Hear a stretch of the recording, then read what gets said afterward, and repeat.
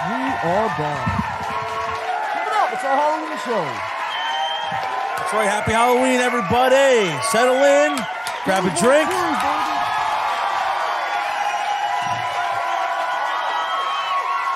And without further ado, ladies and gentlemen, I cannot believe in this thing. Welcome back to another In the Pin podcast. Let's go.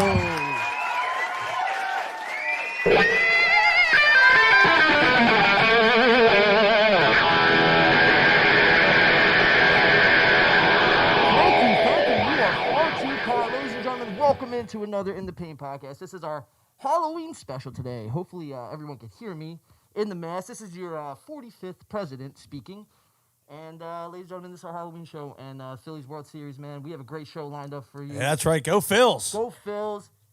Nick Sirianni in the building. Oh, that's right. Dog mentality, baby. Them Phillies, they got dog mentality. Dog mentality, man. That's what we like to see in the great state and city of brotherly love, man. Hopefully the Phillies can pull this out tonight. Ladies and gentlemen, we have such a big show ahead on tonight's program, man. It's going to be a long one, so buckle in. We got the Jake Paul Anderson Silva fight coming right at you. That's going to be a doozy. We got the Phillies, Houston Astros, Game 2, and hopefully they can pull out another win. What a heart-stopping game last night, dude. That was unbelievable, man. Oh, my God. 10 innings. Yeah, sweated out after getting shelled in the first 3 innings, 5-0. Wow. I mean, it's good to see the Phillies bats wake up. I mean, Nola settled in. That's big, man. If we can get a big game out of Wheeler tonight and the bats can stay hot, dude, I'm feeling good going back to Philly Monday. Dude, we have all the momentum in the world right now. I mean, not only did we come back from a 5-0, we were trailing 5-0 in that game. That was Justin Verlander, one of the best pitchers, of modern time. And to put up a 5 spot and then JT come up and capitalize and hit that solo home run, I mean, that's huge, dude. And now we have all the momentum going into tonight. And, the worst we could do is lose and we split. You know what I mean? Going back to Philly. Right. You still did your job by splitting. So you feel good going back to Philly now. Like I said, you got Wheeler on tonight. Going back to Philly, you'll have the bullpen matchup, but it is home, so it's good. Absolutely. And, yeah, I'm feeling good about tonight, man. I do. I feel really good, and we'll see. Time will tell, man. Time will tell, right. I'm getting anxious, man. I'm getting ready for first pitch. I'm so ready to go. I got a drink. Got my Modelo beer. Let's go. Let's go, man. That's what we like to see. That's what we like to see in the Paint podcast. Smoke weed every day. Yeah, I mean, I was thinking about it today. We were kind of spoiled, man, the last 3 weeks of podcasting since we've been back. And hopefully everyone could hear me okay. Like my mask, I don't know. I'm not going to wear this all show. I can't. It's so hard to breathe in here. But Can you give us an impression? Folks, the Philadelphia Phillies are going to win tonight 5-3 in 9 innings. Ladies and gentlemen, Zach Wheeler's going to get the dub. Let's go. Live from his home in Mar-a-Lago. Pump it up, pump it up. Give him the prediction for tonight's game. 5-3 Phils. No extras. I like that. I like that score. Yeah, man. Nothing crazy, but I do think they get it done. So we have a long show, man. I'm going to get out of this mask. But before I do, I felt like this is fitting. For our shot song, since the last couple times we've been getting copyright stricken, dude, for playing the Havana song. Yes. Which was, Wedding Crashers with Vince Vaughn and Owen Wilson back in 2004 now at this point? Yeah, it's an old one. Yeah, it's mid-2000 movie. So we're going to hold the Havana. I'm going to have to get another drinking song. But I felt like it was fitting. If you're home and you want to join us in a drink, please do. And please rise for the 45th president of the United States. Now, I think this one's public domain, so we should be good. We should be good. You would think.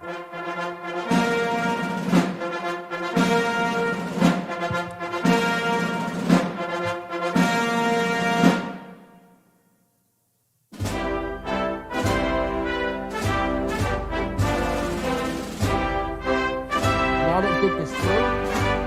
That was because I can't take a drink in the mask. Right. You just had that constant smirk.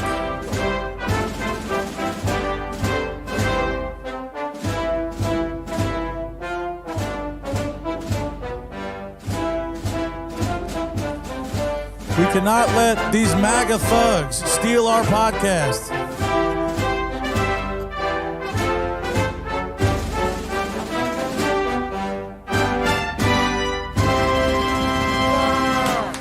Everybody, Donald Trump on the ones and twos. Thank you. You're so too kind. Mario, let me get out of this mess, but not before I do. Let's do, I guess, the regular drinking song for tonight. We'll find another one next week. Ladies and gentlemen, pour yourself up a drink. If you're having one with us, don't drink and drive. And settle in for the next about 4 or so hours on tonight's show. We have a doozy to get to. Jam-packed tonight. Sports doubleheader. What's the board say, Mario? It says Mazel Tov! baby. From my family to yours, Mazel Tov. Beautiful.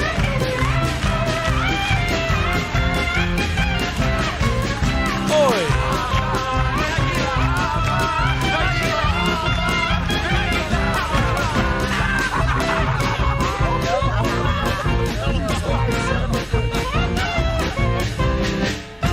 Here we go.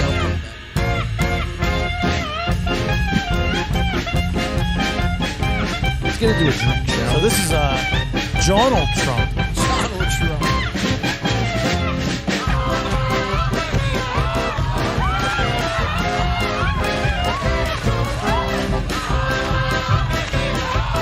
Cheers, buddy.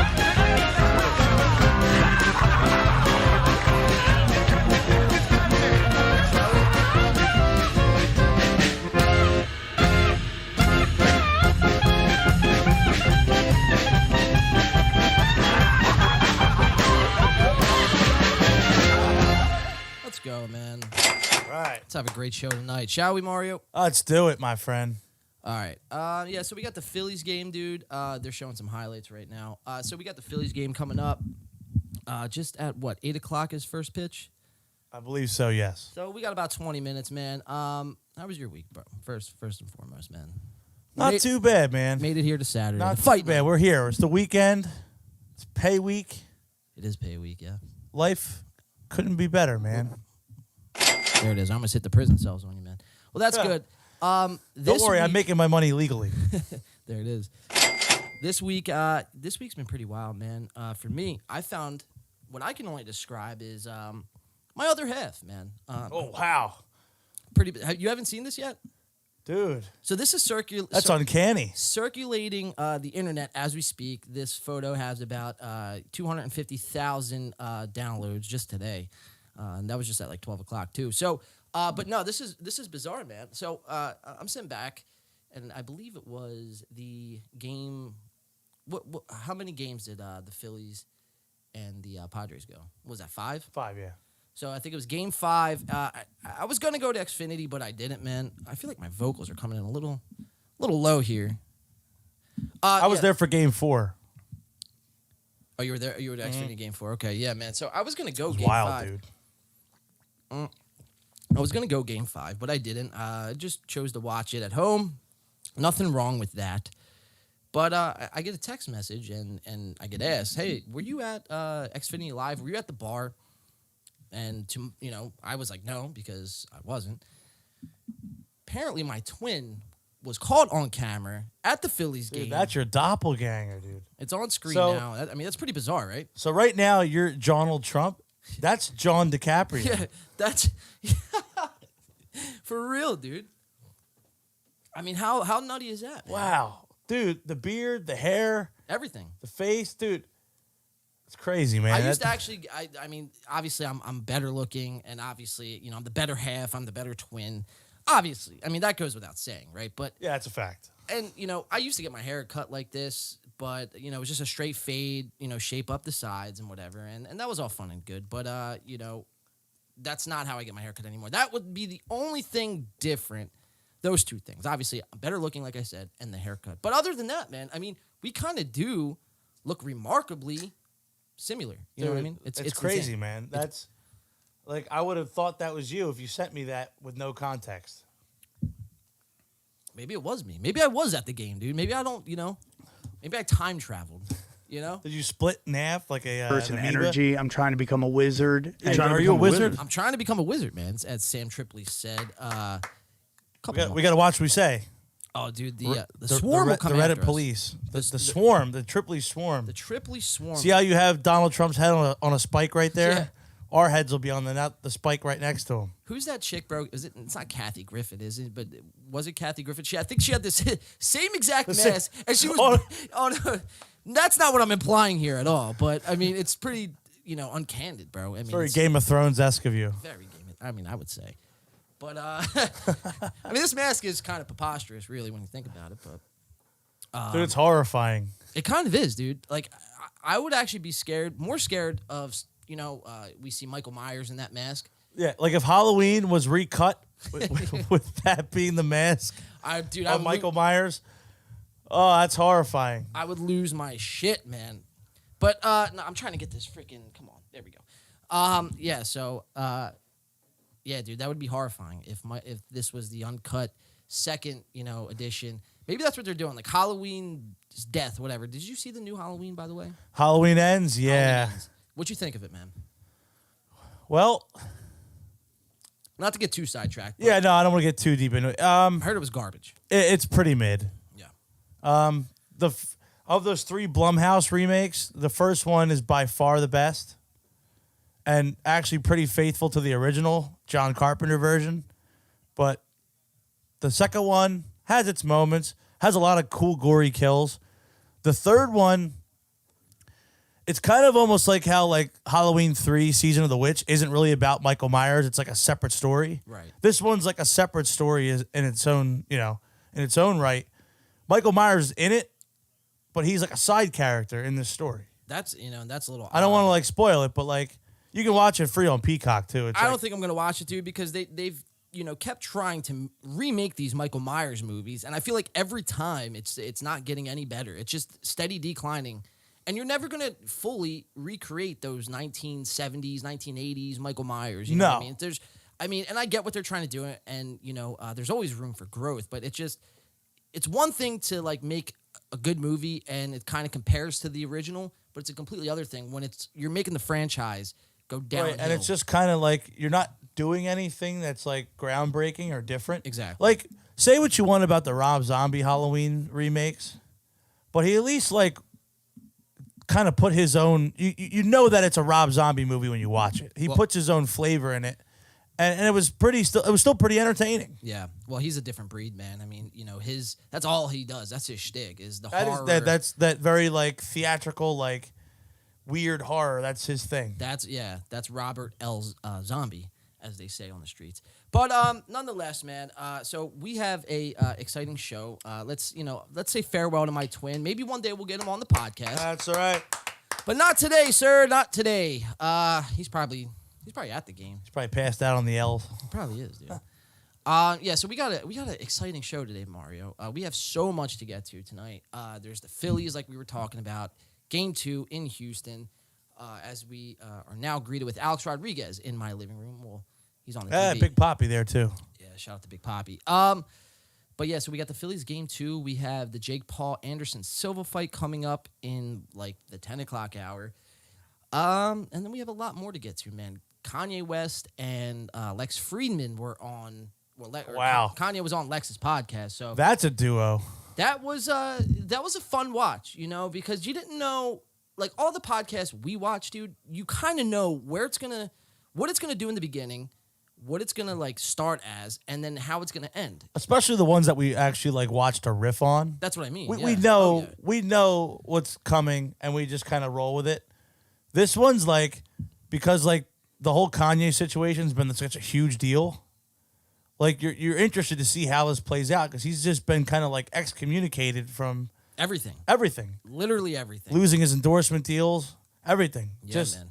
Everything just kind of falling down around him. Yeah, it's bizarre, man, and obviously they're his words that are kind of getting him in trouble, but then again it goes back to like they're just words. He's not causing anyone harm, right? It's like agree or disagree with Kanye West.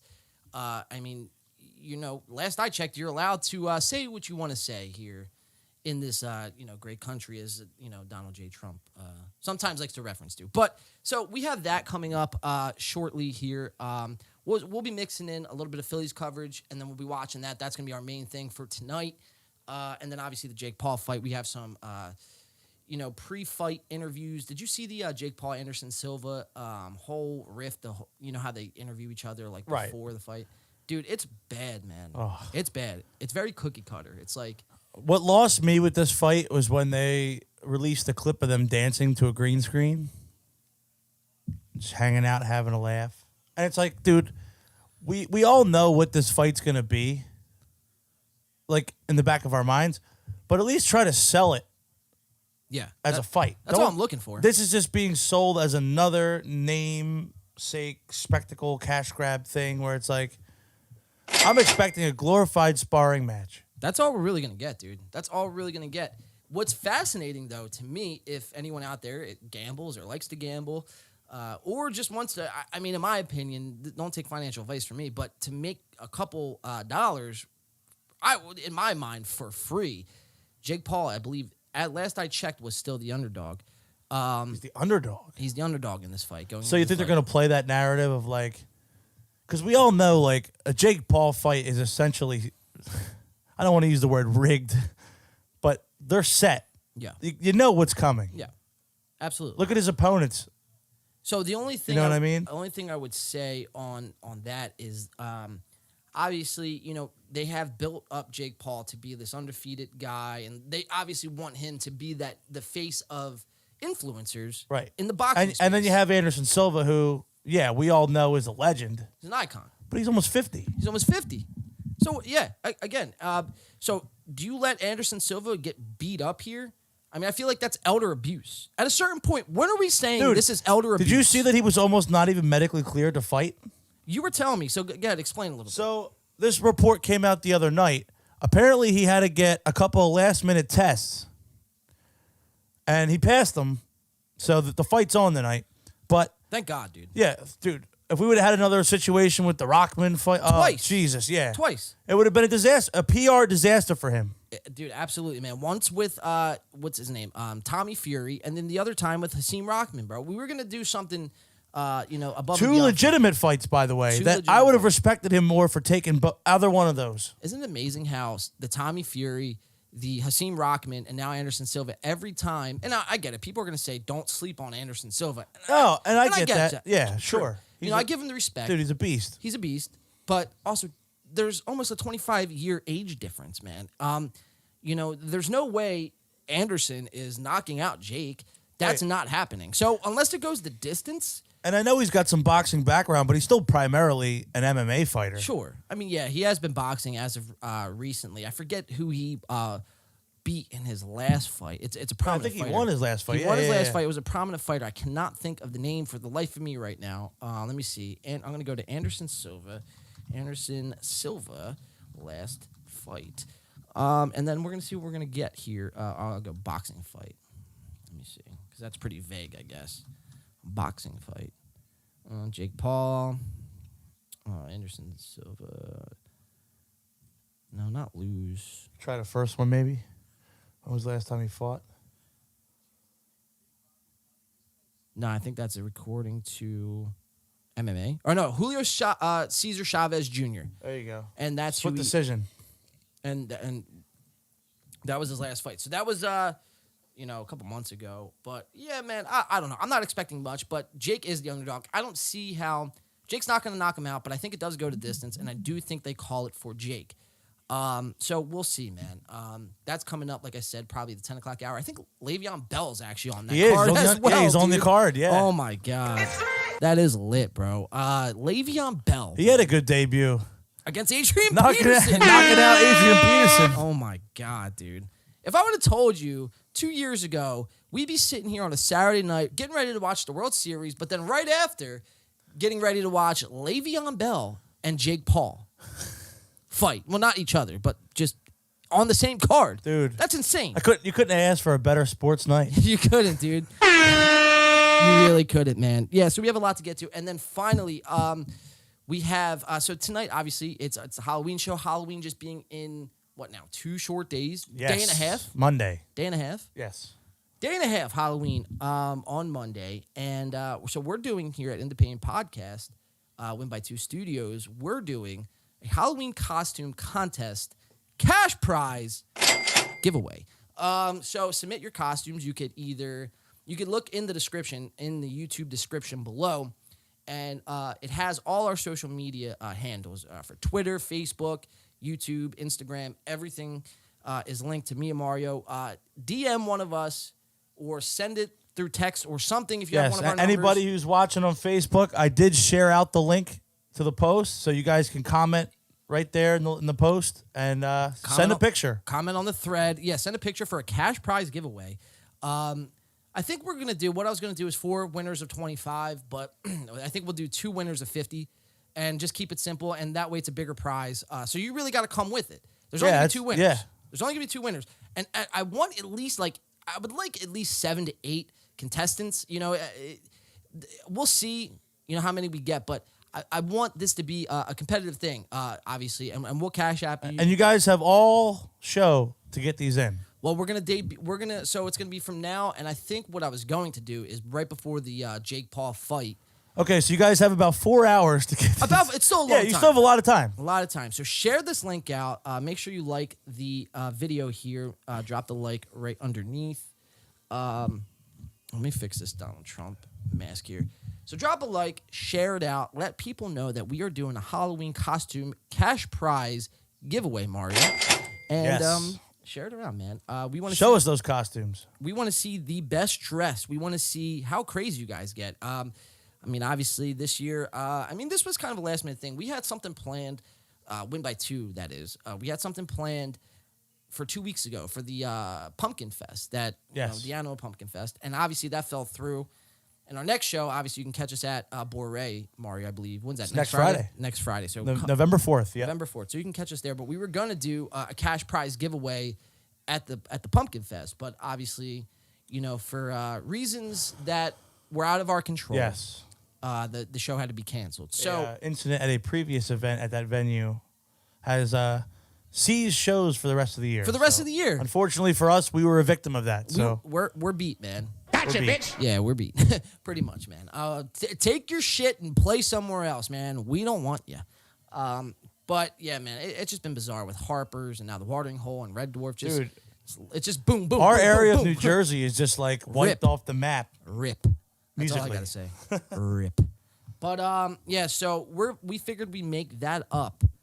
That cash prize contest giveaway for the Halloween costumes, the best dressed, 2 best dressed, I should say. We make that up here on tonight's show. So make sure you submit those costumes, and we will check that. We'll be checking throughout the show. We'll be debuting them live here on the show. Spotify listeners, because, obviously you're not live with us now. Spotify listeners, you can submit your costumes, and maybe we'll do like a merch bundle for our Spotify listeners. How's that sound? Oh, wow. Yeah. Because obviously we That's a can't. good idea. Yeah, whether they get early access to the EP, I feel like that's too much. But Well, we do have a merch line coming out, so we'll and we still have our old merch line. we have our old merch, so we'll come up with something. So yeah, Spotify listeners, obviously you're gonna be hearing this back tomorrow, which is Sunday. So this is Future John telling all our Spotify listeners now that submit your costumes. You could click on any one of the links below. It's in the description. Click on that, submit your costumes, and we will send you guys out some merch. Tonight, YouTube, Facebook listeners, send it in. DM us, me or Mario, at one of our handles on Facebook, Twitter, Instagram, wherever you could DM us for a chance to win 50 bones. What else are you doing? You're drinking on a Saturday night? That's right. You're probably at a Halloween party anyway. You're probably already dressed up. Take a picture. Quick selfie. Send it in. Not Make great. $50.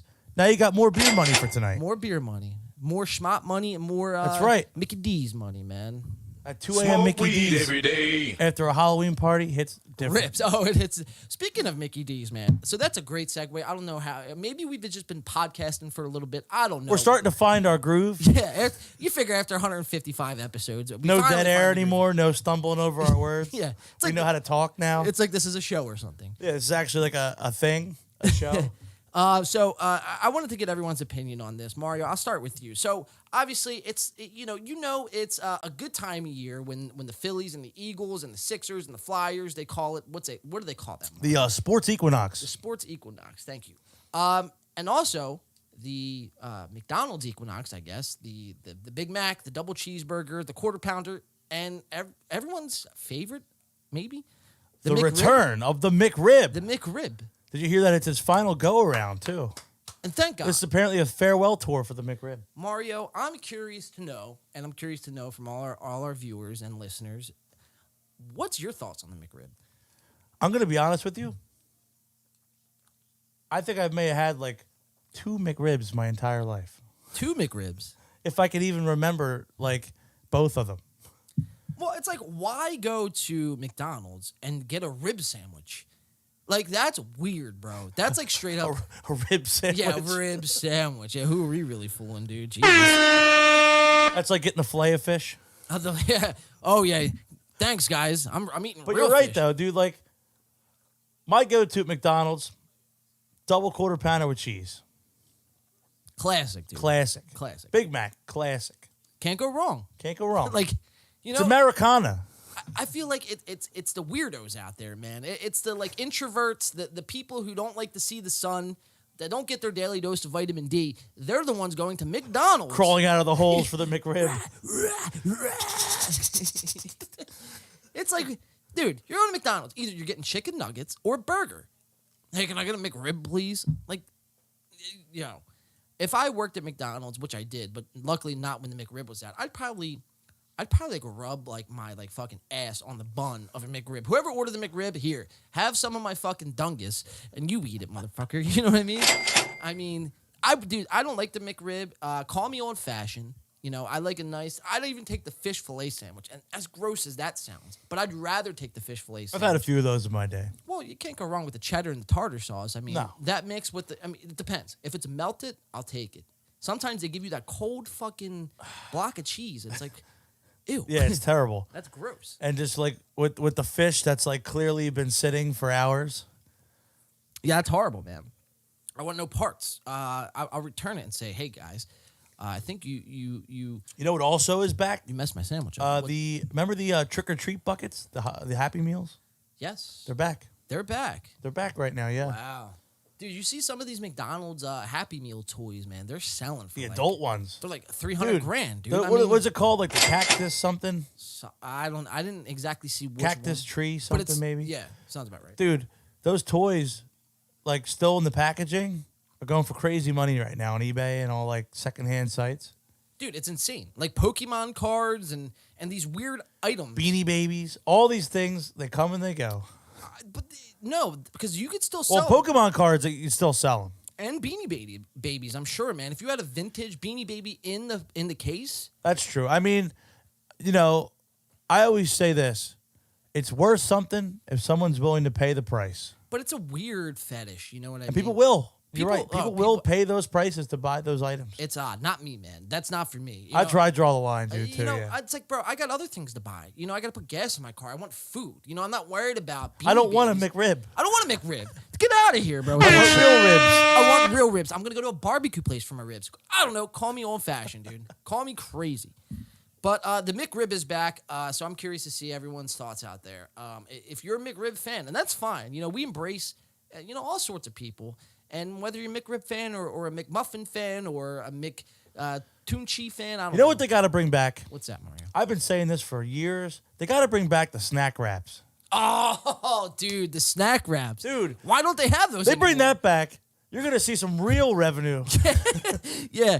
All the non-weirdos are going to be showing up for some, little bit of chicken, little lettuce, some ranch. Or was it Caesar? Oh, my Oh, God. dude. Dude, oh, man, dude. The honey mustard one. Oh, my. Fire. Barbecue one. Chipotle barbecue. Dude, they're Oh, unbeatable. my God, that dude. was like one of the best items McDonald's had come out with in decades. Dude, so good. And they man, just- so good. Got rid of them. Dude, yeah, man. Just like they try to get rid of a lot of things, dude. It's like they take what we love the most. You know what I mean? They take our hearts. They take our hearts. Rip man. them out and stomp on And them. they give us this shit. They won't even give us the Szechuan sauce. The Rick and Morty sauce we all want back. Oh, man. Give us it back, man. That's all we ask. We don't ask for anything crazy. You know what I mean? Make McDonald's great again. Tell them, Donald. Make McDonald's great again, folks. Stay away from the McRib. It's McDangerous. It's Just like the Democrats. Yo, that's why, man. I don't know. Like, I like the Sirianni costume. It looks good on you, man. It's very fitting. But I don't know why you didn't go with the Trump, man. Your impression is so spot on. I know. I got it. All right. It's so spot One on. of these years, I got to do it. I mean, I've been working on the impression. It's not bad. It's getting good, man. It's not bad. You got the hand motion down too. You got to hold the two hands up Yeah, like this and talk, and then It's all about confidence when you're talking into a Trump accent. But dude, no, you blow mine out of the water any day of the week. Man. Well, thank you, man. I appreciate it. For whatever that's worth, right? Yeah, that's my one claim to fame. Nah, dude. If all else fails, dude, at least you could be a voiceover actor or Hey, that'd be really fun. or an impressionist. And now you don't need to be like on a huge movie or a huge TV show or whatever. You could literally do voiceovers if you got a mic and something to record you. You know, radio, comedy specials. A lot of people do impressions. Yeah, absolutely, man. Yeah, man, it's big.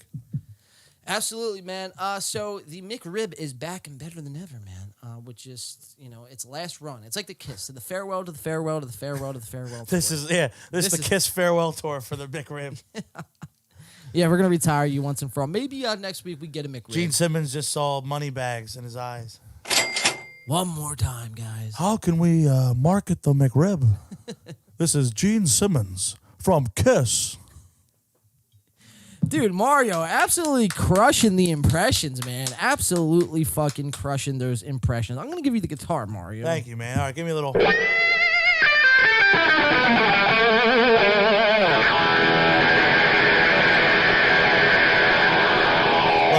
Ace Frehley smoke coming out. I don't got the smoke machine pointed over there. Or I would.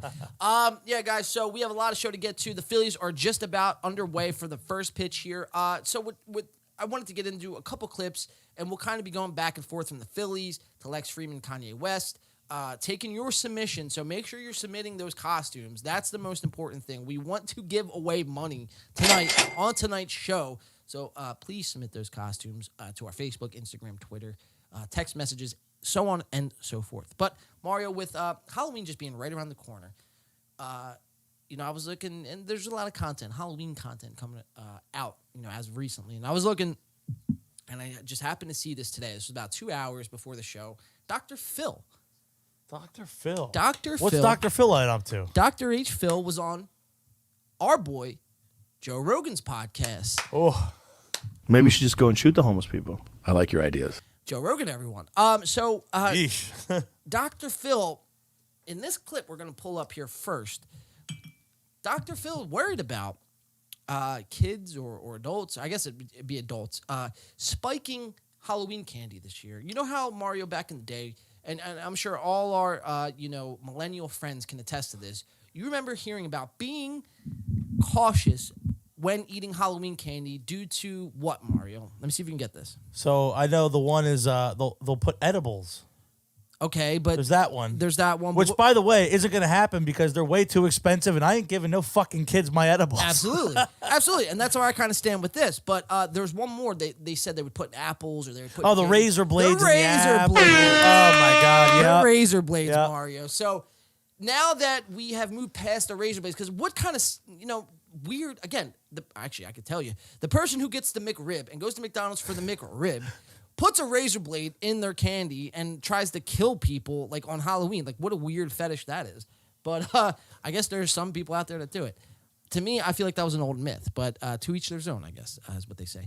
But Dr. Phil this year is worried about not razor blades, Mario. He's worried about... Not even edibles. We're upping the ante, John. What is he worried that it's going to be in kids' Halloween candy this year? None other than the drug fentanyl, or fentanyl, or however you guys say it in the hood. I mean, that's pretty extreme. Dude. That is. We're not in Kansas anymore, dude. No. We're not in Kansas. We're in Kensington.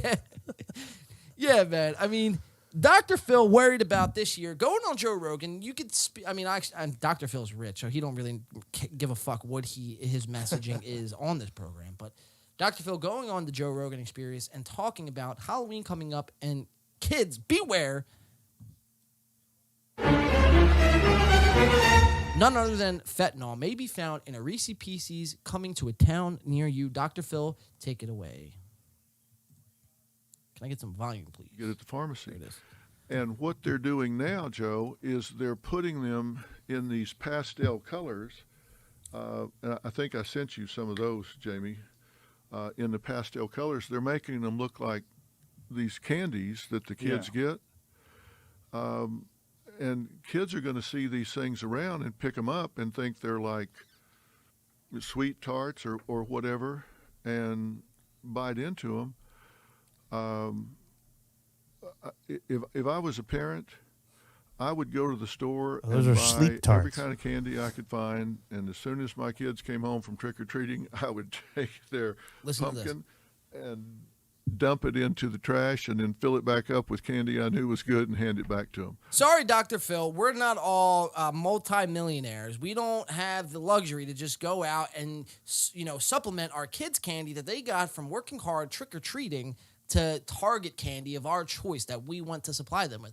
Sorry, Dr. Phil, inflation's like 27,000% this year, and I'm paying an arm and a leg just to get a pound of bread.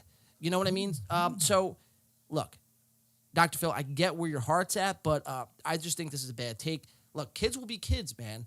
Kids do more dangerous things on a daily basis, than eating candy spiked with fentanyl. What are the chances that you get a piece of candy not spiked with a razor blade, but spiked with fentanyl? Like, what kind of weird shit is that? Yeah, it's oddly specific, and it just seems very unrealistic. It's like, just imagine this, man. Like, I'm in my chamber, I'm in my room, and I'm mixing candy and fentanyl, and I'm thinking about the kids that I'm going to kill, or possibly the parents that might eat their kids' candy. And I'm like, oh, dude, this is my chance to take them out. I can't even watch it. It's like, it's fugazi, man. I don't think people actually really do this. Yeah, it's bizarre, man. It's crazy. So not to mention, man, like I said, we don't have the resources. At least I don't. I mean, I speak for myself on this. I don't have the resources to supplement my, imaginary kids' candy jar with candy of my choice. I don't know about you, Mario. Nah, man. I buy one bag of candy, and when that runs out, That's it. no more kids. The lights are out. I'll see you next I'll October see 31st. you next year. Yep, that's it. That's man. it, man. No more candy for a whole year. That's right. But the Phillies game just started. Phillies game just did start. Kyle Schwarber up with a, what do we got We here? got a 2-1 count. 2-1 count, thanks. So top of the first, no outs. Schwarber up to the plate. So we will be keeping an eye on the Phillies game as well as watching clips. So a little bit of multitasking. Ooh, outside for a 3-1. A little bit of, bobbing and weaving, as they say. So let's finish out this clip. Dr. Phil, Joe Rogan. Let's see what they have to say. I wouldn't let them take a single piece of candy from trick-or-treating because you don't know what's in there. That was always the fear, right? When we were kids, is that someone was going to sneak in. We thought there'd be a razor blade in an apple or something. Yeah. I saw this going around, but I heard a lot of people pushing back a couple of days after this was made major headlines because they were showing. Experts say no. Who's the expert? I don't. I'm just. There was a lot of hubbub about this viral picture because this went out. The DA was talking about it, but then I read there was no evidence that this was real. That's what I read. Well, let's scroll down and see what they say. In terms of, looks like Candy, DEA Administrator Ann Milgram told CBS News. In fact, Now, some Joe of the drug Rogan's traffickers have fact-checking nicknamed Dr. it Sweet Phil. Tart, Skittles. The DEA Gotta love to alert see didn't that. mention Halloween, but fears about rainbow Joe Rogan fentanyl and and the Manifex, holiday as of recently. went viral. Got a change of DEA heart. warning meets skepticism from drug experts. Drug policy experts contacted by NPR agreed there's no new fentanyl threat this Halloween. It solves it. Joe Rogan says it. It's fact. No new fentanyl. That's right. It is now written in Scripture. It's written in Scripture. It's written. This is Scripture. Phillies, by the way, won out. We would keep monitoring this. But Joe Rogan, take it away. Also skeptical of the DEA's original warning. They don't believe that Mexican drug cartels and street dealers have launched any new campaign targeting children. I don't see any evidence that the DEA has produced that supports that conjecture. I don't think they're targeting children. I think the fact that Dr. they Phil are pushing making back. these things in pastel colors make children vulnerable to picking these things up. You want to argue over the word targeting? If a child picks up something that, I said that young girl that I was talking about took 3/4 of a pill, or 1/4 of a pill, and 3/4 of it was left in her drawer. Yeah. If she has a younger sister, or something that sees that, picks it up, and it looks like candy and eats it, she's gone. Right. So this is a Yeah. classic case of what we like to call fear-mongering. Yes, that's a good word. Fear mongering. What Dr. Phil is suggesting, and I want to put this in perspective. Dr. Phil is suggesting that there might be there's 7 billion people in the world, right? Maybe 1 in like 4 billion chance that someone is lacing fentanyl with candy this Halloween. So therefore, we all have to take caution, buy new candy, and not go out trick-or-treating this year because Dr. Phil is kind of, he's trying to feed you fear. You know what Well, I I mean? tell you what, if you're going to throw your candy away, I'm going to come up with a big pillowcase just right on in. There it is. Because, Mario, you're not worried about a Reese's Pieces spiked with fentanyl, are you, Mario? No, because if that's how I go out, So be it was meant to be. It was meant to be, dude. Because of all the other things that could take me out in life, if that's the one, it was my time. I'm cool. I've accepted that fate. Yeah. I mean, unbelievable, man. Unbelievable that you have a guy who calls himself Dr. Phil. I don't even know if he's a real doctor. Maybe he is, maybe he isn't. Isn't he a weird doctor? He's not actually a doctor of like psychology. I thought he was like a psychiatrist or something. No. He's a bug doctor. Dr. Phil's a bug doctor. Bug doctor. Fact check me on this real quick. Can you fact check me? Yeah, I'm going to look this up. I'm almost positive and would be willing to bet any amount of money because I'm giving away money today, folks. Make sure you drop your costumes in our DMs. You can hit me up on Facebook. You can hit me up on Twitter, Instagram, Mario, all the same. Instagram, Facebook, Twitter. Drop those costumes in our DMs. And we are giving away money tonight. But I'm willing to bet any amount of money that, Dr. Phil is a bug doctor, nonetheless. What do you say, Mario? Let's see here. It looks like he might be the bug doctor. He might be the bug doctor. Is this let's see.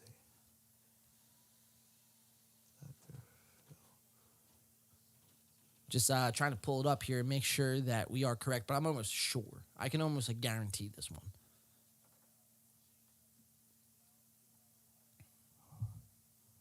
Dr. Phil. I mean, there is a Dr. Phil on this site, but his name is Phil Ridley. A very much different looking person than Dr. Phil. See if I can find anything on that. Mario's just trying to find if Dr. Phil is the bug doctor, which, like I said, I'm pretty sure he is. There's bug therapy. Here, let's check this out. Yeah, you want to try to pull it? Yeah, I'm trying to I'm pull not it up. finding anything on it, but Let's try to pull it up here. Dr.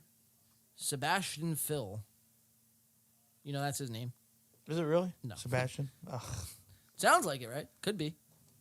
Dr. Phil. Dr. Philip. Bugs. Dr. Phil and bugs. I might actually narrow it down a little bit. I don't know where I seen that. I'm not finding it either. I'll just put, is Dr. Phil the bug doctor? And then we'll move on here. I mean, like I said, the bug doctor, there was a Dr. Phil on the site. It was just Phil Ridley, and it was a totally different guy. Is Dr. Phil a doctor of bugs? Mario, you could keep the people, I guess, updated here on the Phillies game. Yeah, I'm here. Let me get back to the broadcast here. So JT Real Muto Here we go. up at the plate. Yeah, you give him the update. 1-2 count. You got a 1-2 count, one out in the top of the first. So let's see what he does here. Let's watch this pitch, and then I got something here on Google. Ooh, All right, good 2-2 eye. count. So we got Phil is not a real doctor, but he plays one on TV. Dr. Phil has the cachet of the doctor moniker. Moniker, yeah, it's it. Moniker.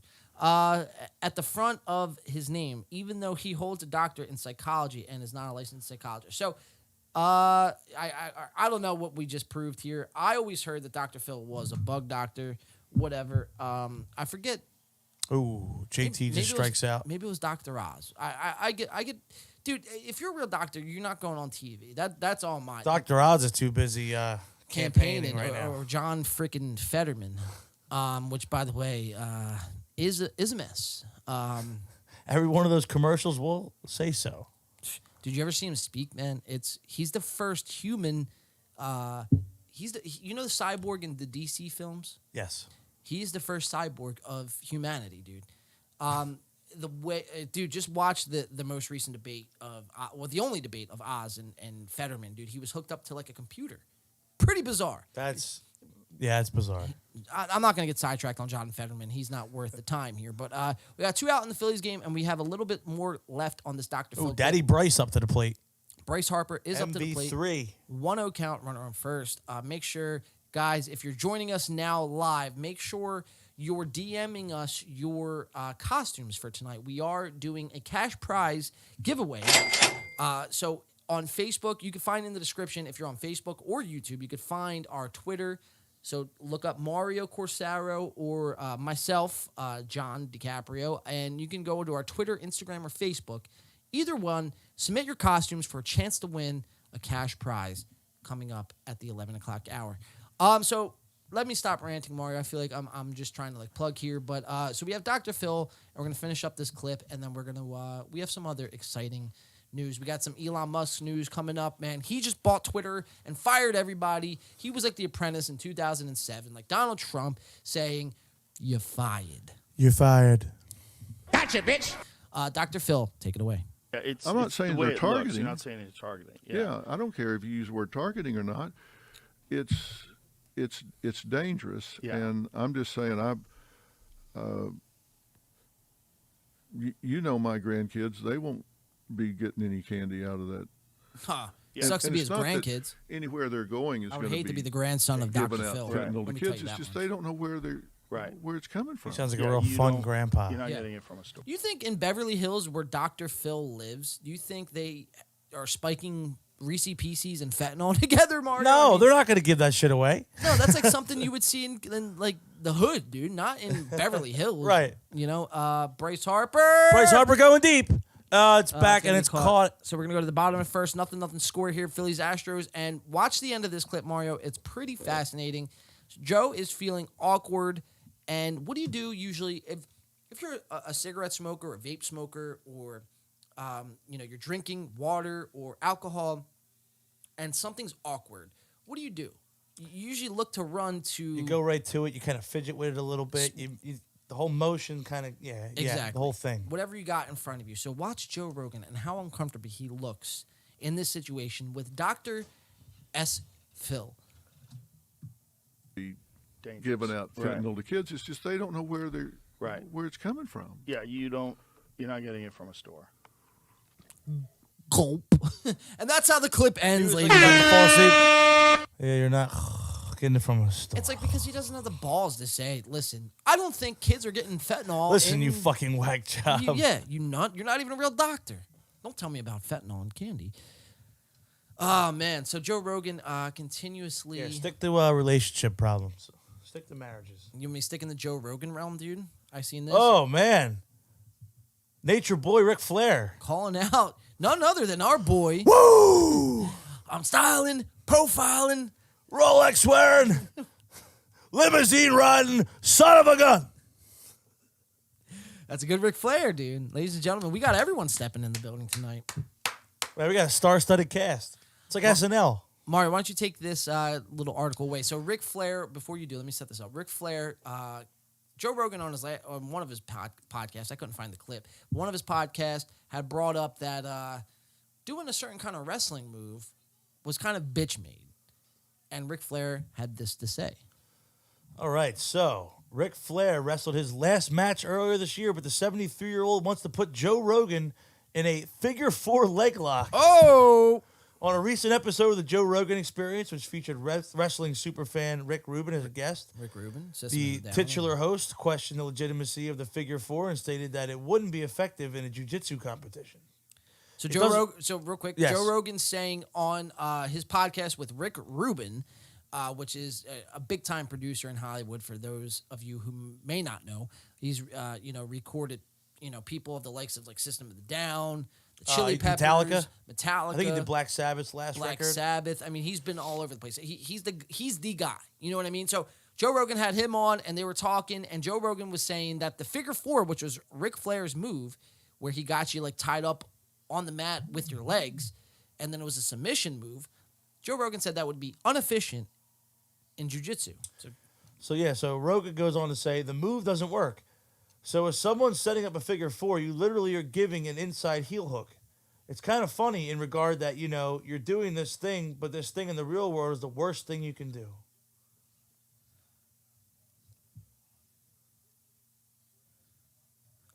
Sorry, I'm just making sure I'm checking our DMs here just to make sure we That's right. Get them costumes in, people.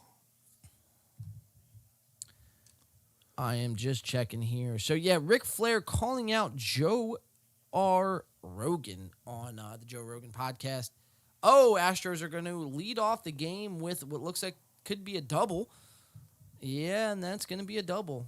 Astros starting off with a runner on second, Jose Altuve. So that's Altuve. He's in scoring position. Let's hope the Phillies can strand him there. And can get out of this, man. A little damage control here.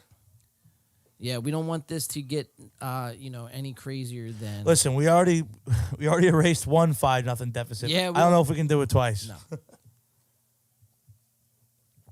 No, you have to buckle down here if you're Zach Wheeler. You're gonna have to go get him 1, 2, 3. Because that was the one issue that Nola had yesterday was when he started giving up hits. You kind of felt he was a little rattled. Yes. Like the moment was kind of big. I mean, it's the World Series, Game 1. You kind of have the jitters. You got to hope Wheeler, doesn't get like that. I mean, we all know he's been a stud all playoffs. So, I'm expecting him to pitch another gem tonight. And hopefully, he does, man. Just because, the Astros can score runs or a run or two because the Phillies' bats are electric right now. So we're able to get runners in scoring position and runners on in key situations and knock them home. So, I have full confidence in Wheeler tonight. So hopefully he can clean this up and get out of this. No outs. And the Astros are going to score one early. That's going to be – so we just spoke a little too soon. Yeah, we did. So the Astros are leading this 1-0 with a runner on, I believe, first base here.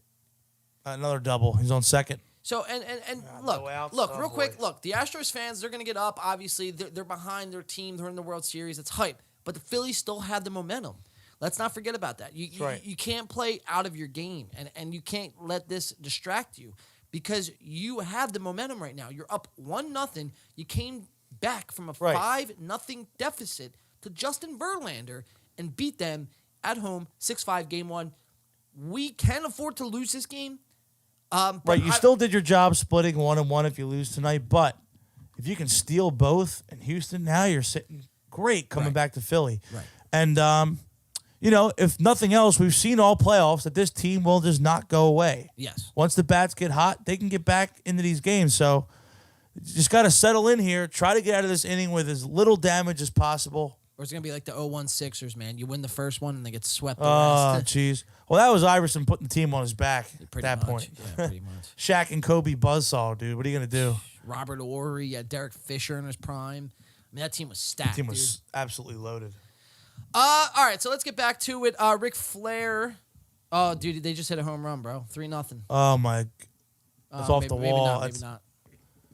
I was going to drive another run in. That was 2-0. 2-0. That's going to be a long single. So the Astros coming out hot here. 2-0. They're getting the bats going early. Wheeler, you got to settle down, my guy. You got to settle down. Don't like to see that, man. But we'll get back to it real quick because, like I said, we're going to be going back and forth from clips to the Phillies game. So, Mario, if you want to finish this little paragraph or three up. Certainly, yeah. So, let's see. Where do we leave off here? Right here, meanwhile. Oh, so, okay. Meanwhile, Flair, who's used the figure 4 leg lock as his finishing maneuver for decades, disagreed with Rogan's comments. Furthermore, he took to Twitter, sent out a challenge to the famous podcaster and UFC commentator, saying, "At Joe Rogan, you're getting a lot of attention for calling me out. The only way to resolve this is to have me on the show. I'll put you in the figure 4 leg lock and we'll see if you can take it. Let's fucking go."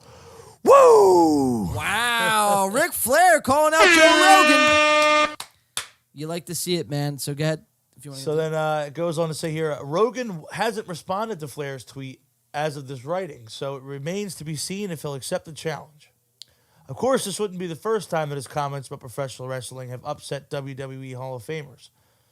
Back in 2018, Mark Henry criticized the podcaster for claiming that the wrestling moves are fake, as he's never stepped foot in the squared circle. via Busted Open Radio. Let's see. However, Rogan's podcast has featured some wrestlers, such as guests in the past, including The Undertaker, Dallas Diamond Page, Jake Roberts, and Jesse the Body Ventura. Jesse Ventura. Taker's appearance was particularly notable as he received criticism for calling the modern WWE product, quote, soft. Wow. So big words by Ric Flair. We'll see if Joe Rogan will have him on the podcast. Mario, real quick, Phillies did get out number 2 with a runner on second. But real quick, Mario, who do you think would win? And I'm not going to say a fist fight because I think Joe Rogan would. But who do you think would win? And we'll just call it something simple. An arm wrestling match. Ric Flair or Joe Rogan? Ooh. Now, is this Ric Flair today? Or is this like... Modern Ric Flair. Okay. I mean, I got to give that to Rogan. Just because he's a little younger and a lot healthier. Not by much, man. Rogan's getting up there. He is, but I mean, he's a lot healthier too. Yeah, he's constantly still working out and staying in shape. Ric Flair's had a lot of health issues over the years. If we're talking prime build Rogan with like 80s Ric Flair, WWF Ric Flair, I don't know, man. The Nature Boy, it's got that grip. Yeah, yeah. I think he takes it. Yeah, I think Ric Flair would. I think Ric Flair would demolish him. He'd dust him He now. would dust him. Yeah, dude, he would dust him easily. Or what if they had instead of an arm wrestling match, they had like a leg wrestling match, and Ric Flair put him in a figure 4 and submitted Joe Rogan. Okay, yeah, I'll take that. I would take that in a heartbeat. I'll take that right now. Yeah, so we'll continue to monitor that, man. Ric Flair coming at the almighty, the all-powerful, the all-knowing Joe Rogan. So we will see if anything comes about that, if Joe will have him on, and you better bet your bottom dollar that we will be covering that podcast. As the 45th president of the United States, I feel like I have a job to do, and that is cover all the crazy news that's been going on. All the fake news, Mario. There you go, dude. It's getting great. It's getting dude, there, man. Over the course of this show, just having this costume, you're going to get better and better at it. Watch. I think so, man. I could feel it, man. I feel like I found my true calling. So, yeah, we'll keep it moving here, guys. As the Astros are sitting with 2 outs and a 2-1 count, Zach Wheeler's pitch is a little up and high, 3-1 here. So Zach Wheeler's really got to buckle down. If he can get out of here with just 2 runs in the first, then I guess that would be a miracle. But we will see. Mario, this past Saturday, I believe it was, we all know, we covered this live here many months ago at this point. And, you know, depending on how you feel about it is really kind of irrelevant. But the When We Were Young Festival and Astros are going to pop up. So the Phillies are going to get out of that 2-0. Okay, we're going to spot them. Oh, wait, that's not 3. I thought they had 3. Oh, here we go. Oh, no. Oh, shit, that's out of play. Should have had 3. Yeah, he should have had 3. Should have tagged him out right there. All right, we got 2. But the When We Were Young Festival, Mario, got canceled this past Saturday. And it started out, which was pretty bizarre, but it started out, When We Were Young, started out with, it was only going to be a 1-day festival and with a plan to have 3 shows in mind. But then they got canceled, and then they only did 1 show, you know, when it was all said and done. There was only 1 show. And people all over the internet are calling this a scam. They're calling Firefest 2.0. Firefest 2.0. Mario, where do you kind of stand with the whole When We Were Young festival? Now, they did pull it off on Sunday, but Saturday was canceled. Now, you got to put yourselves in the people's shoes who went to go see a lot of these bands that you just lost a day. And that's big, man, because now you're there in Vegas. Probably got there on a Thursday. You got Friday, Saturday, and Sunday, and now you only really have Sunday. And you've been gambling, drinking, eating. Exactly. Spending all your money. You're staying at a fancy hotel. You drop top dollar to go to this show. And it gets canceled for what, John? None other than wind. And the Phillies are about to get out of this inning, and they do. Oh my no. God. Reese Hoskins. Reese. Another defensive gaffe that just cost a run, dude. I mean, to Reese's, defense, that was a pretty shitty fucking throw by, who was that, Segura? No, that was, who the fuck is that? The Sosa? Sosa. Yeah. I mean, that's a bad throw. You got to get that up. But Reese, you got to field that. Dude. But Sosa, you got to get that up. You got to get that up. That's a bad throw. But yeah, Mario, it was canceled to none other than the weather element of wind. So when we were young was only a 1-day festival, man. And they did pull it off. So Mario, I want to kind of get your thoughts and opinions on this. Kind of keep it brief, but we could dive into it a little bit. So yeah, I mean, when we first saw this announcement, the first thing we thought was, how do you plan to pull all of this off on one day? Yeah. Then, they add the second show. And you're like, okay.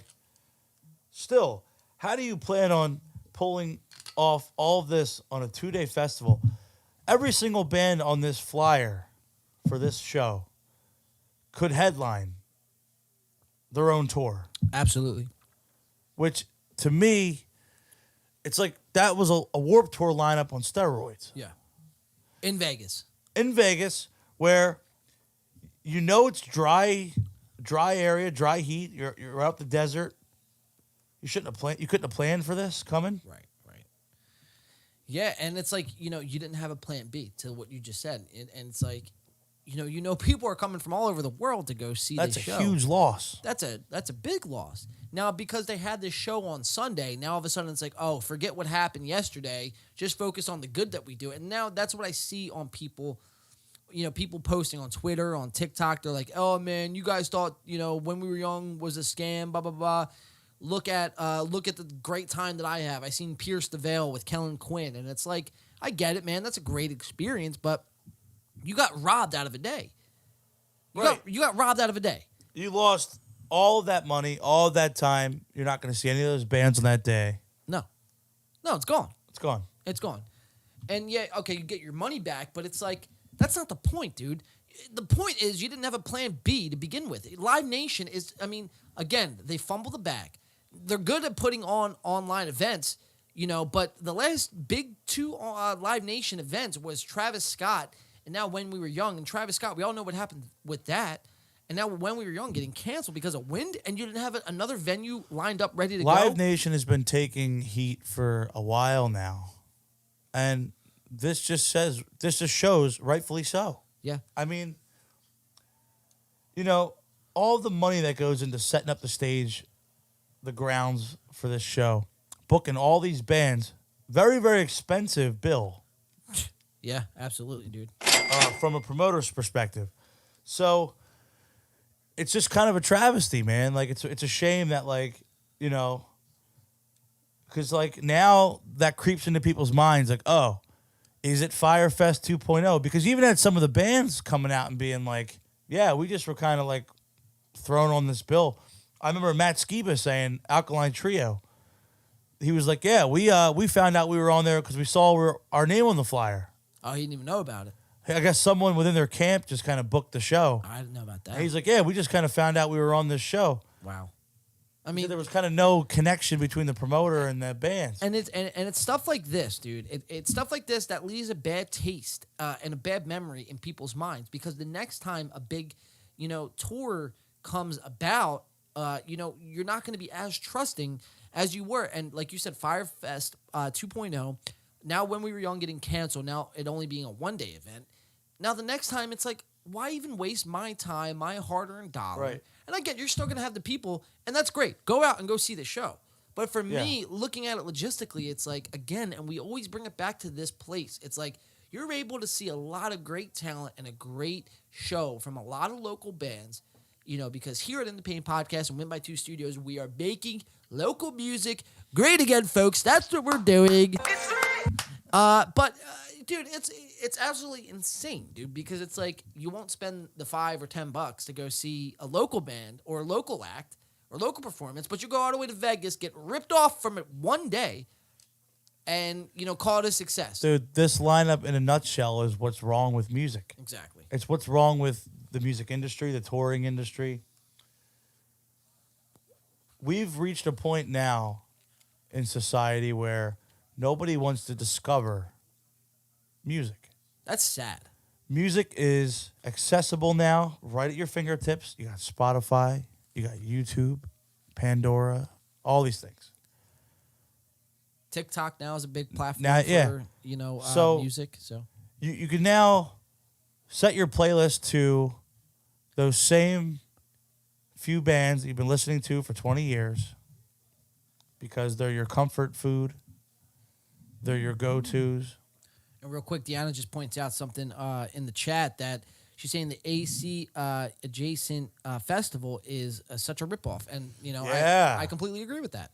Yeah, me and Angela were actually looking into that. So, dude, they're talking like almost $300 to start. That's the starting price. To start, and that's probably like lawn tickets or something. And again, that's like on the beach in Atlantic City. Far back. It's Probably, not, yeah. You're almost better off taking your chances standing on the boardwalk and looking over onto the beach, right, and seeing the show. Yeah, I mean, I look. This is just the current situation that we find ourselves in, man. And here on a local level, and this is not me like trying to. I don't even know what this would even be considered, but there'll be people that like say like, oh man, you guys are so You're just bitter. You're bitter. Your music sucks. That's Yeah, why we don't want to exactly. come see you. Exactly. But you know what? And to our point, we always make on this show. For example, I'm going to use Adjacent Fest as an example. I think we can both speak for us and the rest of our band that we are pretty big Blink-182 fans. Absolutely. Love Blink. Shaped a lot of what I do as a musician today. If that ticket was a third of the price, maybe even half of the price, we're going. Absolutely. Absolutely. Because why wouldn't we? We're huge fans. It has nothing to do with that. It's the fact that, and there's people that have already seen Blink countless times. I mean, you only had 25 years. Yeah. Absolutely. Yeah. You know? So, like, Deanna makes another good point. Gladly will stick with Blink and Hershey. And I don't blame you. it's a lot cheaper in Hershey. a It was lot it was at least a couple $100 cheaper. Yeah. But to my point, we're not saying don't go to that show. If you have the $300 to fork over to go see Blink in Atlantic City, by all means, have a great time. Hit the casino, grab a drink, have a good time, hit the beach. But if you have the money to do that, you have $5 $5, dude. to drive 10 minutes. 10, 15 minutes from your house to a local venue where you can see bands that, hell, half of them cover Blink. Yeah, exactly. If you really want to hear Blink songs, a lot of them play. But my point is, like, that same style, some of it's even, honestly, better than what Blink's doing right now. Dude, and this is, something that we hit on 2 weeks ago when we came back, me and you. It's something we hit on, man. If the new song, Edging, was above average. Now, look, I just want to put this out there. I'm not looking for a song to be like Take Off Your Pants and Jacket or, Enema of the State, but at least be good. At least be good, right? Because Edging, man, is below average. It's something that sounds like was like just thought of and thrown down because they need something to put out. It was rushed. And, Travis's drums sound overproduced. Tom, look, I love Tom DeLonge, man, but it's like, come on. What are we doing here? What are we doing here? It's like watching Jake Paul, Anderson Silva. What are we doing here? We're live streaming it. That's what we're doing here. That's what we're doing, dude. That's what we're doing. Gotcha, bitch. Yeah, man. So I don't know, man. When We Were Young festival, it leaves a bad taste in my mouth. Look, we'll see what happens.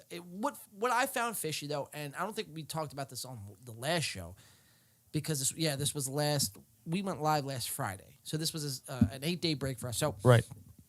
last show, I think we broke, and this was before that show on Saturday. Last Saturday was canceled, but we broke here live on air that When We Were Young 2 was announced before When We Were Young 1 Even took place. Yeah, and then it gets canceled, and then it's like, so we could dive into the conspiracy with that. And that's the other thing is, like, what does that say for now When We Were Young 2? Right. People are going to be very cautious about it now because it's fool me once, shame on me. Fool me twice, shame on you. Well, you would think, but you still have like those elder emos, and I'm an elder emo, but it's like those diehards that will do anything and sell a kidney to go to these festivals. It's bizarre, and they won't be affected by it. I mean, and I guess hats off to you, but for normal people, it's like dude, I'm not going spending the money and time for what? For you to get canceled, one day, and then now you get to have one day with all these bands? Fuck Or that. it doesn't get canceled. You go in and you watch about 3 songs of every band's set because you're running around the fairgrounds trying to get to the different stages. Yeah, and we're getting older now, dude, and it's like I'm not going to be able to stand for, Yeah. and run for, I can stages. barely stand for our shows. Yeah, it's like I have a hard time sitting for our shows right now. It's like, I'm in a great deal of pain. Yeah, my lower back is shot. Dude, mine is too, bro. It's bad. It's bad. I'm sitting like kind of leaning against the chair right now because it's propping me up, man. Yeah. No, dude, for that is for real. But yeah, so When We Were Young Festival, I guess we will see what takes place over the next couple months, leading into When We Were Young 2. Like I said, the second show did, happen. So it wasn't a total failure, but it just, I guess you're not really setting the bar when you're canceled the first day, because then you'll take anything the second day. You know what I mean? So I don't know, man. So Mario, why don't you give us a quick Phil's update, and then we'll move on to the next so topic. we got one out in the top of the second. Alec Boehm is on first. Gene Segura up to the plate with a 0-1 count. 3-0 Houston lead. So let's see if we can get some runs here. Oh, Swing and a miss by 0-2. Gene. All right, so we'll move on, I guess. This just happened. So the Buccaneers just played the who did they just play, dude? Why am I drawing a blank? The Baltimore Ravens. They just lost to Baltimore, Yeah, they just lost to Baltimore. And shout out to Mario, I guess, on this one, because Mario, this past week in Week 7, took down the undefeated Alex Clemens. And that's why I'm wearing the Nick Sirianni costume, because my team has dog mentality. Dog mentality. Ooh, ooh, ooh, ooh, ooh, ooh. We got dogs on this team. Dogs, baby. Mario, Wow. you are the first to have taken down in the Paint 2022 inaugural fantasy football league. You are the first person to hand Sir Alex Clemens and the Dubtown 49ers their first loss. Mario, how do you feel? Great. Ironically, too, we're making this joke about dog mentality. My biggest concerns going into this week was the Eagles' bye week, because I had no Jalen Hurts. I had no Dallas Goedert. Oof. So I'm going into this week, I'm looking at Alex's team, and I'm like, I'm about to get smoked. And lo and behold, we pull it off. I was about to go on a 3-game slide. Instead, now I'm 5-2. I'm 1 game out of first place. So we'll go to your game now. I got the tiebreaker against Clem. Look at that, bro. 108 to 104 finish. That was the clutchest victory I've had this season. Wow. With no, and like you said, Jalen Hurts or no Dallas I was Goedert. starting Matt Ryan, Matt Ryan, who got benched Who got after the game. Jesus, dude. Wow. So Mario beats Alex by 4 points this past week. I did wind up picking up another win. All right. Oh, big one. Blowout. Blowout victory. All right. But, well, see, Bone Breaker Gary, he has Josh Allen, Stephon Diggs, Gabriel Davis. So he's feeling my pain of the bye week. Yeah. Buffalo's I had Buffalo's defense and Stephon Diggs on bye on my other team. Alec Boehm grounds out. So we are heading to the bottom of the second. But so we'll keep it here on fantasy football. Yeah, man. So I had a pretty big win this past week, moving my record up to 4-3. And Mario, you are at this point in time a 5-2. Are you a 5-2? Yeah, because I really thought I was gonna, because I was about to go on a 3-game slide, because I just lost my last 2. Yeah, I'm 1 game behind you. And I had a bad feeling about this week, and I pulled it off. Look at that. So you got in the West Division, Team Corsaro at 4-2.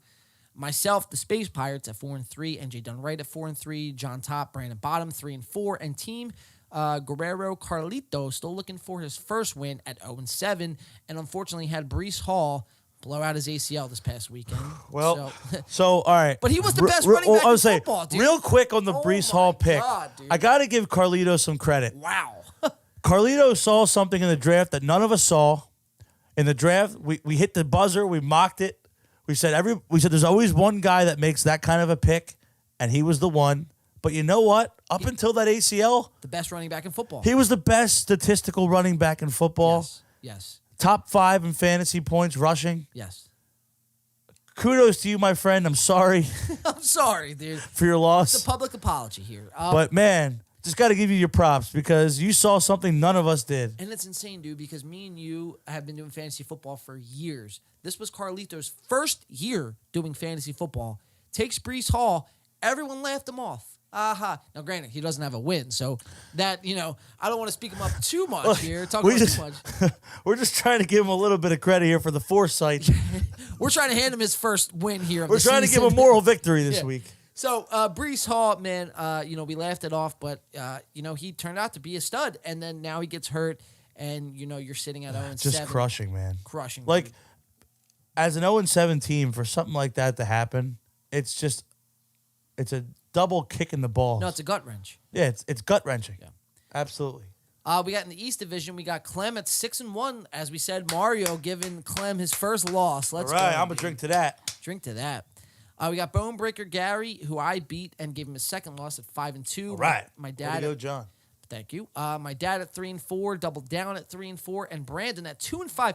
Now notice, however, since that fantasy podcast that we did, the live draft, Brandon and Alex haven't been on. Now Alex went on a run, but he lost. But Brandon at 2-5. They're hiding. They're hiding, dude. They are hiding. They're ducking us. They're ducking us. I want my money, man. I want my money. No, but Brandon at 2-5, man. So, but really, after 7 weeks, this is really still anybody's league, man. I know. Remember that every other Friday off we said we were going to give each other? Yeah, right. These guys had October off. Pretty much. I'll see you at Christmas. Yeah. Yes, I'll see you on the 200th episode. No, but yeah. So we got this is a close race here in our fantasy league, our 2022 fantasy league. To start off this past Thursday, I am playing Double Down. Bonebreaker playing NJ Done Right, which that's Johnny and Gary facing off against each other. Italian Stallion versus Adam. My dad versus Adam. Alex versus Team Carlito, and Gruesome Twosome up over Team Coursera. What's happening here, Mario? 25.5 to 5. So my issue with this game, and it's not looking too good this week. You had Bateman with I had nothing. Bateman he got hurt. And you had a defense go and get 5. Dude, Wow. Tampa Bay as a whole, not even just Tom Brady, because now you see it with this defense and special teams.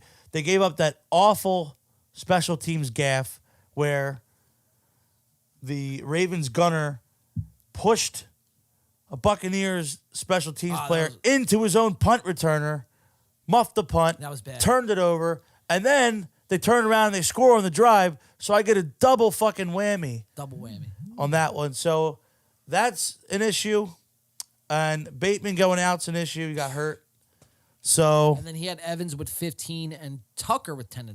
well, Tucker's always clutch, man. He's probably the best kicker in football. Here, let's pull up what I got, who I got starting this week. I got to check my roster. So I got to finalize my roster by tonight. You got Jalen Hurts, you got Jonathan Taylor, Ramondre Stevenson, two good backs. Okay, I feel good about the running back situation. Oh, I look feel at good dude, your tight wide end. receivers. Rashad Bateman And Wan'Dale wait, my Robinson. sleeper waiver pick of the week, Wan'Dale Robinson Wow. from the fucking New York Giants. Fuck them, but Blue. But then you got Dallas Goedert shaping out your tight end. Aaron Jones, okay, playing Buffalo. And then now I got to Graham go to my Gano. bench here because Debo's Debo's out. out. He got ruled out this week. Oh, we got Jerry Jeudy. Now, do I start George Pickens against our defense? I don't like that matchup. No. Marquise Goodwin? Nah. I mean, Metcalf's hurt. That's why I picked up Goodwin. Isn't Russell Wilson back? Why not go Jeudy, dude? He's been having a good year, no? Russell Wilson's killing him, though. That offense is the disaster.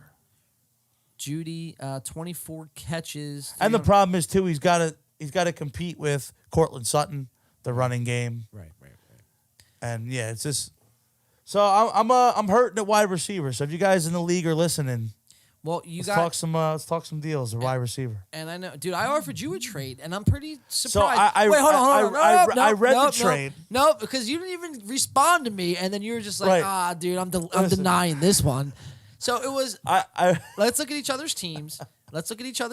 My team here. I believe I offered you Raheem Mostert. You did.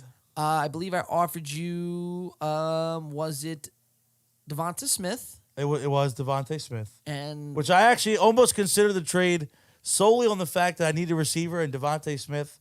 And Raheem Mostert, I can live with. it was Dawson Knox, correct? Yes, it was Dawson Knox. And then I offered you for Dallas Goedert, Who was the wide See, receiver? that was the problem. Is for me, I'm like, Jonathan Taylor. I got a top tight end in football. I got Jonathan Taylor, who this season has been a disappointment, but any week can be that top pick. And then what wide receiver did I go after? Jerry Jeudy, right? And you went for Jerry Jeudy. Now, Jerry Jeudy, I was okay with parting with. But it was Goddard and It's the Goddard and the potential upside for Jonathan Taylor that had me sitting. What's Jonathan Taylor done this year? Nothing. Nothing. But the problem is the upside's there to the point where if he's healthy, you got to try to start him. So he's had 27 points, but then other than that, he hasn't had more than 12 points. Now, you go over to Raheem Mostert, and you look at the year he's been having, and it's like he's definitely been outperforming. Okay, maybe he had 2 good weeks. Well, and see, what 2 helped okay him weeks. was also with Tua going out. And They're going to run the ball a lot. Well, actually, I would disagree and say Tua coming back actually helped him. All right, that's fair. Kind of balance out their offense a Opens little up bit. the offense a little bit. Yeah, man. So Mario just declined my trade here, but whatever. Maybe I'll make you another offer. Maybe I won't. Maybe I'll let you. You made your bet. Now you got to line. How's that sound? Listen, man, I got a top tight end in football. I can't give him up. This past week, dude, I had Tom Brady on Thursday Night Football get me 17 points, and Gus Edwards getting hurt only with 5 points. So I guess we'll stay right in the Tom Brady realm here, and it looks like the Phillies are going to get 2 outs here. Yep, 2 outs. Bottom Bottom of of the the second, 3-0 Houston lead. Runner on first. So Mario, we have sticking on the Tom Brady circuit. Tom Brady having a rough and Giselle week. Filed for divorce. Finally. After much speculation, after much back and forth, it's a done deal. It's a done deal, man. Tom Brady will now be playing until he's 70. Which, Giselle will be running off with Antonio Brown. With Antonio Brown, dude. Confirmed. Dude, man. Giselle and Tom Brady both on the chopping block this week, Mario. So, Mario, why don't you take this story? This just broke. This was Friday morning after the loss that Tampa Bay and Tom Brady suffered to the Baltimore Ravens. Certainly. So, the headline reads, Tom Brady and Giselle Bundchen. Oh, sorry. Okay. So, the headline. Yeah. Tom Brady and Giselle Bundchen. D-Day. ... Divorce to be filed today. And then there we go. So Tom Brady and Giselle Bundchen have reached a settlement ending their marriage, and divorce documents will be formally filed today. And that's from a source at TMZ. Our sources say lawyers for both Giselle and Tom have been working with a mediator to hammer out property settlement and custody, and we're told they've come to terms. So it sounds like it's a done deal. The ink is drying on the paperwork. Tom and Giselle, no longer an item. Now I finally have my chance with Giselle. Now all you guys out there have your chance. Well, apparently Antonio Brown's fucking piping that Antonio Brown, I'm still convinced that video of him in the pool, there's an extended version where Giselle hops on top and some things happen. This is like Kim Ray J Part 2, huh? I think so, yes. So why don't you continue here, Mario? Our sources say the divorce document will be short. Actually, I'll just continue. I'm already reading it. The terms of the settlement will remain confidential and sealed. The divorce document, we're told, will be filed in Florida. As we reported, the embattled couple's attorney have been working on the split since September. As we can see, what a trashy looking picture here. Giselle, what's her last name? Bundchen with an Amazon package, man. You think if you're Giselle Bundchen, you'd be shopping at least TJ Maxx. Well, that's the S&M toys for when Antonio Brown comes over. There it is, dude. Boom, Giselle Bundchen. Continuing. Since then, Giselle's been spending most of her time in Miami area. Ooh, possibly where Sir Antonio Brown lives. Where she's been visiting. Oh, listen to this. Listen to this. She's been spending most of her time in Miami, where she's been visiting a spiritual healer, a.k.a. Antonio Brown's big black dick. He said, try my spiritual healing. Yeah, I'll give you some spiritual healing, baby. Tom, meanwhile, is struggling through a tough season. Yeah, nonetheless, he's over here fucking. Dude, I feel bad for Tom. I never thought I'd say this, but actually feel bad for Tom Brady. This is, a marriage getting displayed in the public eye here, and he's not even like playing lights out like Tom Brady. Oh no, he's completely distracted by all this. Distracted. And you see it on the sideline. Did you see last week against Baltimore? Oh, Or dude. this week or this week against Baltimore? Yeah, 2 days ago. Dude, they're arguing. Was it Mike Evans? I think was arguing with him on the sidelines. Yeah. Dude, it's a mess. It's a mess. Because think about it. If you're a teammate of Tom Brady's, you know how Tom Brady prepared. Whether you like him or not, the guy prepares for football seasons. Yeah. And he shows up and he's a leader. The fact that he's playing the way he's playing, he's throwing tablets on the sideline, he's screaming at his offensive line. He's losing it, man. He's dealing with too much in his personal life that's distracting him from football, and it's starting to weigh on the rest of the team. Absolutely, dude. And that's why Tampa's struggling this year. You couldn't have said it better. Hold on 1 second here. I'm going to pull on the BRB screen real quick, Mario, and I got to check something, make sure my camera's good here. Okay, yeah, it is. Check. Last week, dude, we had the camera go out when Angela was on the podcast, which shout out to Angela. Yeah, she crushed it. Great job, Angela. If you're listening in, you did an awesome job. But the co-hosting with us. the last 15 minutes of that podcast, actually, my camera just stopped working. So it looked like that on the stream here, but it looks like we are good. So, Mario, we will be coming back and continuing to talk about Thomas L. Brady. And been taking a lot of L's this season, like we were just talking about, dude. Where do you see Tom Brady, I guess, going from here, man? Does he, keep his head up, keep his chin up, his chiseled chin, nonetheless? Does he keep that up? And Well, it's very different looking face now. You ever seen like how he even looks? Something, dude. It looks like two Been different getting people. some work done. Yeah, something, dude. You're not kidding. But does Tom Brady move on from this? Does he, right now I feel like the back.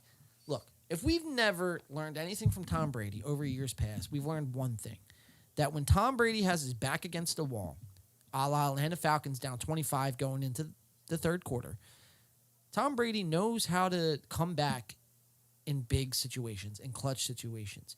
Do you think we're going to see that from Tampa Tommy this year, or do you think the ship has sailed? Everyone abort. Everyone jump off ship. This is, It's not good. It's one of those things where now that the divorce is finalized and we can kind of see the dust settle, we're going to find that out the next couple of weeks. My early inkling is that, Tampa's been struggling on both sides of the ball right now because their defense is what kept them going early in the season.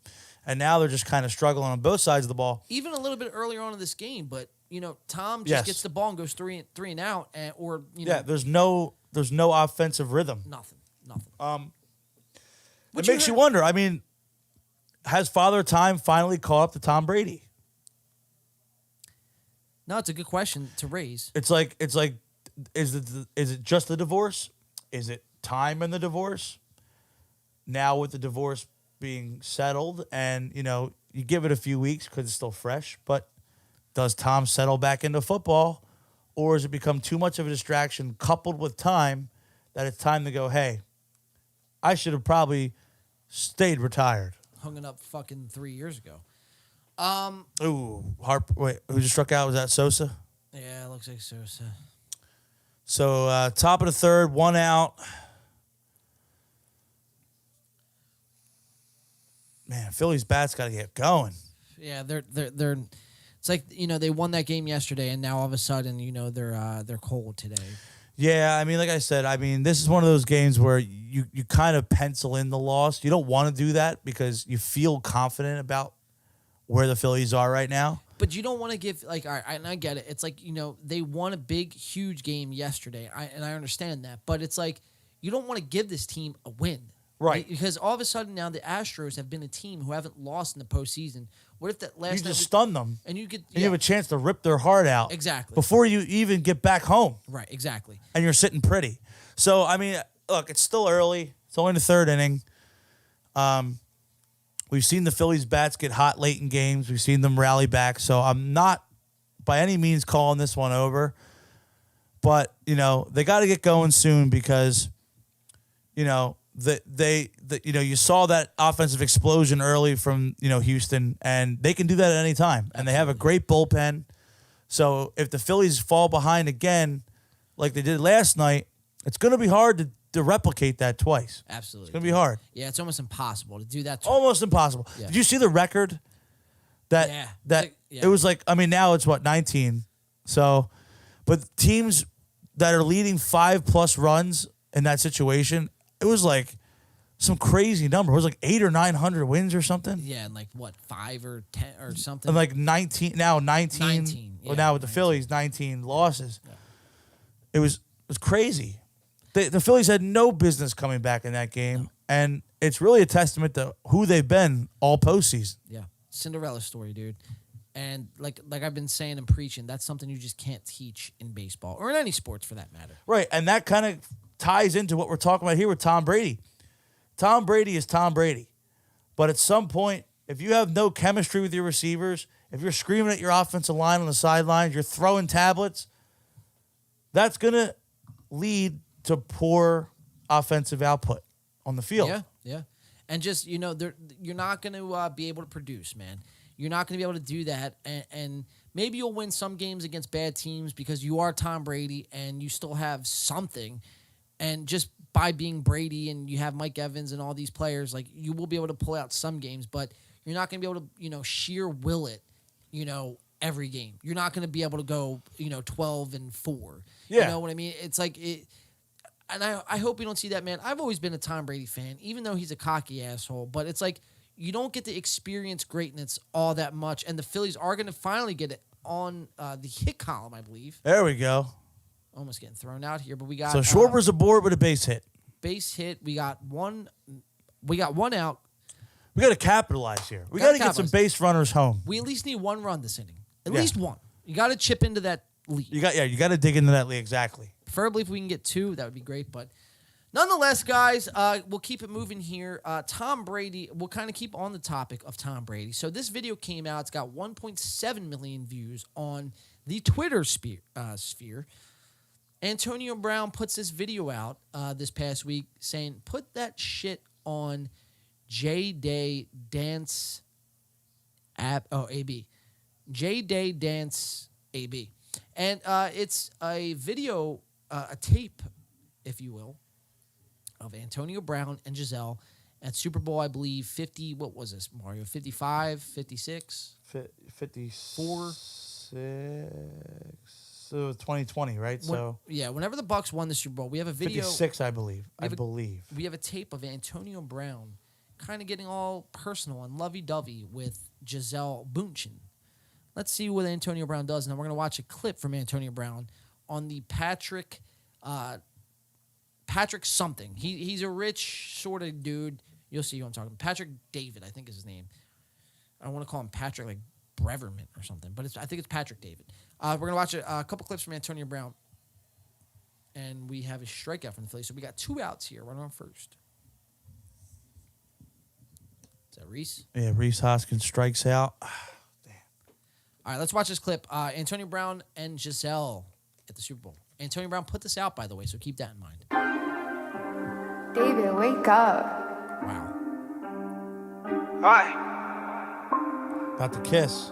They're like, I mean, they might. Oh, here you go. 55. You 55. Look at the logo there on the jersey. So they might as well be like having sex right now. You know what I mean? It's like they're already whispering, "Hey, meet me back at the hotel." Look at this. He said, "Oh shit." Look at the space between. She just told him everything she's gonna do to him when they get home. Yeah. And that's the face. And Philly's just grounded out there to end. Because you got to remember, he was living with Tom Brady for a bit. He was. So he don't want to leave. That. We forget about that. That's a great situation. It's a great situation. Probably not paying any rent. Fucking a supermodel. Right. What I mean, how much better? You can live with the GOAT. You're piping his wife. Miss GOAT. And he saves your career. Yeah.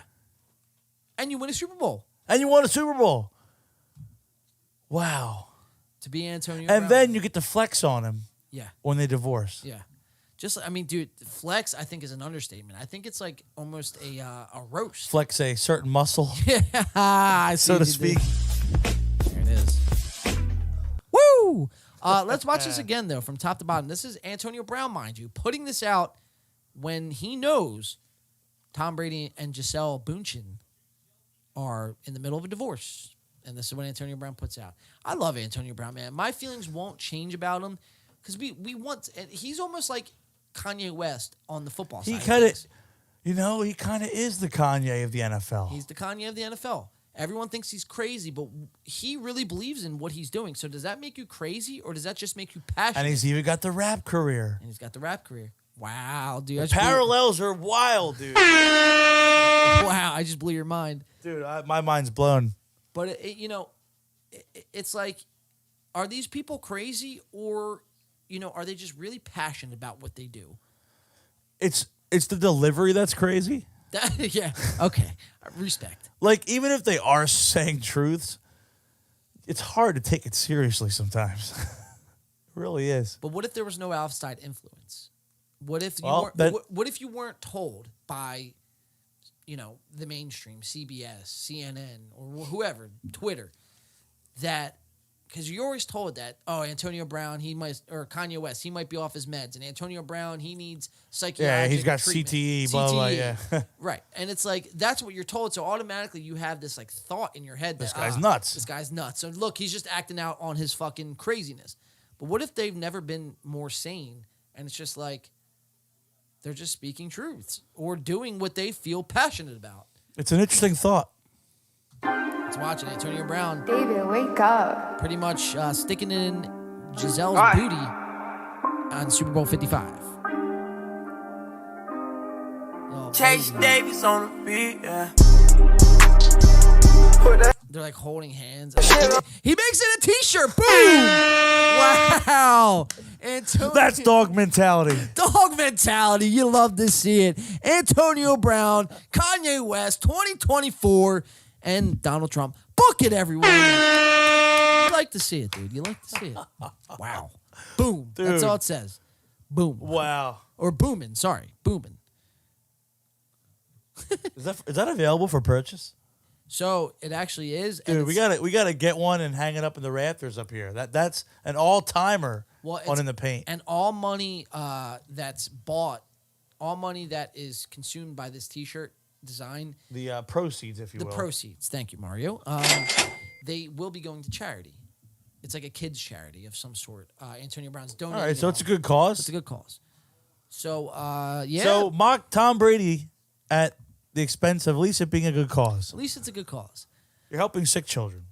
Yeah, man. So we have that, and then we'll kind of keep it on the realm of Antonio Brown. Let me see. I got to exit this out, though, because I have too many tab bars up on my screen. So here, we'll keep it in the realm of Antonio Brown, and this is Patrick David and Antonio Brown. Antonio Brown being on his podcast. We've seen Antonio Brown on Nelk. We've seen Antonio Brown on another podcast I think we covered when, he ran off the Jets field. Now we're going to watch, some financial guru. And I don't trust this guy a whole bunch, man. Patrick David, let me just put this out there. I don't trust him a whole bunch. Anyone who's going to go online and give you financial and life advice and the self-help guru, run far away. If I came on here on the podcast, right, and I was like, guys, this is how you should be living your life. And first of all, you think I'm crazy. I'm wearing a fucking Trump wig and Trump mask, and you'd be like, what are you talking about? But this is how you should live your life. But, I think more people would listen to me than this guy. This guy wakes up on a daily basis and tries to knowingly sell some figment of, this. It's easy to give financial advice when you're the one sitting in the power of I'm rich. Exactly. And I have a platform. Exactly. At least Andrew Tate, kind of towed some lines to keep it nicely when he was trying to give you life advice and financial advice. But Patrick David, it's like, I hope I'm getting your name right. I hope that is even your name. But if not, we'll call you Patrick David for the time being. But Pat David and Antonio Brown, they teamed up this past week, and this is what Antonio Brown had to say. Ask the question, hey, you play with this guy. This guy had your back. What happened between the two of you guys? That's a sincere question. What happened? This is a guy, I wrote what he said when you guys were done. I'm sure you saw it. He says, obviously it's a difficult situation. We all want him. Everybody should find to help him, do what they can to help him in ways he really needs it. We all love him. We care about him deeply. We want to see him be at his best. Unfortunately, it won't be with our team. We have a lot of friendships that will last. Most important about football is a relationship with your friends and teammates. They go beyond the field. I think everyone should be very compassionate and empathetic. Some very difficult things are happening. So, you know what he didn't do? Not once did he throw you under the bus. How is he gonna throw me under the bus? But Cheers, How? guys. How would you throw me under the bus? How? But what? Cheers, How John. would you throw me under the bus? Antonio Brown says. But we're gonna step away from this clip right here. Zach Wheeler with a runner on first, throwing a ball. Antonio Brown, Pat David. Guys, we're going to take a cheers. If you're drinking, please drink responsibly. And real quick, let me do this, actually. What I'm saying is... shut up. I wanted to do this at the top of the show, and we're going to play a little... Halloween. That's a little clip. Okay, we got to be quick with it. All right, so this is gonna be the drinking clip, Mario. Okay. Cheers. Cheers. Happy Halloween, everybody.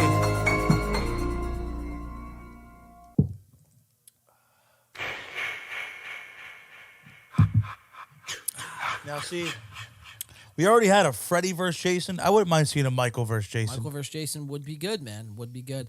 All right, so let's get back into it. Pat David, Antonio Brown. Listen what they have to say. It's not how. It's not how. How could he? How could you throw me under the bus? But you did. I did what? The scar that hurts the... So Pat is obviously referring to Antonio Brown throwing Tom under the bus for putting out that video of him and Giselle getting all touchy-touchy. Now, the rumor is that Antonio and Giselle have gotten together and, did the deal. Canoodling. Canoodling, as they say these days.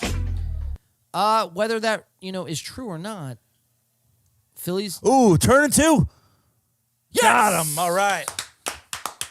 That's what we like to see, Mario. Air Clutch. 5, Air 5, Air 5. There it is. All right, Pat David referring to the Antonio Brown video that he just put out that we just watched. So let's see what Antonio Brown, how he's going to get out of this. Mario, let's watch. The most. Run it. Here, he's got a scar that's massive. It's this big. And it's his wife, and you put salt all over it. That is a woman he's got kids with, man. That's gonna hurt. If they did They it, didn't put my kid. Booming Antonio Brown. I'm about to buy one of these shirts, Dude. Yeah, we got to look into those after the show. I love this. Antonio Brown is We're gonna come in next episode. We're all gonna be wearing one. Booming. We're gonna white out. Antonio Brown is a special kind of person, man. Kids, my mother, my kids out too. Everyone. But he never did that to you. That is what it is. Brady didn't do that to you, bro. Brady had your back. But Brady had your back the entire time. Brady was all love with you. Brady went at bat for you. And I believe This is a parody, man. This is a there we go. charity The shirt clip to raise money for the skipped. fatherless kids. You know what I'm saying? But even that's a dig. Phillies are going No, to that's a dig. All right, This so is a real fly out moment that here. happened Phillies at the are studio, gonna get out at of the the third game. here Play the with video. no damage. No, It's a dig because you don't understand it. You trying to make me rationalize it. Why to tell you what is going on? Like what did it mean? I'm not smashing this girl. I don't know his girl. Look, anybody with a face like this, bro, I could tell you firsthand is a liar. Step far away from people like this. And more, man, as the mainstream guys come out and try to defend what Antonio Brown, stands for, the more and more I stand with Antonio. Do we see in a possible near future, Mario, Yee and Antonio Brown, Mario? Clap. As you point out Dare I earlier- say maybe? As you pointed out earlier, both are in the rap game. So Dude, that track would be great. would be something. With a guest feature of Donald J. Trump, dude, our 45th of the United States. Wow. Wow, he says. I'm just thinking about how that would go. So would there be like a Trump would be the hype man. yeah. Yeah. Kanye would probably do the hook and Antonio would do the verses. I'm thinking. That's probably perfect right there. And then would there be a Giselle soundbite in there? Oh, dude, right at the top, bro. Right at the top. It would probably be of Antonio and Giselle's sex tape, and he would have to pull some of that audio, put it right at the top of her, like, yeah, baby, yeah, or whatever. I'll be a wide receiver. Yeah. Actually, I'm a little tight end. Yeah. Whoa. Let's finish. Oh. Let's go. All right, let's finish this clip out. Oh, that's not where I'm going. That's not That's where what I'm you going. just said. No, Oh, my God called. Okay, That's not then. where I'm going. All right. Not where I'm going. Where I'm going. It's a T-shirt that raised money from a real moment that happened. How is Antonio this a puts reach? him right back in his place. Because they going through a divorce. People go through stuff every day, man. Yeah, Exactly. I understand, but what about me when I'm on the news for I'm crazy. Something happened. Oh, this bro has a T-shirt on the shirt, bro. Image that really happened, man. It's all right, bro. Yeah, but it's wife and It is what it is, man. It is what it is, man. Look, it is what it is. It is what it is. It's a T-shirt on a T-shirt. It is what it is, man. It is what it is. It is what it is. And it's for charity. It's for charity. So it is what it is. It is what it is. It's a good cause. It's a great cause, dude. Run it, man. We might be making some of those shirts here, or we'll definitely be purchasing them. Maybe next week what we'll do is we'll get a little bit of Bodega Cat whiskey from Sam Morrell and Mark Norman while wearing the Boomin' T-shirt from Antonio Brown. Wow, that's going to be the most in the paint episode ever. Ever, dude. Let's go. That'll be the most in the paint we've had yet. Yeah. Oh, man. All right, so that's going to put a little bow on the Antonio Brown saga. Obviously, we will continue to monitor that as time moves on because Antonio Brown, let's face it, just like Kanye West, does a great job of staying relevant. And that's why we like to watch him, man, because they are out-of-the-box thinkers. So, quick update in the Phils game, Mario. Why don't you give us that update? Coach Sirianni. I don't know why I'm calling you Mario. Coach Sirianni. Why don't we give next, by the way, I think what we're going to do is next drink. In the honor of me being the head coach of the Philadelphia Eagles, Nick Sirianni, we're going to play a little rock, paper, scissors to see who has to drink the next shot. I like it, dude. I like it. But to give a little update, we got Daddy Bryce at the plate. Ooh. Looks like he went around. So he's got an 0-1 count. Again, top of the fourth, no outs, 3-0 Houston. Ooh, Harper with an 0-2, swinging another miss. Here, let's monitor this Bryce Harper. Mario, why don't you do the play-by-play and give the fans the All play-by-play. right, so here we go. Turn this up a little bit. All right, Harper squares. Valdez, the windup and the pitch. Ooh, fouled it off. Harper stays alive. Good battle here. Down 0-2, staying alive in the count. Harper did strike out earlier in his first at bat, so we'll see what he does here. He's been a monster all playoffs, man. We're just gonna cut to Bryce Harper's at bat. So continue. The pitch. Ooh, fouls another one. So good battle here for Bryce. Bryce is keeping it alive, getting up that pitch count. You always want to see that.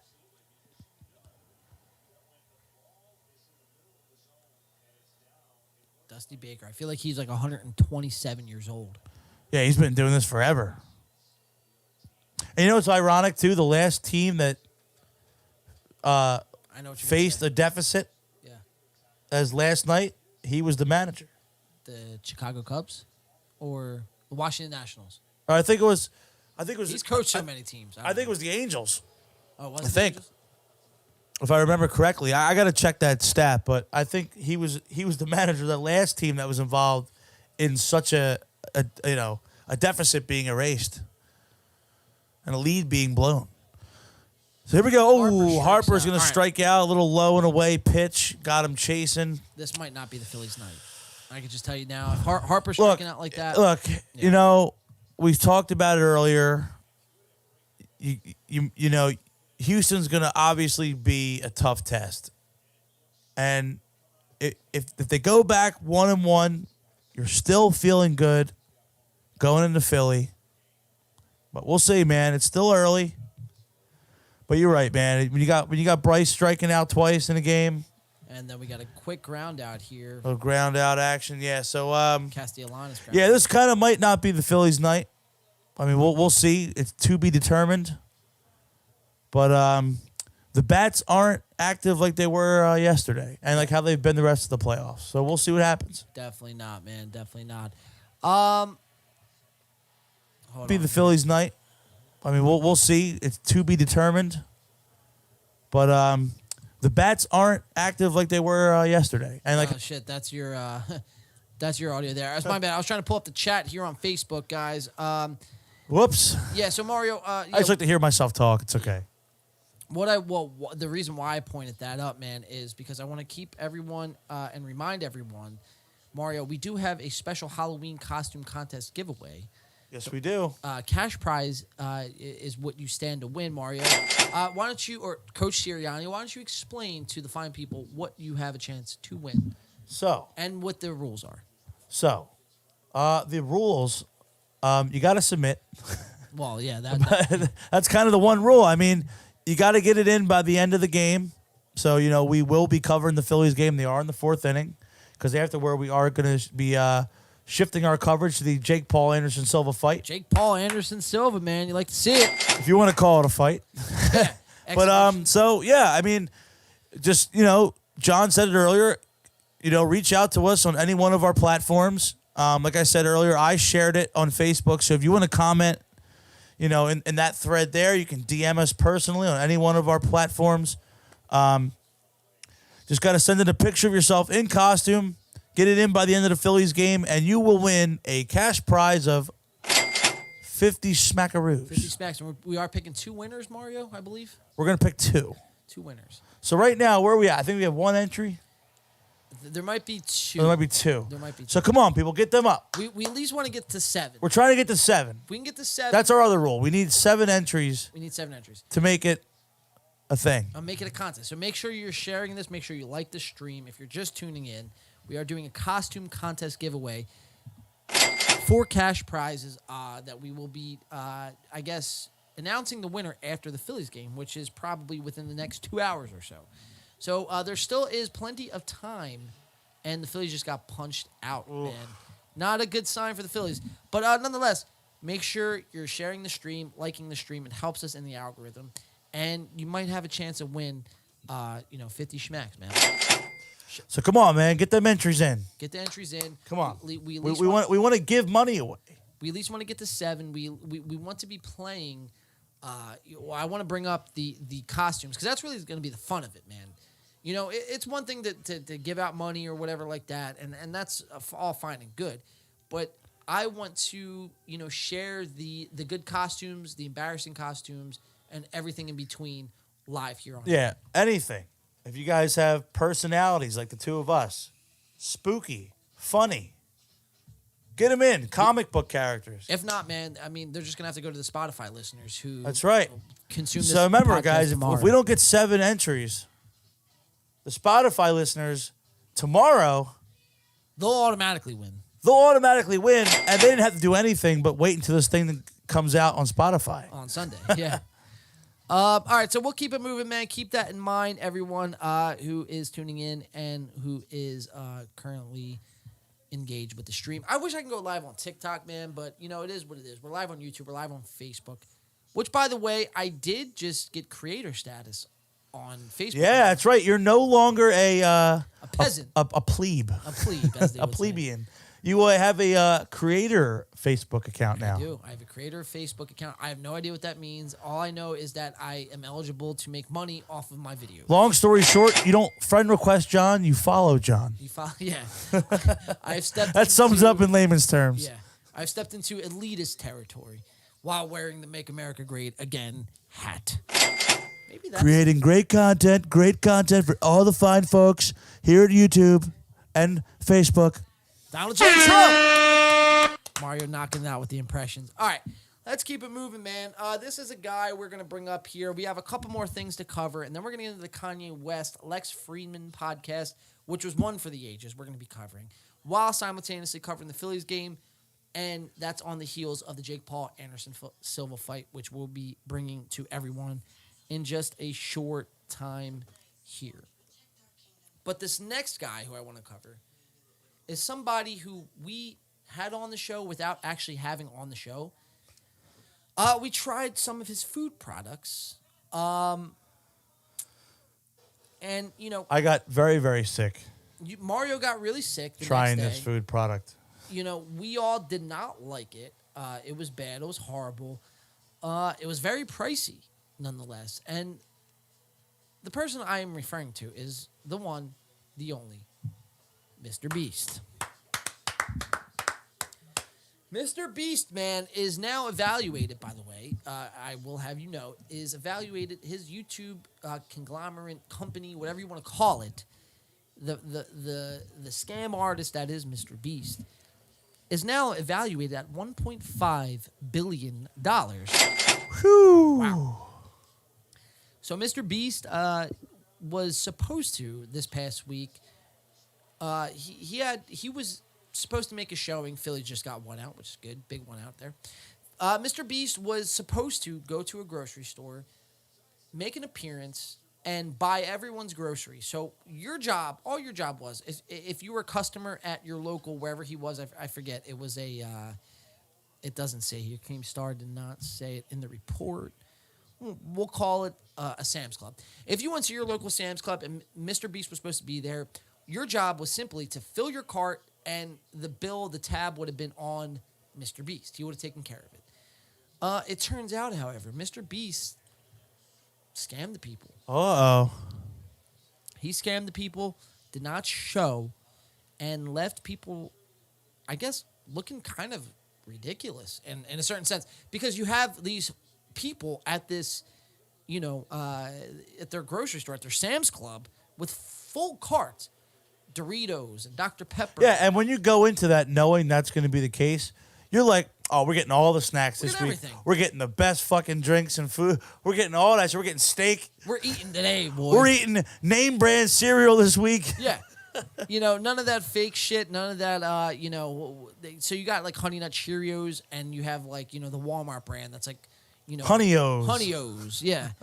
So Mr. Beast was kind of like, this was like a Make-A-Wish Foundation. And all these people were the, cancer victim kids that make a wish. This is the equivalent of like walking up to each of them and just pulling the plug. Yeah. And just walking out of the room. Yeah. I know that sounds awful and morbid, but that's what it is. No, that's what it is. That's a perfect comparison, man. So let's watch this clip. This is brought to us by Keemstar, nonetheless. Philly's got 2 outs here in the bottom. What's that say? 4th, Mario? It's the bottom of the 4th. He just tried bunting there. Yeah, we just got a bunt. Interesting. Bottom of the 4th. All right, so we're gonna go to this Mr. Beast clip here.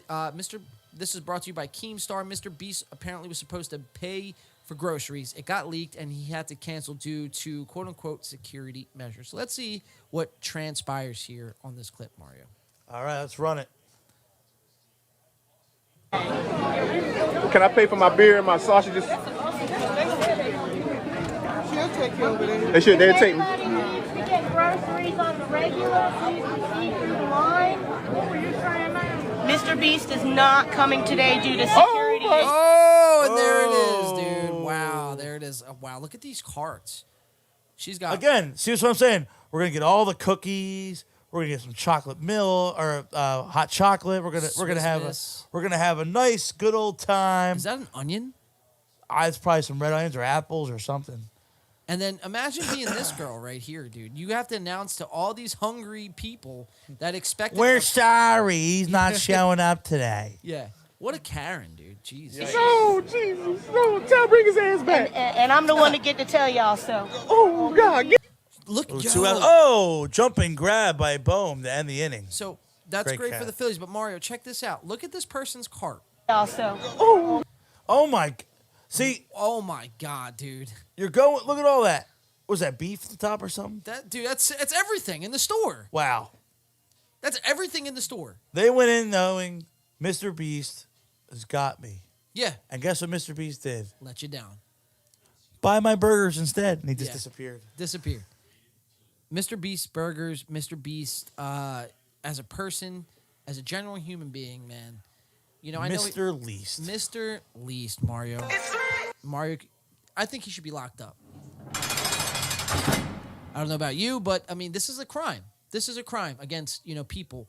Because you're playing against, you're playing people off their emotions here, man. They're expecting one thing. They're filling their carts.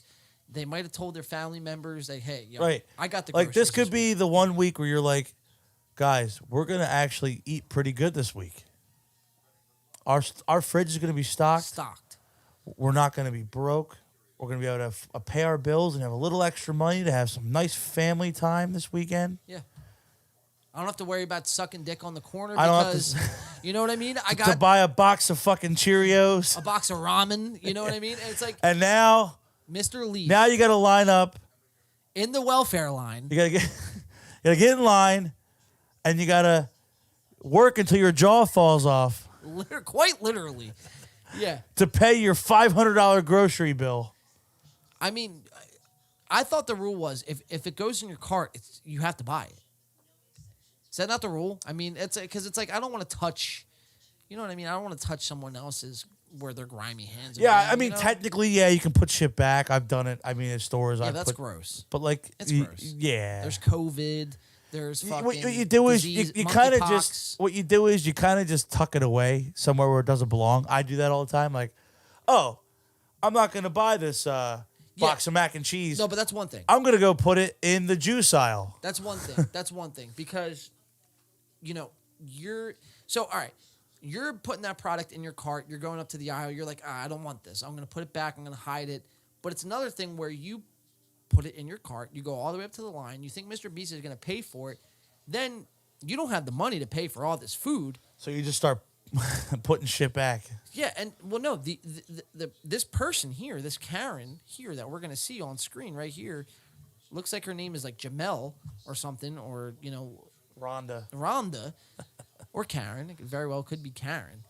She's going to have to put it back. We'll call her Karen Rhonda Jamel. Karen Rhonda Jamel, KRJ. But so it's going from one slimy hand to another and then back on the shelf.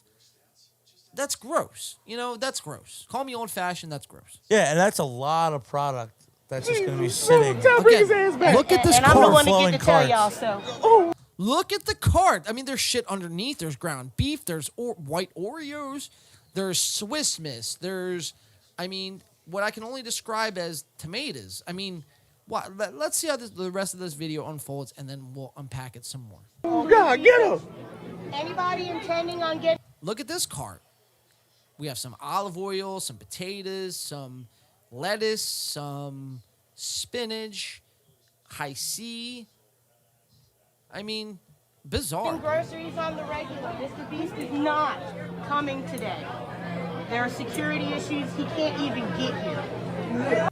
And I'm sure if you're Mr. Beast, you're worth. Look at the guy in the back with the mask. He's like, "Are you fucking kidding me?" Oh man, that's a liberal, huh? Holy shit! If I've ever seen one with the mask and the hat. Go Seahawks. Oh, he's go Seahawks. Wow, that's actually I respect. How about Geno Smith this year? Lighten it up, dude. Better. He looks like Russell more than Russell does. Oh yeah. Look at this guy though. I mean, this is like. Gotcha, bitch. Thug life. He said, "Bitch, what the fuck do you mean he ain't coming?"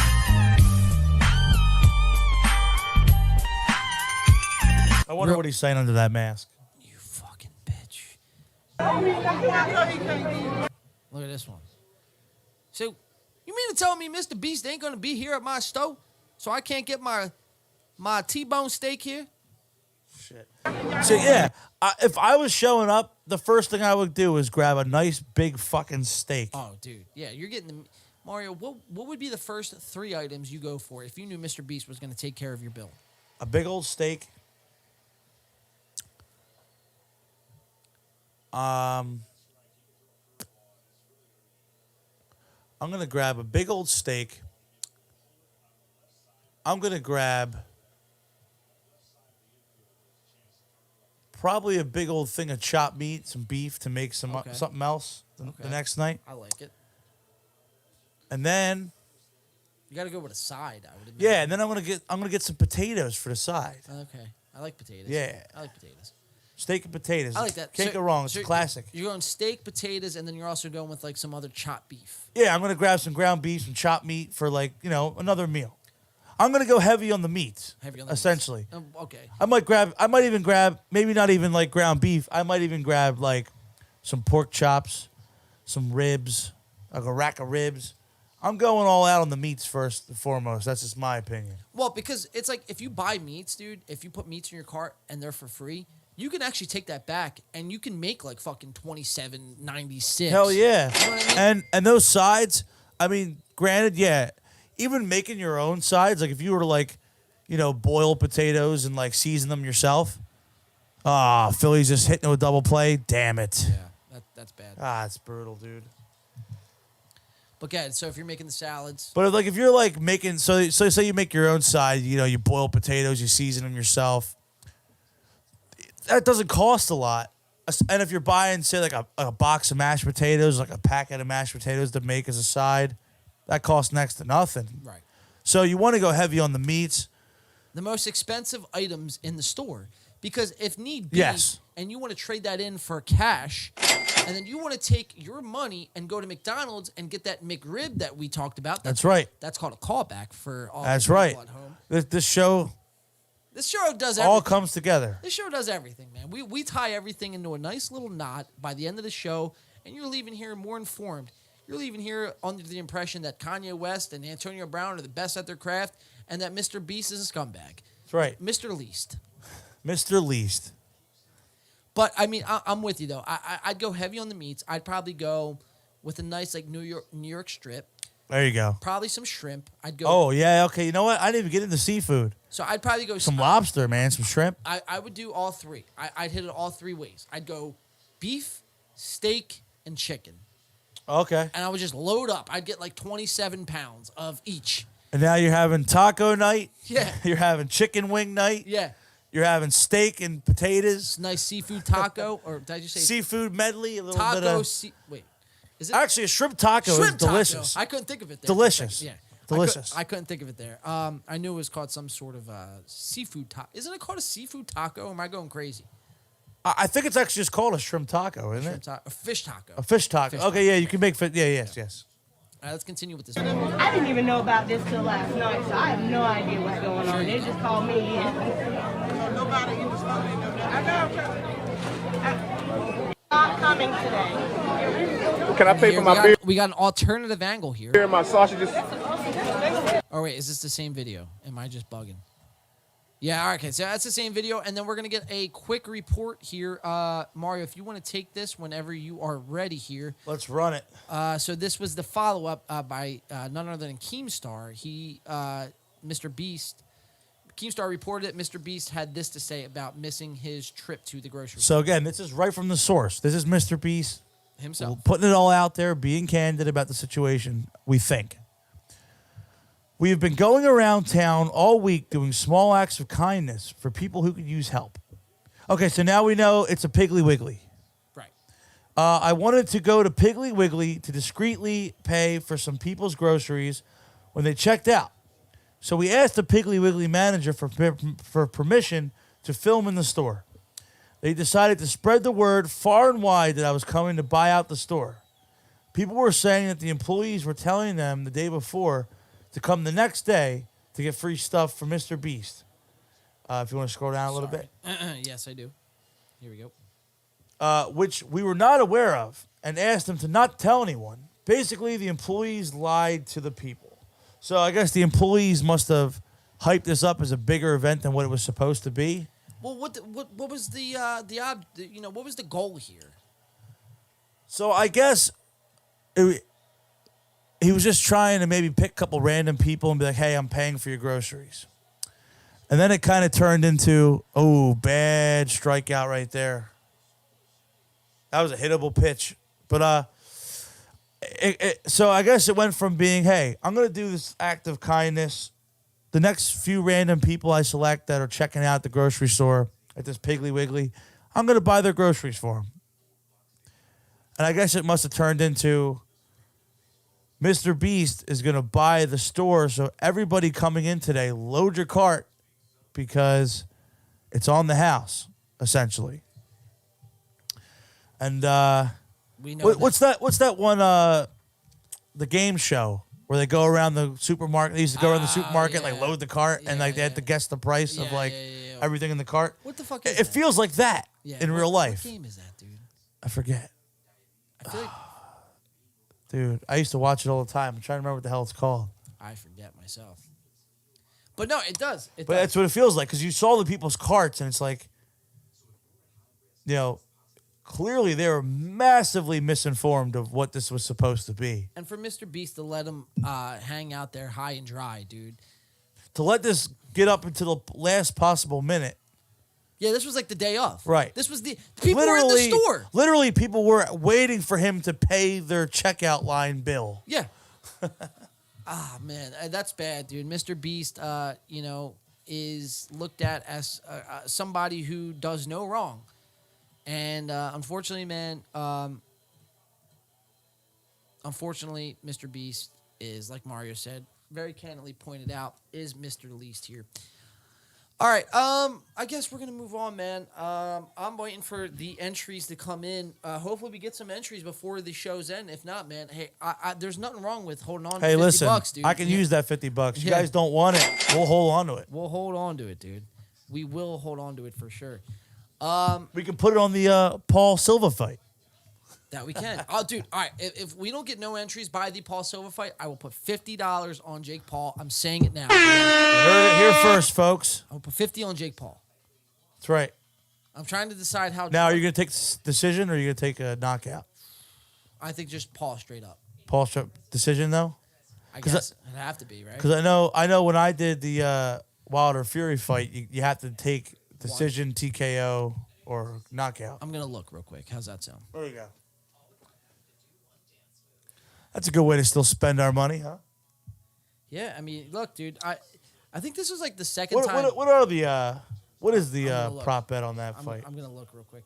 But I think this is the second time we were. I think the first time was at Boré for one of the trivia nights, and whoever won trivia, we're gonna give away money, but we won it like 6 contestants, and it's just somehow like we're not getting the contestants. Now maybe I did a bad job. Maybe there's not. People are finding it hard to submit. But here, people don't know how to use their camera. Yeah, and you don't know how to use their Facebook. You will literally be cashed at the moment we announce the winner. So Mario, why don't you? While I find this, why don't you announce what we got? What's tonight's show all about? The Halloween costume contest. So as John mentioned earlier in the episode, we were originally supposed to do a costume contest last week at the Pumpkin Fest show. Unfortunately, that show was canceled. There was an incident at a previous show at that venue that caused the owner to have to shut down shows for the year. So to try to make up for it, me and John came up with the idea, hey, let's put our heads together. Let's come up with something for the podcast. And that's where we are today. So, we want you guys to get these in because, we want to give this money away. We want you guys to get engaged. We want to see all the cool costumes you guys come up with. Again, you have plenty of time because I believe it's only the 5th inning right now of the Phillies game. Yeah, so actually they just gave up a base hit. So, rough day for Wheeler right now. But all right, so I got the odds in here. All right, here we go. What do you got, John? So I got, all right, Jake Paul is not the underdog no more. He is the favorite. He is at minus 250. Anderson Silva at a plus 196. Ooh. I do have some crazy some prop bets here. You want to read those off? I got Jake Paul to be knocked down in rounds 1 and 2, and Anderson Silva to win in round 3.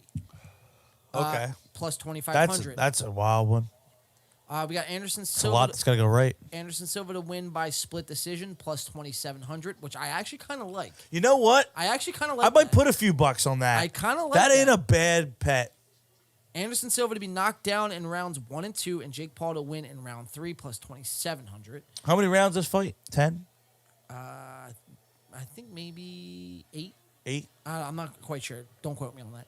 Jake Paul to be knocked down in round 1 but win the fight plus 2,800. Both fighters to be knocked down, and Anderson Silva to win in rounds 10 through 12, plus 3,000. Oh, 12-round fight. Okay, so this is a full bout. It's a full bout. And we got Anderson Silva to win by majority decision, plus 3,200, which I actually like that, too. Not a bad bet. So you can make some money here, boys. Boxing specials. If you're listening in. Plus 5,000 and above. Check these out. Anderson Silva to be knocked down in round 1 and Jake Paul to be knocked down in round 2. Plus 6,500. Do you put like $10 on that, bro? You're winning $650. That's $10, man. That's like, again, that's instead of buying the shitty McRib. Yeah. Put $10 to potentially win like $650. And all you need is both fighters get knocked down. Now you need Paul to be knocked down in round 1 and Silva to be knocked down in round 2. But anything can happen. That's a little tough, but hey. We got Anderson Silva to be knocked down 2 or more times, and Anderson Silva to win plus 7,500. So if Silva's knocked down twice but yet still wins, plus 7,500. Both fighters to be knocked down 2 or more times, plus 8,000. Both fighters to be knocked down at the same time, plus 10,000. Little Rocky 2 action. Yeah. Jake Paul to be knocked down in round 1, and Silva to be knocked down in round 2, plus 10,000. Silva to be knocked down in round 7 and win, or round 6 and win round 7, plus 10,000. Will the fight go to distance? All right, that's not really too crazy. What round will the fight end? I think you could predict round 1 plus 1,300. Round 6 is 950. Yeah, and that's really all the crazy bets. So here, boxing specials plus 500 to plus 2,000. We got Jake Paul to be knocked down and win on points, plus 500. Phillies are going to get a double play here, it looks like. Again, dude, you got to make that play. These awful throws to You first. got to make that play.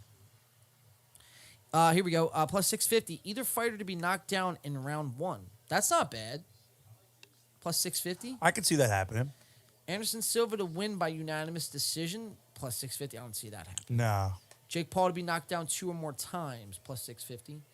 Silva to be knocked down 2 or more times, plus 750. Paul to be knocked down and Jake Paul to win by KO or TKO, plus 800. So if Silva knocks him down, but Paul still wins by KO or TKO, plus 800.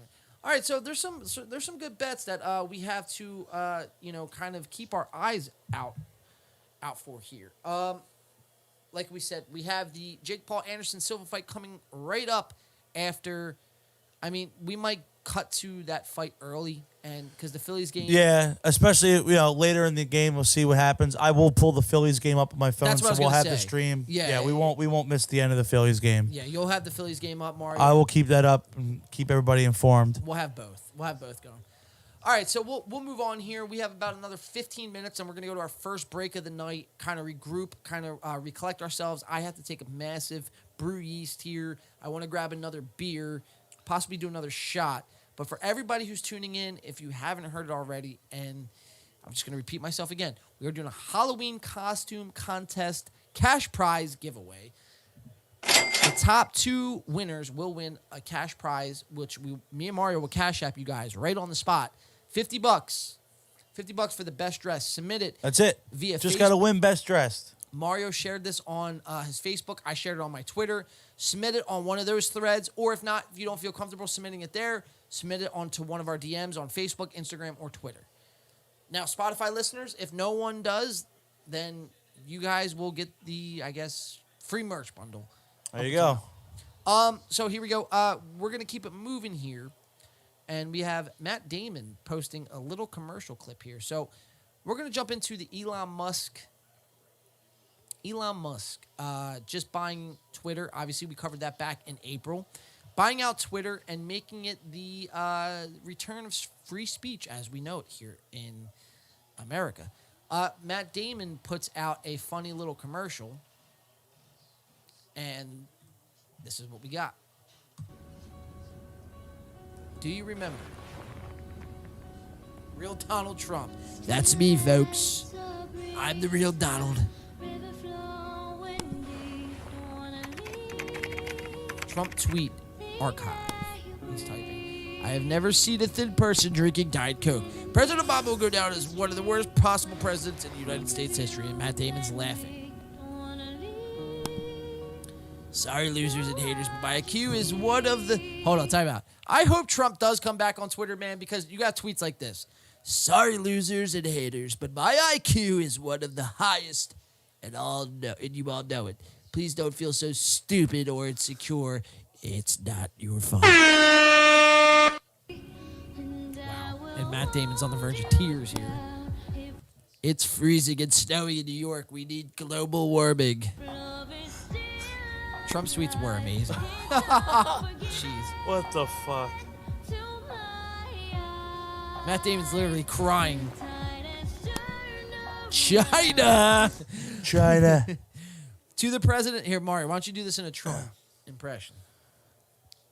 To the President of the United States, on my first try, I think that would qualify as not smart but genius, and a very stable genius at that. Very stable, very stable.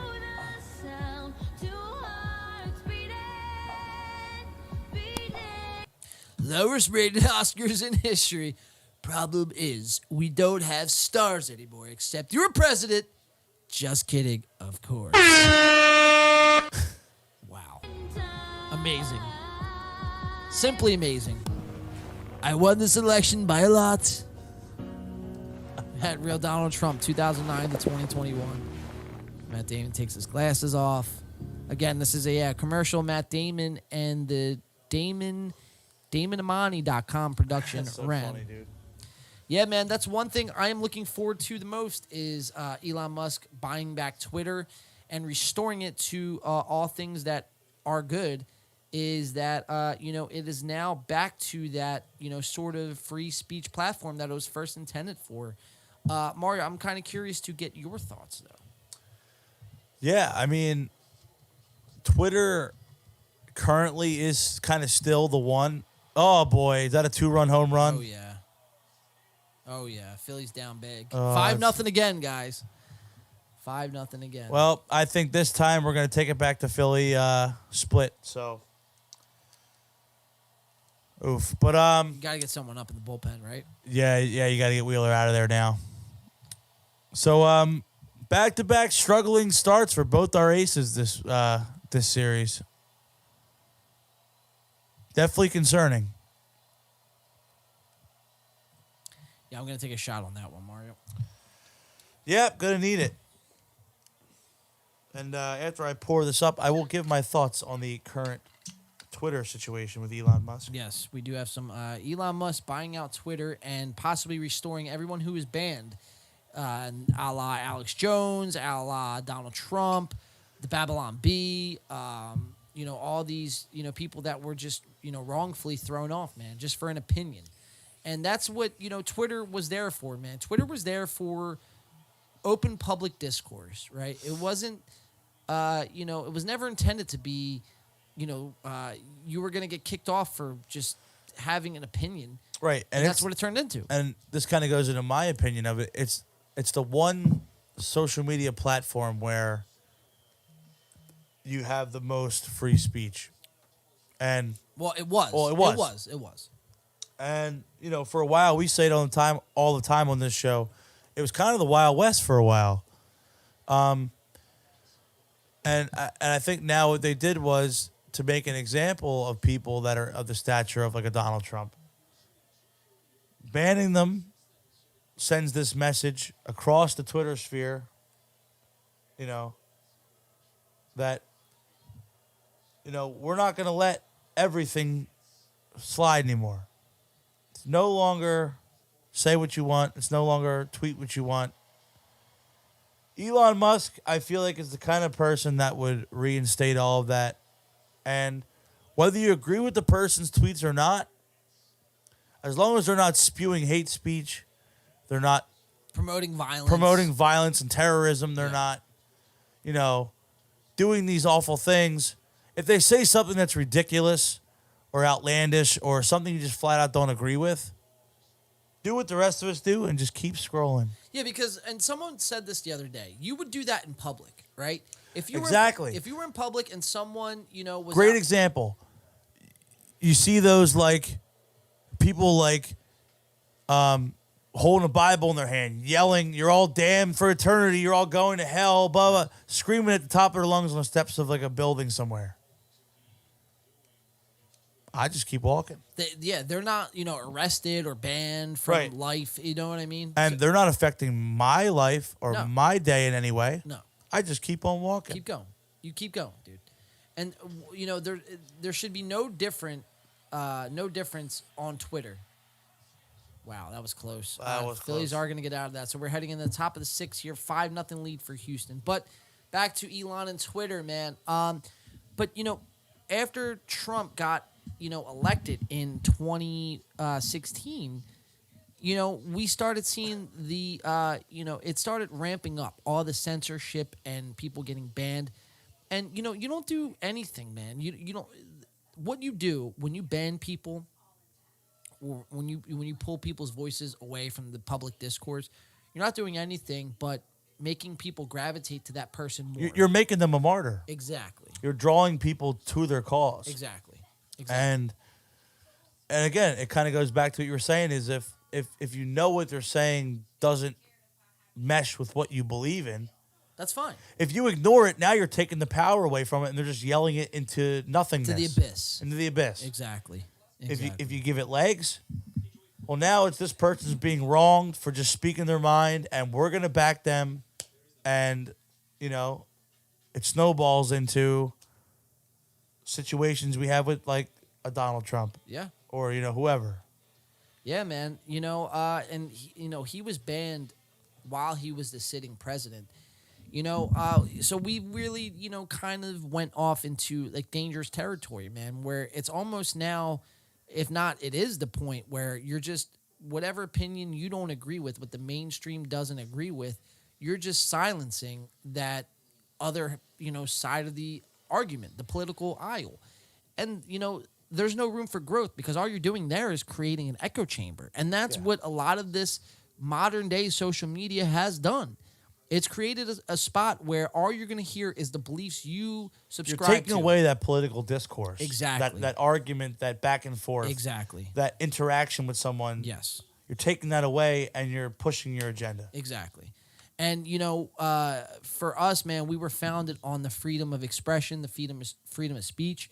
And, I just think, in the long run, that's not sustainable. To ban everybody you disagree with is not sustainable, because people aren't, people might be late to the party, but they're not dumb overall. And they see what's going on.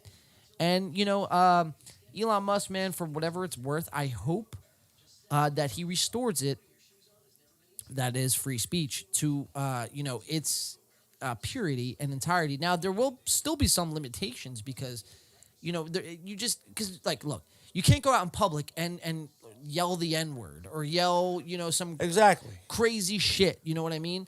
And you can't do that on social media either. Right. So, but there are things that, are allowed on there and there's not, just like in real life. So I'm curious to see Elon's first day, man. He went crazy, dude. He was firing people left and right.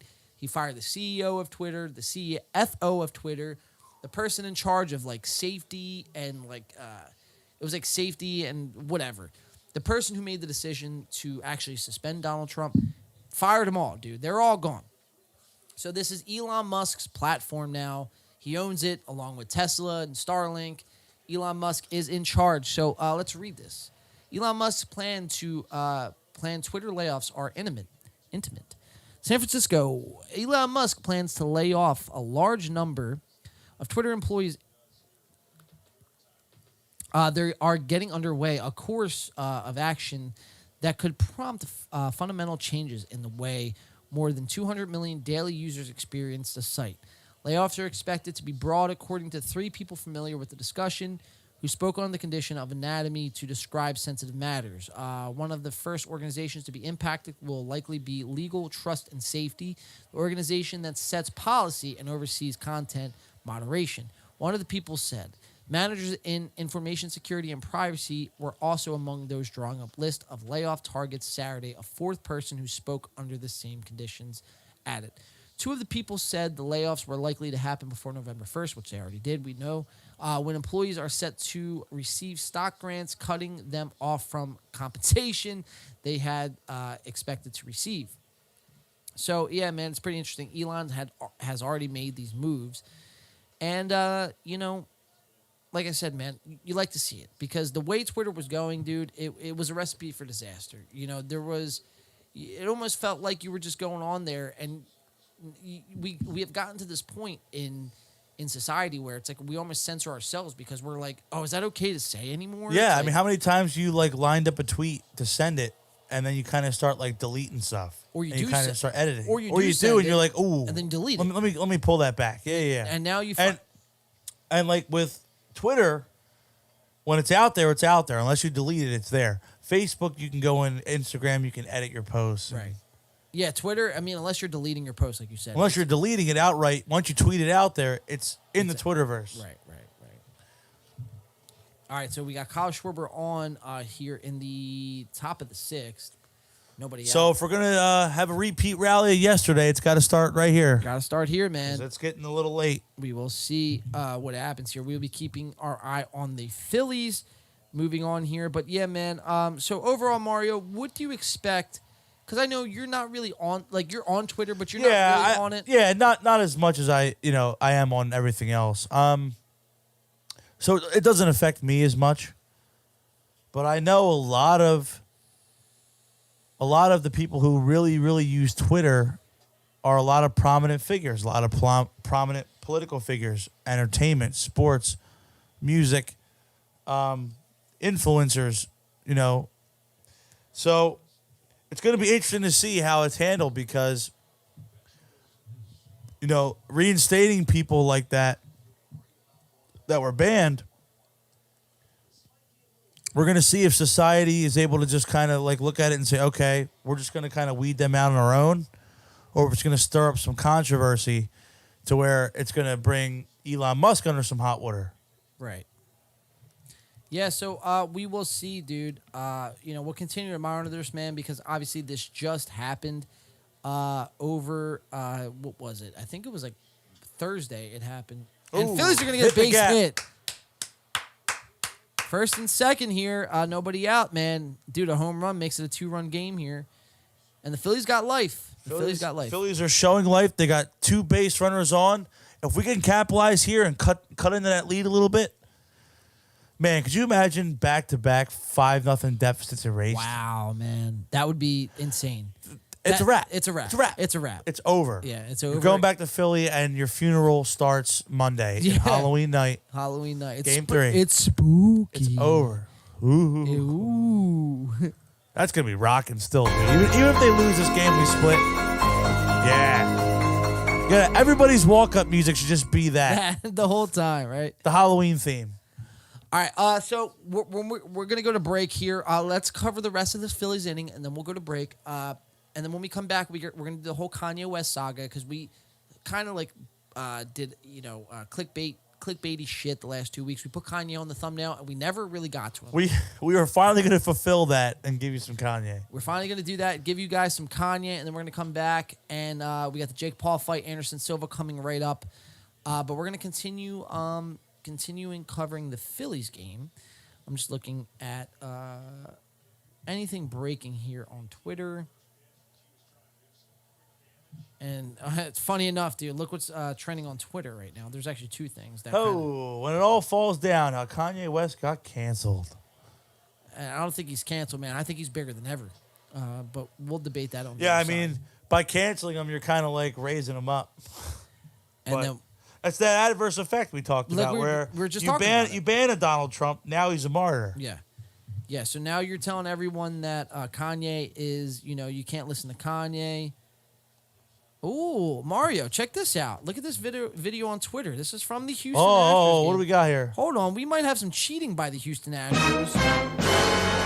The Houston Astros notorious for cheating. Yes, they are. Stealing signs, banging on trash cans, buzzers. Everything. Name it. Did you see what Castellanos did last night? He said, no buzzer here, boys. No wire, motherfucker. He said, I got no wire. Check this out. This is a video from Crossing Broad. Don't know who that is, but we're going to watch this. It says, what do we have here? Ooh, what is that? He's going to his hand a lot right there. Is that the old pine tar? I think it is, dude. And then you look at the That's way something. Look at this. Look, because clearly that image. That's two shades of brown. Yeah, he's clearly his hand's discolored right there. So what is that he's rubbing on the ball? Oh, it's like yellow in that one shot. Oh, look, right there. What is that? Wow, dude! Did we just uncover the Houston Astros? Dude, on a podcast where we like live and die with conspiracies. Yeah, we thrive on conspiracies. He's the best of them all, and we love our sports. Struck him out, JT. Shit. JT Realmuto has struck out. It's all that pine tar, dude. Dude, I'm telling you. Dude, look at that. We Watch may be on to something. Watch this, here. dude. Watch this. Ready? Now, who shared that? Was that Crossing Broad? Or? Yeah, look at this. Yeah. I mean, his hands are like 3 different colors. You have He's like using his thumb to get a little bit of a scoop of that, whatever that substance is there. And look, it's on the ball. Scroll up. Look. Wait, go back a little bit. Okay, sorry. It was on the TV. Look at the edge of the ball where his palm is. Right. You can see the yellow. All right here. Yeah. Wow. Wow, what is that, man? Then he's touching his glove. Wow, dude. So we just uncovered possibly the Houston Astros cheating again. And this is going to be it's going to end the inning right there. All right, Mario. So we are going into the bottom of 6. Absolutely brutal. Oh, dude, it's bad. It's bad tonight. Harper's now what, 0 for 3? 0 for 3. Wow. That's where you know it's... All right, I'm just looking at That's here. where you know it's not our night, man. All right, I'm just looking if there's anything else we got to cover here before break. I don't think so. All right, Mario. Let's do this. Let's go to break. I want everyone to recharge, everyone to refuel. Maybe take 10, take 5, 10. We'll be back. Stretch out. I have to take a nice hot brew yeast. Yes. My shoulder is actually killing me. I'm in a lot of pain tonight. I'm going to take a leak as well. We are going to get through this. On the other side, we have some Kanye West, Lex Friedman coverage we're going to get to. We have the rest of the Phillies game we're going to get to. We got the Jake Paul Anderson Silva fight. And then we're going to do the post-fight analysis of our thoughts. We're going to be throwing down some money. Hopefully you guys can submit. Make sure you're sharing the stream. We are doing our Halloween costume contest giveaway. So if you're just tuning in now, make sure you submit your costume into our Facebook, our Instagram, our Twitter. Submit it to Mario's thread. Submit it on Facebook. Submit it to my thread on Twitter. And we'll review those costumes live here on air for a chance to win 2 winners of $50. We're All right, people, get them in. Come on. Get them in. We're going to take a 10-minute break. Make sure you share this. Clip that out. Do what you guys got to do. Mario, any last words before the break? Well, I feel like we covered a lot in that. We did. We covered a lot. Opening segment. A lot of great topics. It's looking like it's not the Phillies' night tonight, but they will bounce back Monday at home. Yeah, we're going to finally get into some Kanye, so I'm looking forward to it, man. It's been a fun show so far. Everybody, come on, get those costumes in. We want to give away the $50. We want to see what you guys got. Get them in. Yeah, it's spooky season, man. Happy Halloween, guys. Mario, why don't we do a shot on our way out, and then we will go to break. Look at that. I even got one poured up already to rock. There you go. All right, let's do this. We're going to do a shot. Guys, make sure you're sharing the stream. Let everyone know. Let your friends know. Let your grandmother know. Because obviously Win by 2 is your grandmother's favorite pop-punk band. Let your mother know that we are doing a Halloween costume contest giveaway for cash prizes. Submit those costumes in over the break. Mario, this has been a great show. Cheers. Cheers, my friend. Here's to the next 3 hours. Smooth. Hell yeah, man. Thug life. All right, I'm going to take a bathroom break here, and we'll be right back. So, again, make sure you're sharing the stream, getting the word out there. Tell everyone to tune in now, guys. Tune in now.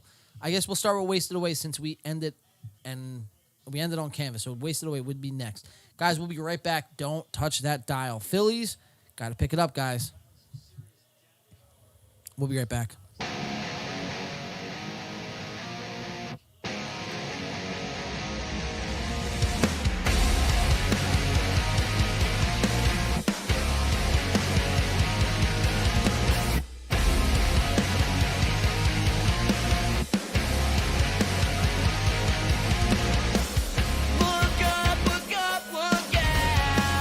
We're the kids that made our word tonight. We'll take the city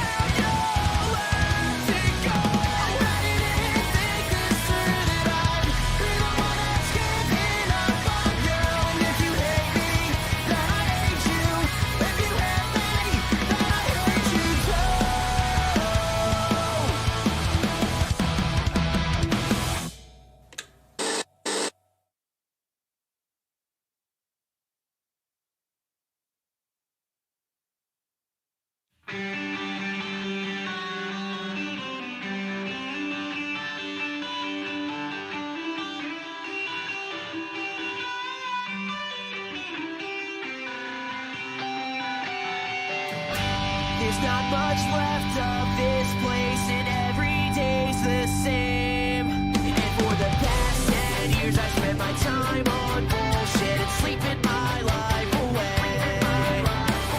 It's good to see you're still marching to your own beat. You always said we never fall in love.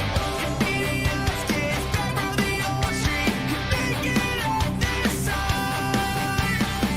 But things are different than they were in the 90s. My spinal fluid problems and everything I see. The friends that I had told the same to the IV.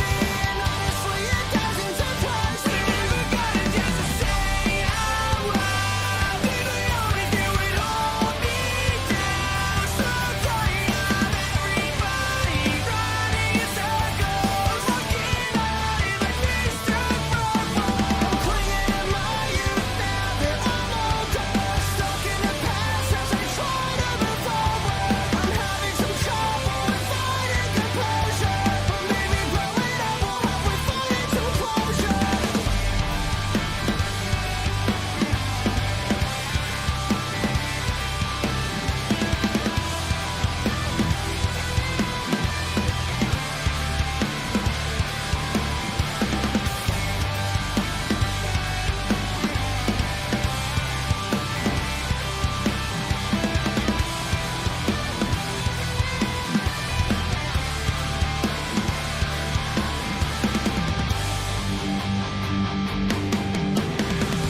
Do you ever get a funny feeling we've all been here before?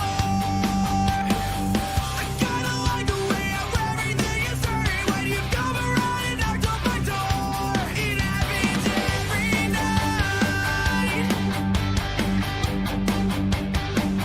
It only hurts sometimes.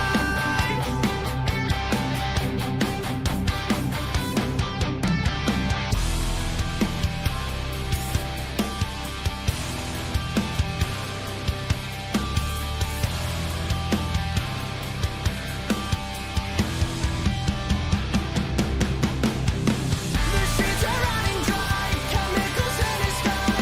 All the corner stores have taken down their open signs. Hear the church bells ringing in the distance. I never thought there'd be a day we never got a chance to say out loud. Did we always do it all me down? So tired of everybody running in circles, looking out in my face to I'm clinging to my youth now that I'm older.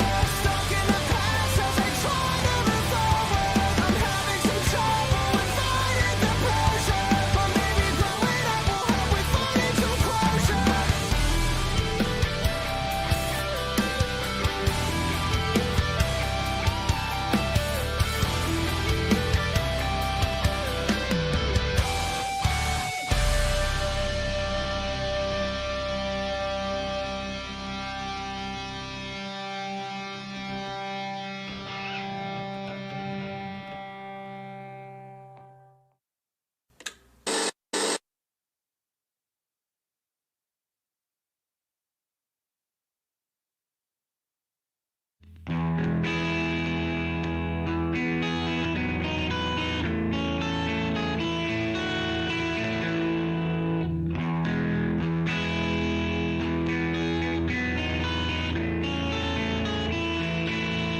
It happens every morning.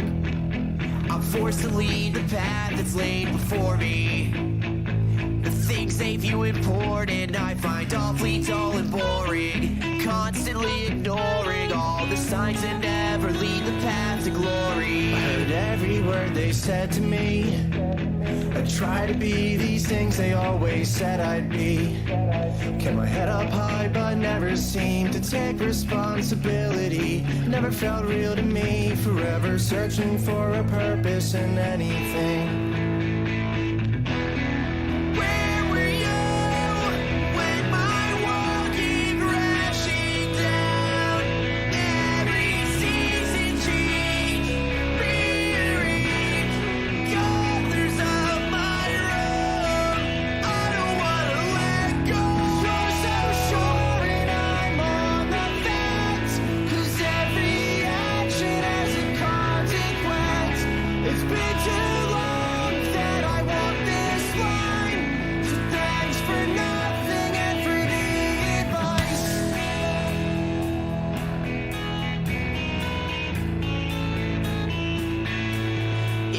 to find the difference. When the static in our lives became the constant, adding up to nothing more than disappointments. The neighbors hear us fight in our apartments, as if screaming in my face would ever solve this. And I don't wanna waste another minute. I never had a chance to change the game while I was in it. But it's hard to get some answers with everybody crossing standards, giving in to guilty pleasures, taking steps too small to measure. Where were you when my world came crashing down? Every season changed, rearranged the colors of my room. I don't wanna let go. You're so sure and I'm on the fence, 'cause every action has a consequence. It's been too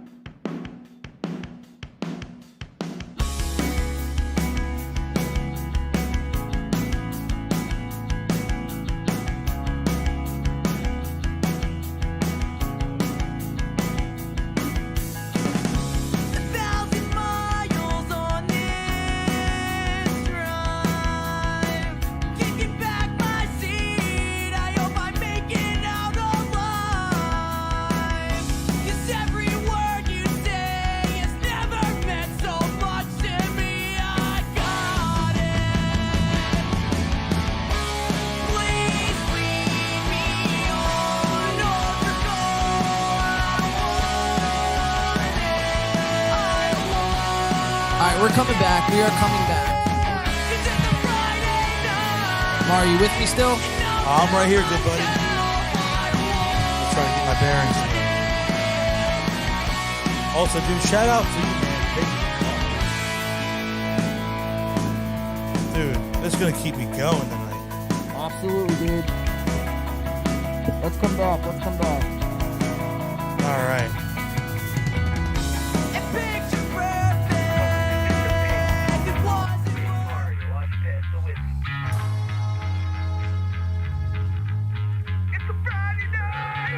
We have big news coming up on this break.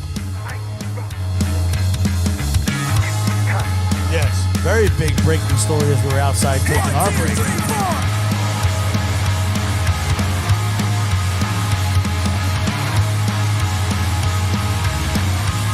Donald Trump is back, baby!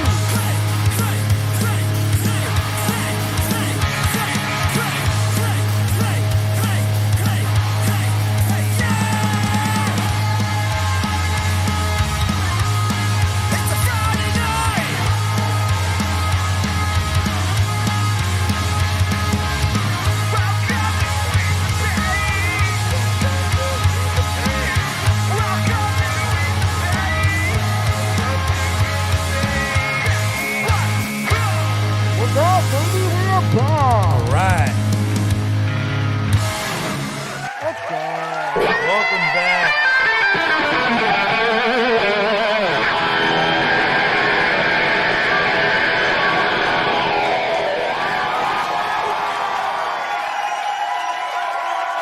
We are back, Mario. All right. Cut that shit. So we are back. Ladies and gentlemen, welcome back into In the Paint Podcast, episode 154. We are covering the Phillies, who are down 5-1. I believe they did get a run while we were going. Yes, they did score while you were upstairs. Again, it is looking like it's not going to be the Phillies' night, but hey, you did your job. You split in Houston, and now you go back to Philly, and you get them in Philly. I feel good. We're okay. We're going to be okay. I hope so, man. Or, I mean, who knows, man, dude. We came back from 5 yesterday, so maybe we can come back from, again, 5 tonight. I guess only time will tell. We are, in the top of the, or bottom of the 7th? Yes. Bottom of the 7th. We are going to be moving on, however, to the Jake Paul, Anderson Silva fight. But while we were gone, Mario, 2 things that broke. Huge. And actually, both correlate to this fight that we're going to be broadcasting shortly. Both correlate to the fight. Or at least, yes, both of them, yes. So, the first thing we have is, first of all, Brendan Schaub and Sam Tripoli. Person energy. I'm trying to become a wizard. Two of our trying to become a wizard. Biggest targets on this show. 2 of our biggest targets. They are live, so we are going to be stream sniping them here just in a moment's time. Also, 2, we are banned now on Facebook. Facebook has now nuked my account. So John's fancy, shiny new creator account that we were just bragging about a few minutes ago earlier has now been nuked off Facebook. Jeez, dude. Yo, you should make that your new profile picture, dude. What's that? The Trump mask. I'm about to, bro. Yeah, man. So, unfortunately, I'm nuked off Facebook. So that sums it up. The only way you could view this podcast right now is on YouTube. So, youtube.com/realwinby2. Make sure you come join us here on the live stream. And like we said all show, we are doing a Halloween costume contest giveaway. I'm not going to be able to go on Facebook. So, if you have a Twitter, send it to me on Twitter. If you have an Instagram, send me your costumes on Instagram. If you have neither, then you can text it to me if you have my number. If not, then send everything, all your costume submissions to Sir Mario. And then we will be going over the costumes here in just a little bit here. I believe we do have 2. We have 2 costume submissions. We are going to knock it down from 7 submissions to 5. So this is your last chance. It's your last chance. All we're looking for is 5 submissions for a chance to win $50. And I just want to follow that up. I did check Facebook. Although the stream is down, the post is still there. the video portion is just locked, so you can still comment on the post. So please get those in, or you can just DM me directly. Mario, maybe what you could do is take that YouTube link and post that in the Facebook chat. Yes, I will. I will put that. I will put our YouTube link in the comment section of Facebook as we speak. I will do that right now. All right, Mario's going to take care of that. And yes, we are down on Facebook. Somehow I got nuked. I think it was for playing Win by 2 music because there would be nothing else I would be able to get Playing nuked our for. own music. Playing our own music, I get nuked. But it's to be expected around here. But nonetheless, man, we are going to be shifting our coverage over to the Jake Paul Anderson Silva fight. Mario is going to keep the Phillies game on in the background. All the meanwhile, we are still taking the submissions for the Halloween costume contest giveaway for a chance to win $50. 2 winners will be selected tonight. All you have to do is enter your Cash App in the live chat, and we will be sending you that money, live on air. All right, people. So the stream is up. I will also share it to my Facebook via post. Maybe put it on a story or something. Yeah. Because, look, guys, we have our pockets are burning. The money is burning holes in our pockets, man. We want to give this money away, so make sure you comment, like, subscribe, share, and we need 5 costume contest contesters here. We already have 2, so we need 3 more. And listen, it's no sweat off my brow if there's no other contestants for tonight. Because look, me and Mario will save the $50. You know what I mean? Yeah, that $50 is going to go in my gas tank most likely. No, it'll go to Jake Paul versus. Or we'll go to Jake Paul winning this fight because that's the narrative that's going to be played out tonight. Absolutely, man. As it always is. Yeah. So we are let's shift coverages here. Let's go to the Jake Paul Anderson. Yes, I will pull up the Phillies game so we can cover the remaining few innings of that as well. Mario is going to pull up the Phillies game on his phone. He will be watching and keeping us updated.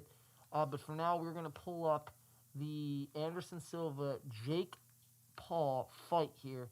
And then we're going to jump over to Brendan Schaub on Calabasas Fight Companion, live currently as we are live. I feel like he was watching our stream and wanting to... he thought maybe he could do better, but he can't because Brendan Trying Schaub... to one-up us. He tried to one-up us.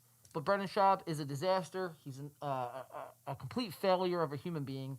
And, he will only live in our shadows. And he's also live with our good friend, none other than Samuel L. Tripoli. So they're both live as we speak, so we're going to jump into coverage from that. And then we're going to try to sneak in the Kanye Lex Friedman podcast. I did have all intentions to cover that, like I said before break, but I didn't know Brendan Schaub and Sam Tripoli would be also covering the Jake Paul Anderson Silva. It's like this show writes itself. It's insane, bro. It scripts itself. I literally could sit back and do nothing, and would be fine. I did make some coffee in the commercial break, so shout out to McDonald's coffee. Mario, take a fresh sip of that. Shout out to McDonald's coffee, not the McRib. Not the McRib. But the McCafe. McCafe will live on forever in our hearts. All right, so let's go to Boxing Live. Let's see if we can't find this Jake Paul fight. There it is, right here. I think Le'Veon Bell was in the ring when we went to break, so I think he was handling his own. So we're going to shift coverage here. Let me pull up the fight here on the TV. Guys, if you're just tuning in, make sure you're submitting your costumes either on... Well, I don't have a Facebook as of right now. My Facebook got nuked. But you could share it to your own personal profile even. You could share it and then let us know to go ahead and check that. You could share it to Mario's Facebook, Twitter, or Instagram, which is... You could find that in the link below. It's yes, hit me with a DM. I will have the Phillies stream on, but I will get notifications, so send them on over. He will still get the notifications. And then you also, in the description below, you could find all our Twitters, Instagram, and Facebook. Make sure you're DMing us. If you can't reach me on Facebook at the moment, I just got nuked. But you could still message Mario, or you could comment on the thread. So, President Trump. Yes. You've been now nuked on Twitter and now Facebook. How do you feel? Honestly, man, I feel like, folks, the First Amendment is quickly going into the toilet, into the trash can, via the Democrats. The Democrats are shady characters, and we will come back even stronger in 2022, but even more so in my presidential run in 2024. I will be making I already did make a whole new social platform in Truth Social, guys. You can check that out, Truth Social. And you don't have to worry about anyone getting nuked. Fuck Zuckerberg and Trump 2024. Dude, that was so good. Dude, I'm telling you, I told you, dude, throughout the show, it's going to get better and better. Or am I just getting drunker and drunker? Hey, man, if that's all it takes. Mario's on his cup of coffee now. I love to see it, dude. I know, I'm on the sobriety kick right now. Why do I keep calling you Mario, dude? It's Coach Sirianni, damn it. Dog mentality. Dog. All right. Oh, we didn't do the rock, paper, scissors yet. All right. Rock, paper, scissors. See who takes the next shot. Ready? Rock, paper, scissors, shoot. Ooh. Best 2 out of 3. You want to take a single? Best 2 out of 3. All right. Ready? Or nothing. Ready? Rock, paper, scissors, shoot. Rock, paper, scissors, shoot. Oh! All right, President Trump, drink up. I just got roasted and toasted and burned to a crisp. All right, I'm trying to pull up this Jake Paul fight, and I will take a double for you, Coach Sirianni, coaching the undefeated Birds. That's right. Big game tomorrow against Pittsburgh. I feel pretty good, man. How you feeling? Well, I was just going to ask you that. What do you think, Coach Sirianni? What's your game plan going into tomorrow's Sunday bout against the Pittsburgh Steelers? So you're coming off the bye. Lane Johnson's cleared, right? I believe so, yeah. He was cleared from concussion protocol. Look, Pittsburgh, their offense really hasn't gotten going this year. They have a rookie quarterback. Their best receiver's a rookie. So I think our defense should have a pretty good day tomorrow. And offensively, you just want to see Jalen Hurts spread the wealth, man. I think a well-balanced attack against that defense. They have a pretty good, formidable front. I don't know is TJ Watt playing in that game too tomorrow? I know he was questionable, I think. Yeah, I don't know if he's playing or not. It's weird. Like, usually we're on top of all this, but because the Phillies have been on the run that they're on, even though the Eagles are 6-0, because they're on the bye week especially, they've taken a back seat right now. Right. But listen, we're all in. We're still all in. I feel really good about tomorrow. I feel good about the rest of the remaining schedule, especially the next couple weeks. I mean, you got Pittsburgh at home. Short week, you go to Houston. It's crazy enough. It's, a Houston-Philly doubleheader, possibly. Yeah, because the Birds are Coach Sirianni and the Birds are in Houston on Thursday, and then possibly Game 6 and 7 played in Houston from the Phillies. Yeah, man, I think the Birds come away with it single-handedly, very easily. It's going to be a very easy win for Jalen Hurts. It's going to be huge. It's going to be huge. Guys, I'm just letting everyone know because I'm seeing the viewer count fluctuate up and down. So everyone who's a new viewer, submit your costumes now. In the description below, you can find all our social media accounts. Submit to one of those besides my Facebook, but everything else will work for a chance to win cash prize of $50. We are picking 2 winners, but we at least need 5 submissions. As of right now, we have 2.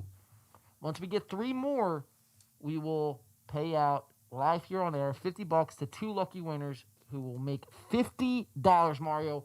$50. What can $50 buy you? $50 can buy you, well, let's think. A nice dinner out with your significant other. There's 1. Some gas in the tank, as we mentioned earlier. There's 2. $50. You can put it on the Jake Paul fight tonight. There it is. Which is what we're going to do if you guys don't submit. And you could double your money. And you can double it. $50 can get you. Well, used to be able to get you a video game. Now it's 60. 65. Yeah. $50.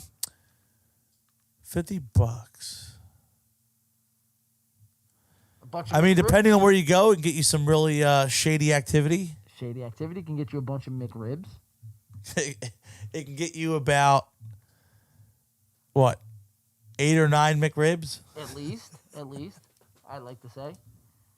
Yeah, man, $50 could go a long way. And with the holidays coming up, man, you could, nice present for Christmas. There nice you go. Present for Christmas, man. So we are just trying to get the Jake Paul fight up. Now, what I'm going to do is while we're trying to get this Jake Paul fight up, folks, everyone out there in the great sphere of YouTube, we are going to put on and stream snipe Brendan Schaub, Sam Tripoli, and we got Frank Mir on this fight companion. We got Brendan Schaub, Sam Tripoli. So let's see what the boys are up to. And this is live, so no clips, just live coverage and live breakdowns. There's Sam. That's a hot take from Sam. I don't know if I believe that. Yeah, dude. He was a real ladies' man. No, dude. Yeah, I heard Marilyn like Monroe a new girl once a week. You know what I mean? Marilyn Monroe, both brothers. Hard. And at the same time, the Chicago Mafia boss. At the same time. Yeah.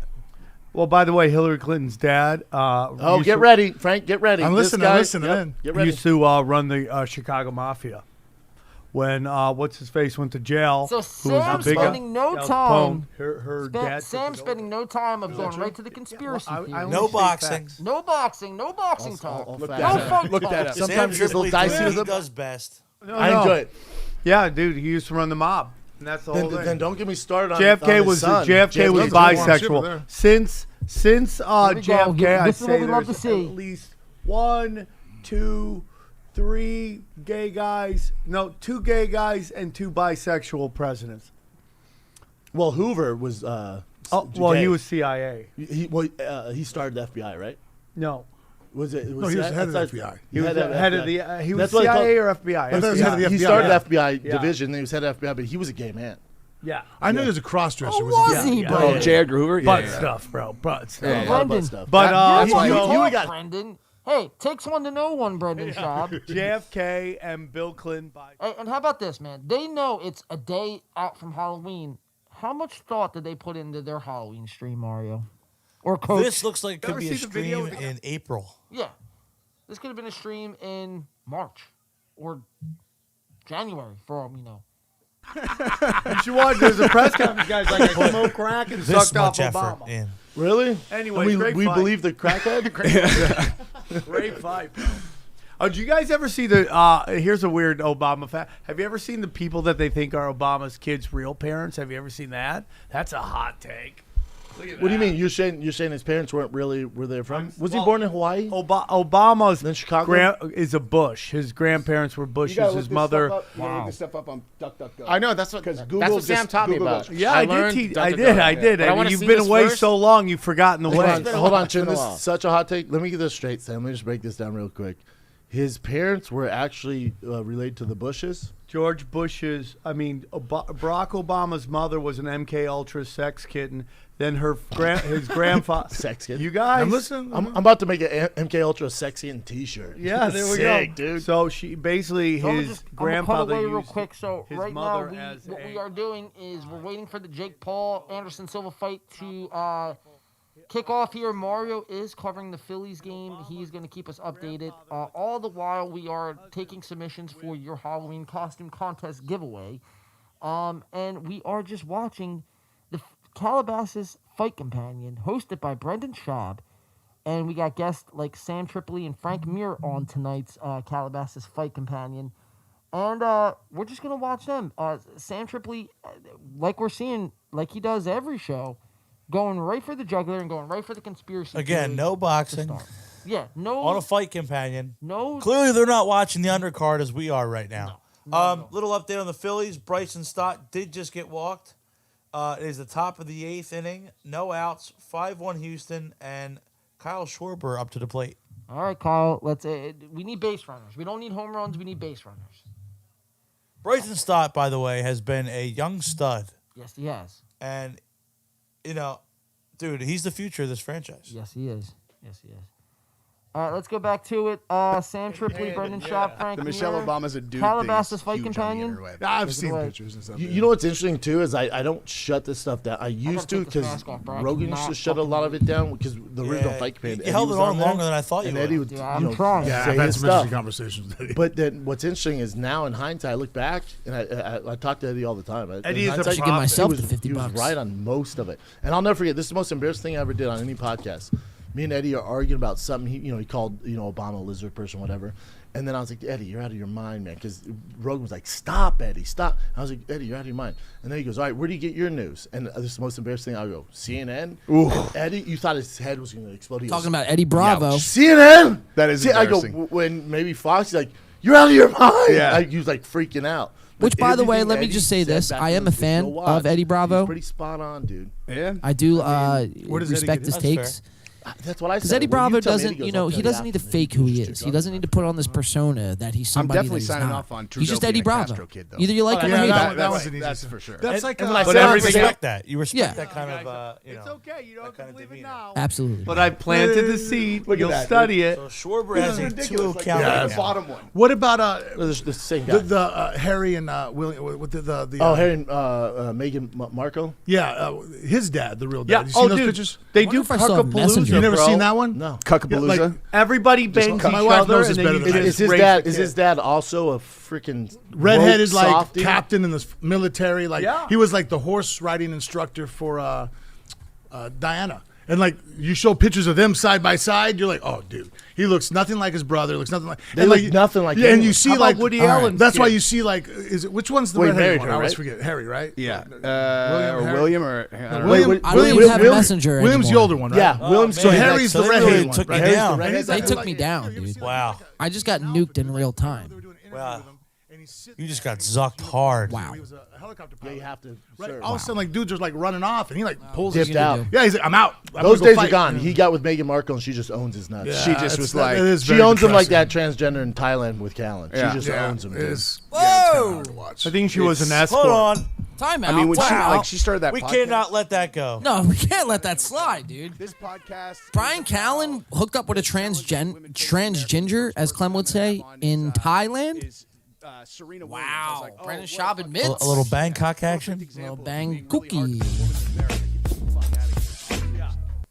I mean, look, hey man, more power to him, but Like fucking 300 million. wow. How are you like the #1 female athlete till you're 40 in tennis? Those girls like disintegrate at like 30, right? I mean, All right, let's Well, continue. we do every once in a while. I I'm think trying look, to get back in my Facebook. we but have this is genetic insane. freaks in the world. Yeah. It's just that because of drugs, where there's 1 out of 1,000. That's crazy that where now happened, there's man. like 100 out of 1,000. And now but of all 99 of them are on I drugs. love Serena There Williams. is the one. There's that, the I mean, outliers. There are outliers of You all people that are know. freaks. He's There probably really are. juicing.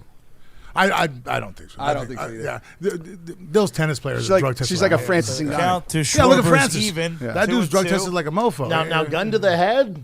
The wind up and pitch. You know, gun to the Schwarber head. gets it'd be a hold tough of to one. say she's- Just because. Oh, it's going deep. Pro sports, Yeah. she's It's not gone. so many people. Mario! Let's go. That ball's out of here. You consider a PD. A 2-run blast from Kyle Schwarber cuts the lead to 5-3. Wow, just like that, dude. Wow. Just like that, coach. What do you say, coach? No. Kyle Schwarber, you're a dog. You're Dog mentality. Let's go, dude. Wow. Are we about to do this again? We have to run it back from last night. Wow, dude. If we do, dude, I'm finishing off all these bottles in front of me. It's so, it. yeah, it's done. I'm going to be lit until Monday's Halloween game 3. Might even have to call out Monday. The Eagles game will be a blur tomorrow. Yeah. Hopefully a blur and a victory. What's the count here? We got outs, we got runners on. What's going on here? So let me regain my bearings here. Because that was clutch. That was really clutch there by Kyle Schwarber. No, you need that, dude.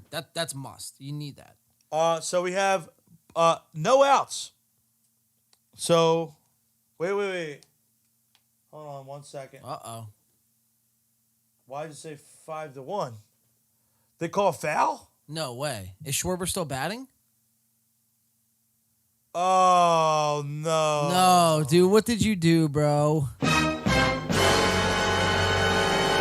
So they showed the replay, Long and foul. and they declared it a foul. Wow. Umpire just came out and said foul ball. That's a makeup call from that. Oh wait. Oh man, that's What? so fucking close, dude. The foul it literally kisses the foul pole.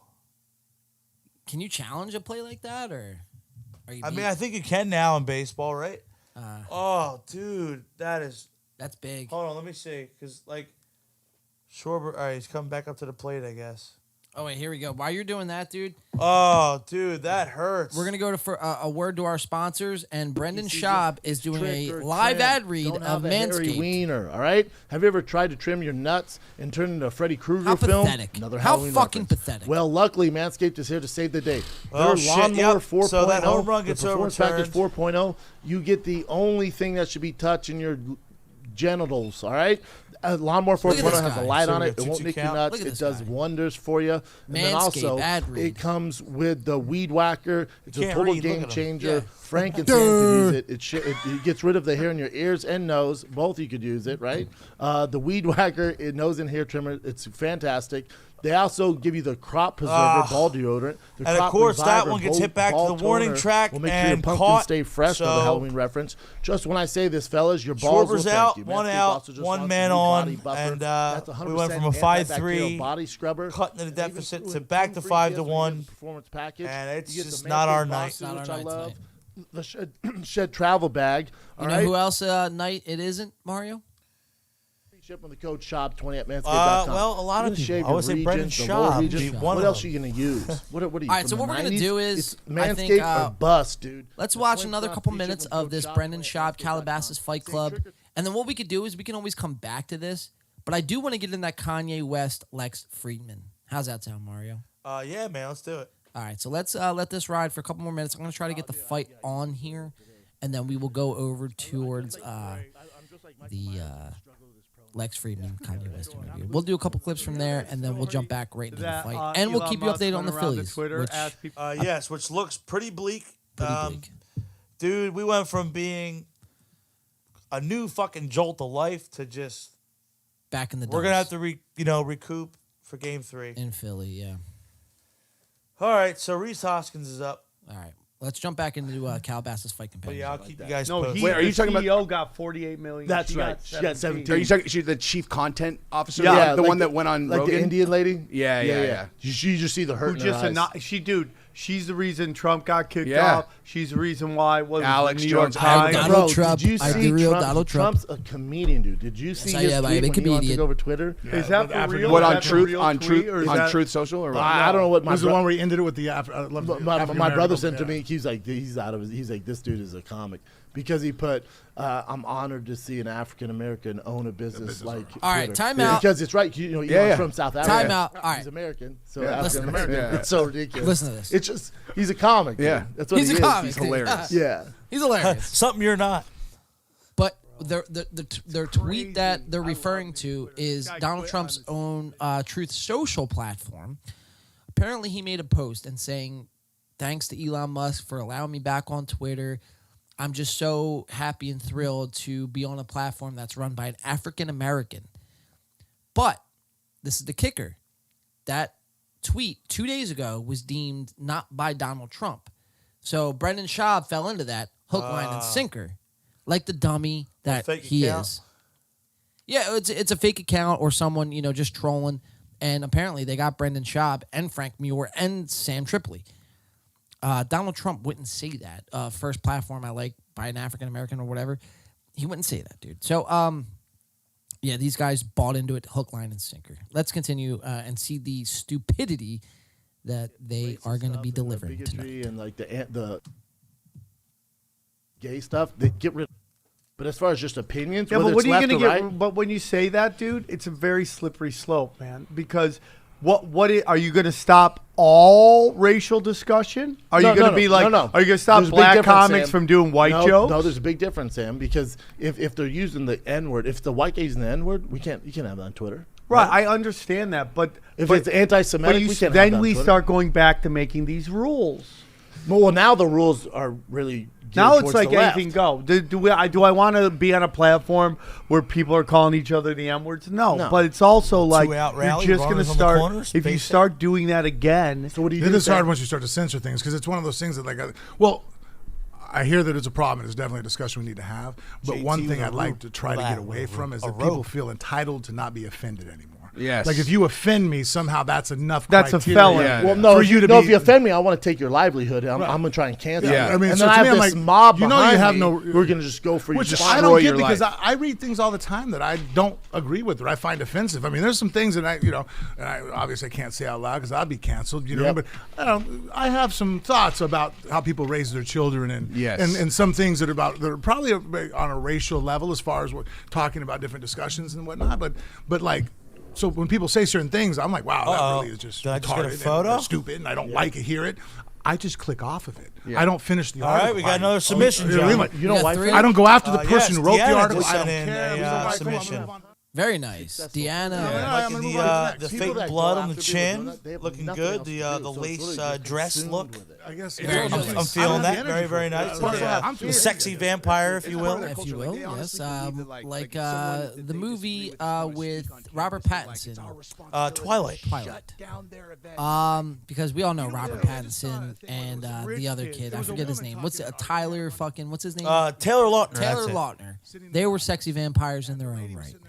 Deanna, we will be entering your submission in here at the 2022 Halloween costume contest submission. Make sure you're sending out the link so other people could participate. So you're not just taking home the $50 because I see what you did there. But nonetheless, thank you for the submission. We will put that in along with Mario, your brother, or I should say Coach Bryce.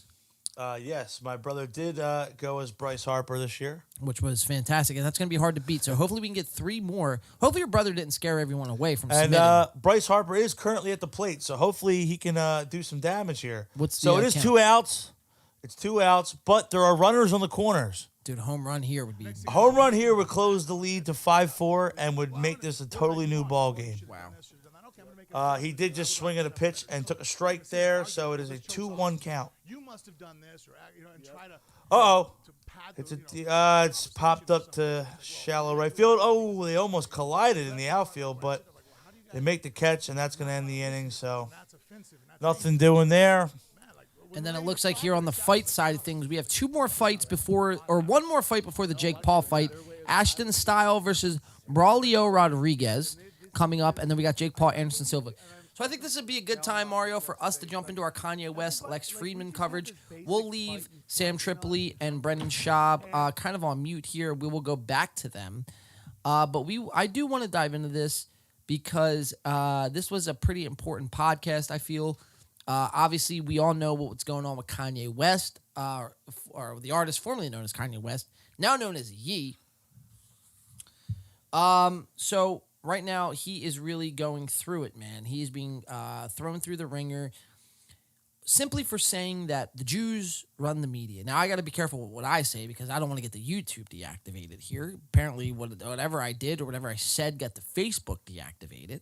So we are no longer live on Facebook, so make sure you are tuning into our YouTube channel. But Kanye West going on Tucker Carlson now 2 weeks ago and saying that the Jews run the media. And this caused such a ripple effect.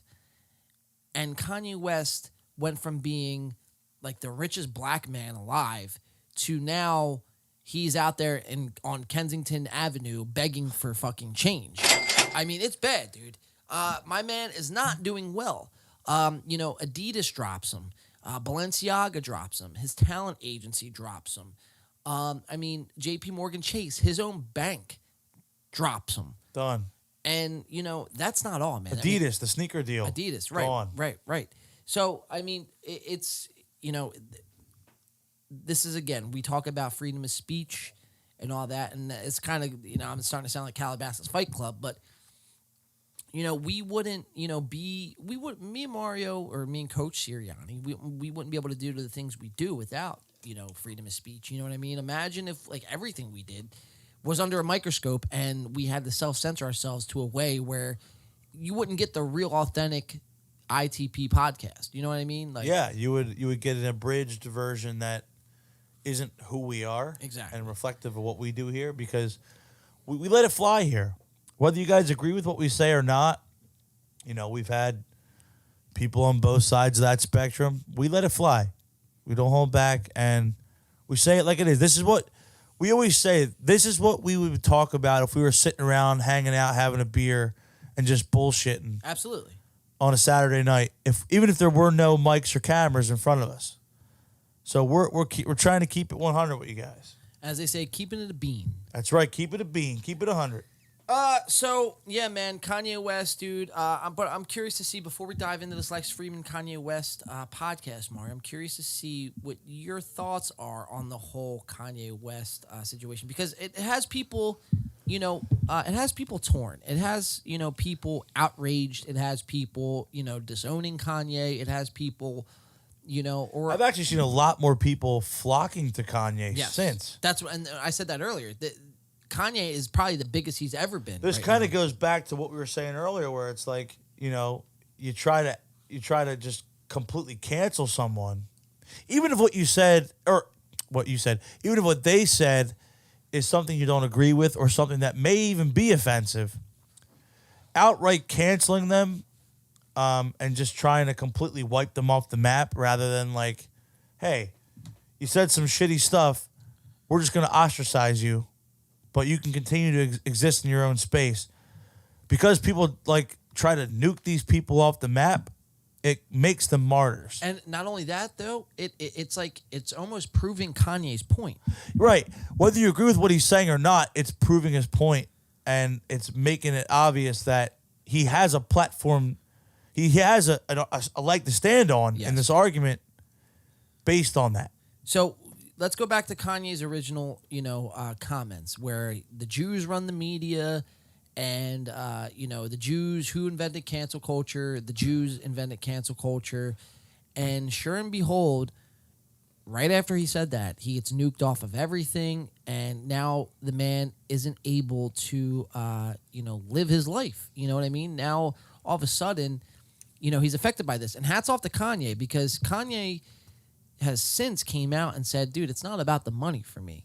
It's about freeing my people. And, by my people, obviously just talking about everyone in general. Like, Kanye is the voice that, like I said, agree with him or not, man, we need more people like Kanye to just voice their opinion. And they shouldn't have to be worried about losing everything they got because they have a, different opinion from, the mainstream. And that's where we find ourselves today, man. And that's what, I hope to see Elon Musk restores on Twitter. Now, Kanye was thrown off Twitter after these comments. Elon has since, I believe, restored his Twitter account. So that's pretty interesting to see. A lot of big developments, man. I mean, it's coming on just a daily basis now at this point. Now you got Twitter writing articles about how Kanye West is just canceled outright. And you would think the guy, murdered somebody. You know what I mean? You would think he, kidnapped and murdered his own kid. We thought the whole back and forth with the Kardashians was bad enough.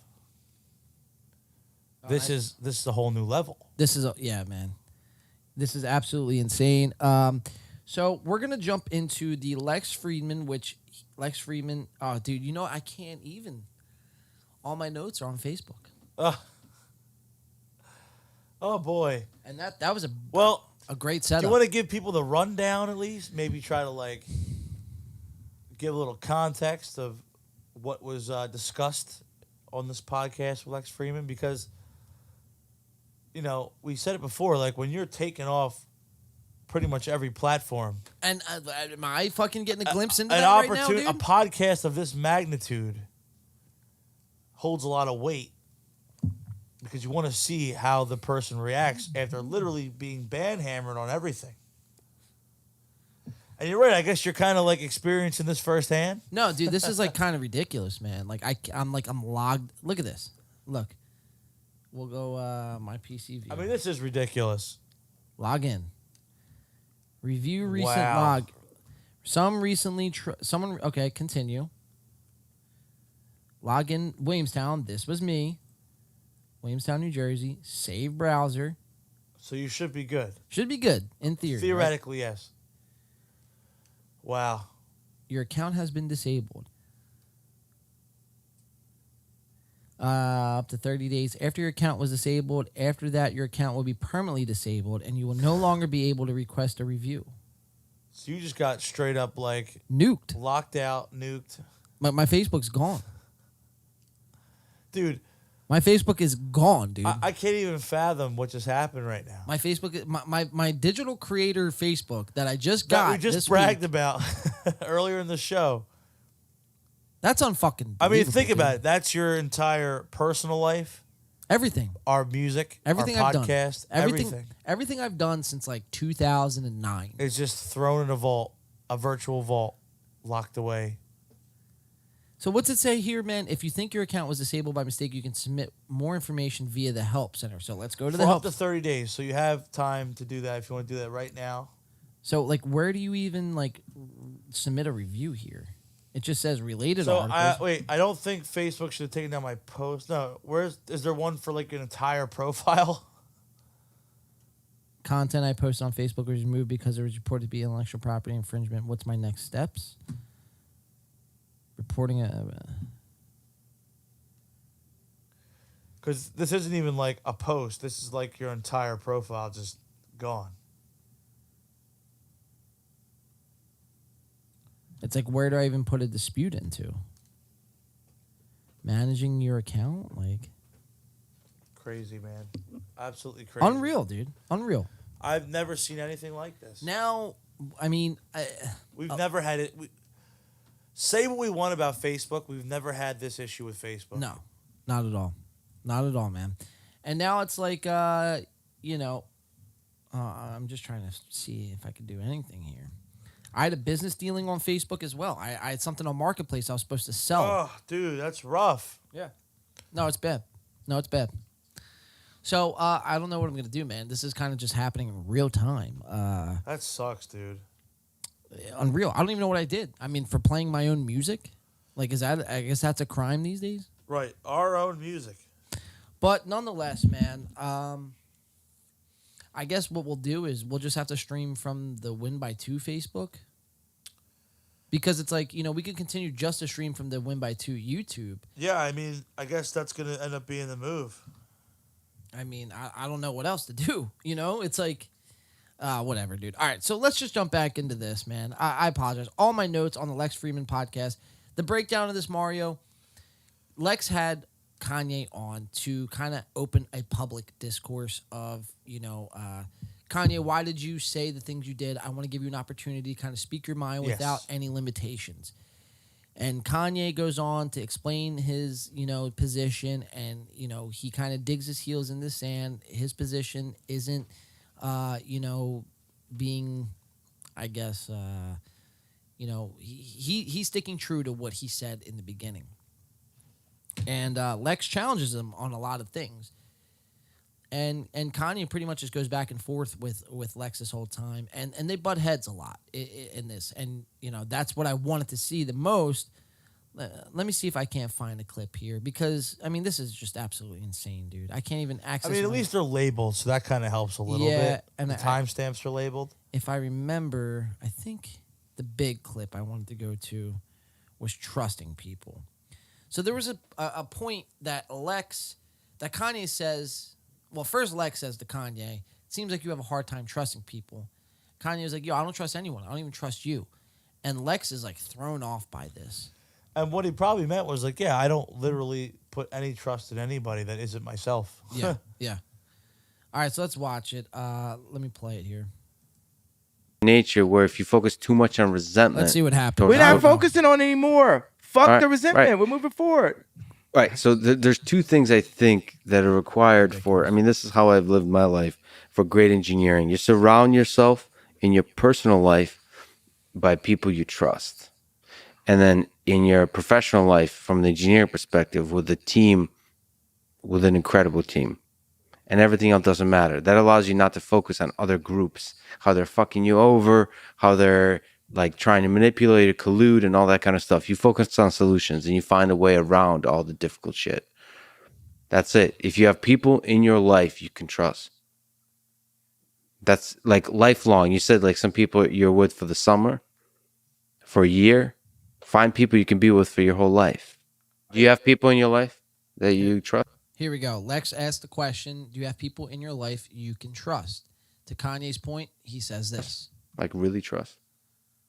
No, I trust God. At any point, a human being can, like, I could, like, if I, like, go and, like, really, you know, treat this guy like a piece. We got one fight coming up until the Jake Paul Anderson Silva fight. See Mario pouring a UFC 254 over there. Oh, yeah. Kind of the whiskey was kicking in a little bit. The long hours kicking in. I gotta stretch my back and my legs here. Shake it out a bit. Here we go. We'll jump back into Kanye West. Shit, or do this, da da da. Am I supposed to, you know, trust him to be loyal and stay in the situation. No, I trust people to be people, and people are flawed. Which I agree with 100%. You know, you can't expect people to be anything more than who they are. We do have our flaws. People can have the right intentions, but it only makes sense for us to work together when our agendas align. When Kim was pulled really far to the left, our agendas no longer, aligned. So that made the marriage impossible. It aligned where it's like, oh, I could wear a red hat that can help her to get Alice Johnson out. This red hat? That red hat, I think that's what he's referencing, This my red friend. hat I got on right here. He does wear that red hat, that said red hat a lot. MAGA, as the hat would say. Out of jail because Trump's willing to do that for my wife because I was the only person in my position that stood up and said, wait a second, I like you. Because...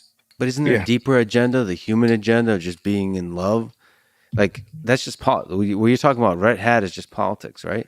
I mean, the world is becoming more and more transactional every day. And actually, marriages are actually originally based on transactions, and that's why they're less needed the more autonomous as we come, or the world makes it less needed. I feel like we do need each other. I feel like we do need someone we can always, count on. It's like I'm pulled away by King Koopa, which is the media, the politics, the promise, oh, we're going to keep you safe. So the reason why I get, really frustrated with Kris Jenner is she says losing Rob Kardashian was the greatest mistake of her life, but she never gave Kim's hand over in marriage, because this is the bottom line. When me and Kim met, we were millionaires or whatever, right? You're telling me you just hand her hand over in marriage that your daughter's not successful?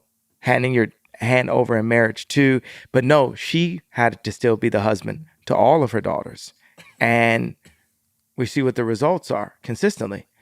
So Kanye calling out Kris Kardashian, the mother of the Kardashians, calling her pretty much, she can't get out of her own way. She wants to micromanage all her daughters. And we've seen that. We've seen that in Kris. We have. Ever since Rob, the father, died, Kris really kind of stepped up into that mother-father role. And now it's just, they're at the point of their lives, man, where they're in their 40s. They're grown women. Let them live. You know what I mean? And I guess I agree with Kanye on this one. So that's where I get, frustrated. It's like, let that go. Let this person do what you made mistakes on. Don't make this person relive those same mistakes and then put that agenda into my daughters too. Is there somebody in your life close to you that you trust enough to call you out on your bullshit? We're all full of shit sometimes. All right, so this is the big clip from the night. Lex is going to allude to, Kanye not having anyone in his corner to call him out on his shit. So, sometimes, we all know somebody who can have grand ideas and these grand plans. And, you might tell that person, like, yo, man, you're just biting off way more than you can chew. Come back to reality and let's kind of reevaluate, reassess. Right, because you know what's going to happen to that person when they try to go through with that. Exactly. It's going to be chaos. They're going to struggle. They're going to struggle. So Lex asks Kanye, does he have a person in his corner that calls him out on his bullshit? To which Kanye says, Trust enough to call you out on your bullshit. We're all full of shit sometimes. What's my bullshit? And Kanye very, very angrily says, what you say, white boy? What's my bullshit? Go ahead, tell me. Or you be that motherfucker. You tell me what's my bullshit. Well, some of it I pointed out today, but I don't know you deeply enough. These are the two most opposite personalities I've ever seen sitting at a table podcast. That's why I made for the greatest, I think one of the greatest podcasts this year, I'd say. Yeah. Jewish media, Jewish... That's not bullshit. The bullshit and Kanye's getting mad is that the Jewish media won't admit. Your dad was right. Your dad was right. The words you used, you weren't... The and point I said it. You're not gonna make me say it 800 more times. Whoa! Kanye getting mad. Feisty. Wow. Look at him, dude. Look at his face. That is, I've been putting up with the Kardashian shit for years. I'm tired.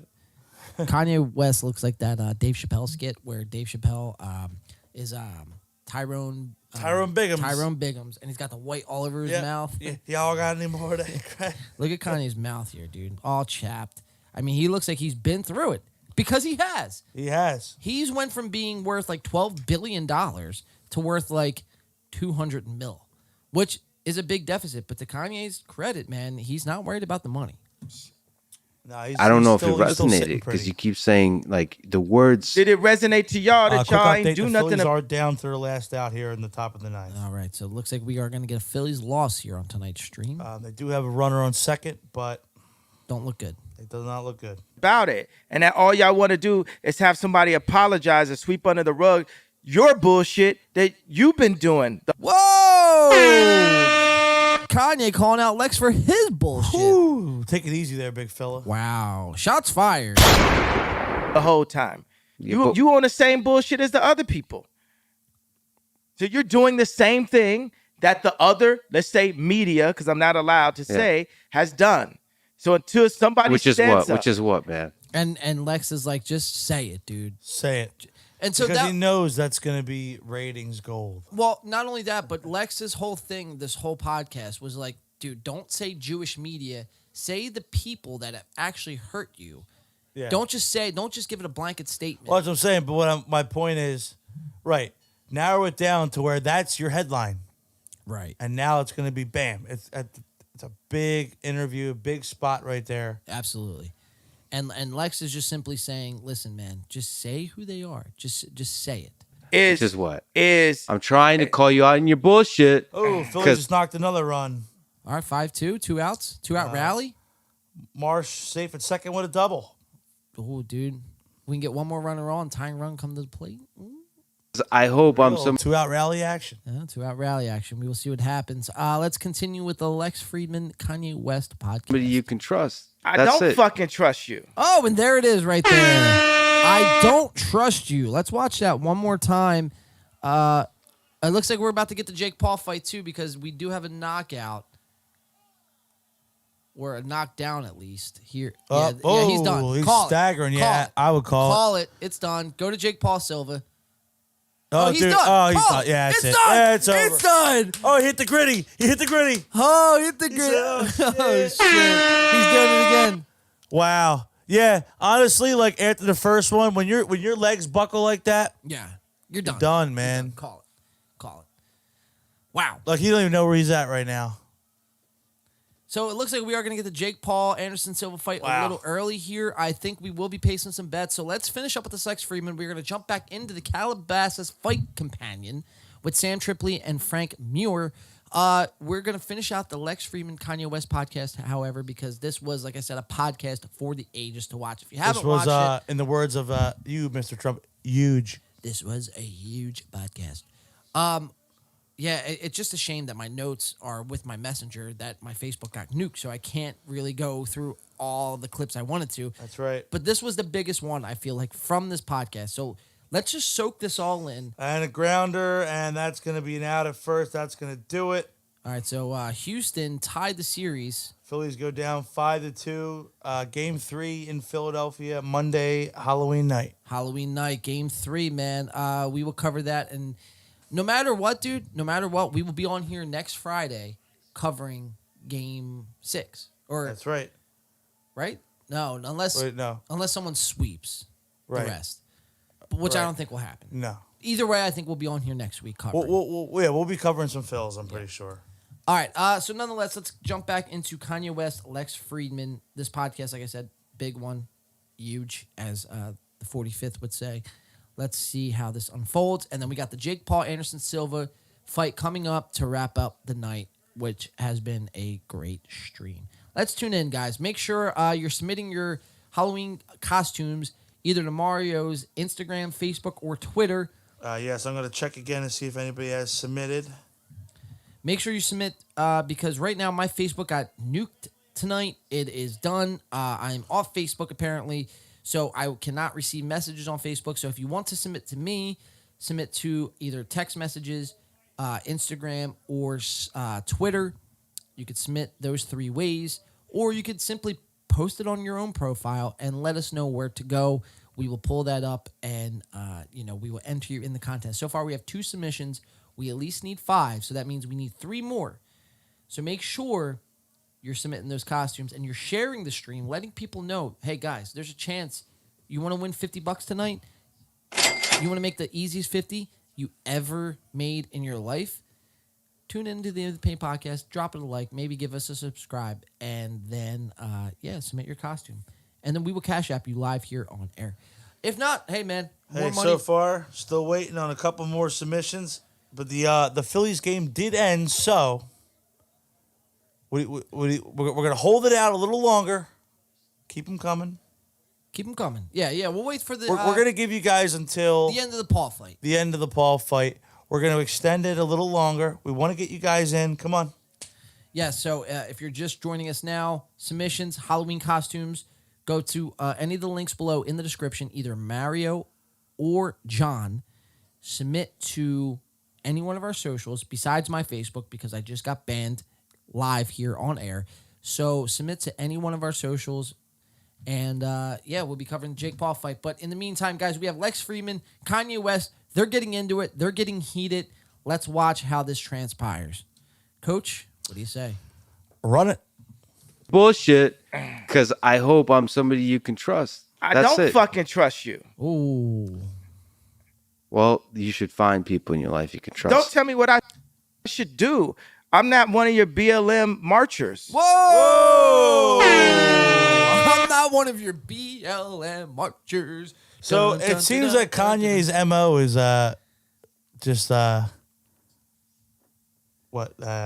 playing the race card, I guess. I guess. I mean, he tends to do it a lot. Yeah, and it's like it's a little concerning for sure. Watch Lex Friedman's face though. When Kanye says that right there says it all. Duh. Yikes. Watch Lex's face though when Kanye says he doesn't trust, because this is where it all comes back to. Lex Friedman he gets visibly and then verbally upset at Kanye saying he doesn't trust Lex. I don't fucking trust you.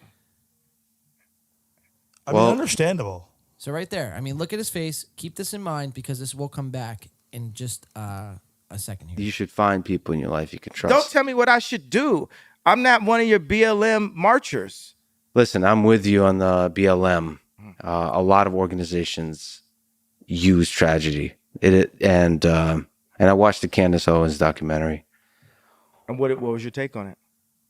I think it's important to question the mainstream narratives, but I don't agree with it. I still believe that George Floyd died from the knee of the cop.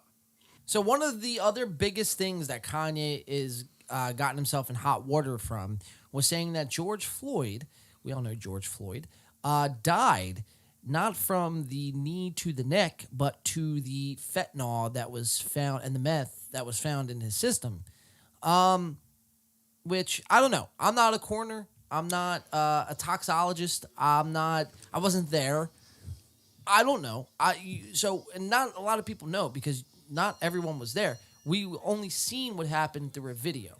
So Kanye doesn't even know, right? But the toxologist and the coroner did find drugs in the system. Now, was that the sole cause of his death, or was it from just the knee? I don't know. And that's, I guess, what Kanye was trying to say. But again, it comes off a little. Yeah, this brunt. goes back to what I was saying earlier. Is the way it's delivered. It's like delivery. it's so hard to want to back him because he just says it and it sounds so outlandish. Right. So this is another big thing that Kanye says that has gotten him in hot water this past week, along with the Jews running the media. Not from fentanyl. And even if that was the case, there's still 50% of black deaths is actually abortion. So let's get into engineering. Let's just go because how do you fix that? Population control is social engineering, and its most literal form. The blacks that are under population control. That's something that that's just what it is. I disagree with Kanye there, and what I will say is I think everyone is underneath some population control. I think at the top you have some global masterminds that see people as nothing other but statistics, slaves, we're plebs. all socioeconomic statistics. And we're just, we're sucking the resources away from them, and we're using them for us. And they would love nothing more than to reduce us. You guys remember the Georgia Guidestones? We brought that up here on the show. The Georgia Guidestones, that for you who may not remember, they did say that keep and maintain the human population to a size of 500 million. Well, that's like damn near 98% of the world's population now, which we're closing in on 8 billion. So, yeah, man, it's not out of the realm of possibility. And, whatever, like I said in the beginning of the segment, whatever Kanye says, you don't have to agree with, but that doesn't mean he should lose his livelihood. That's the whole thing. Because it's like, at the end of the day, whether you agree with the shit that he says or not, it's like, who are you to, like, be the judge, jury, and execution of someone's livelihood just for something they said? Exactly. That really, while, can, and understandably so, be looked at as a negative thing, it's words it's protected that you can under ignore. Free speech. That you can ignore if you don't agree. Exactly. That's it. You don't have to, like we said before, you don't have to, like, wipe somebody off the map. No. Because that's where it gets dangerous, and that's where you make that person, like you said. Because now Mario, you're a double standard. You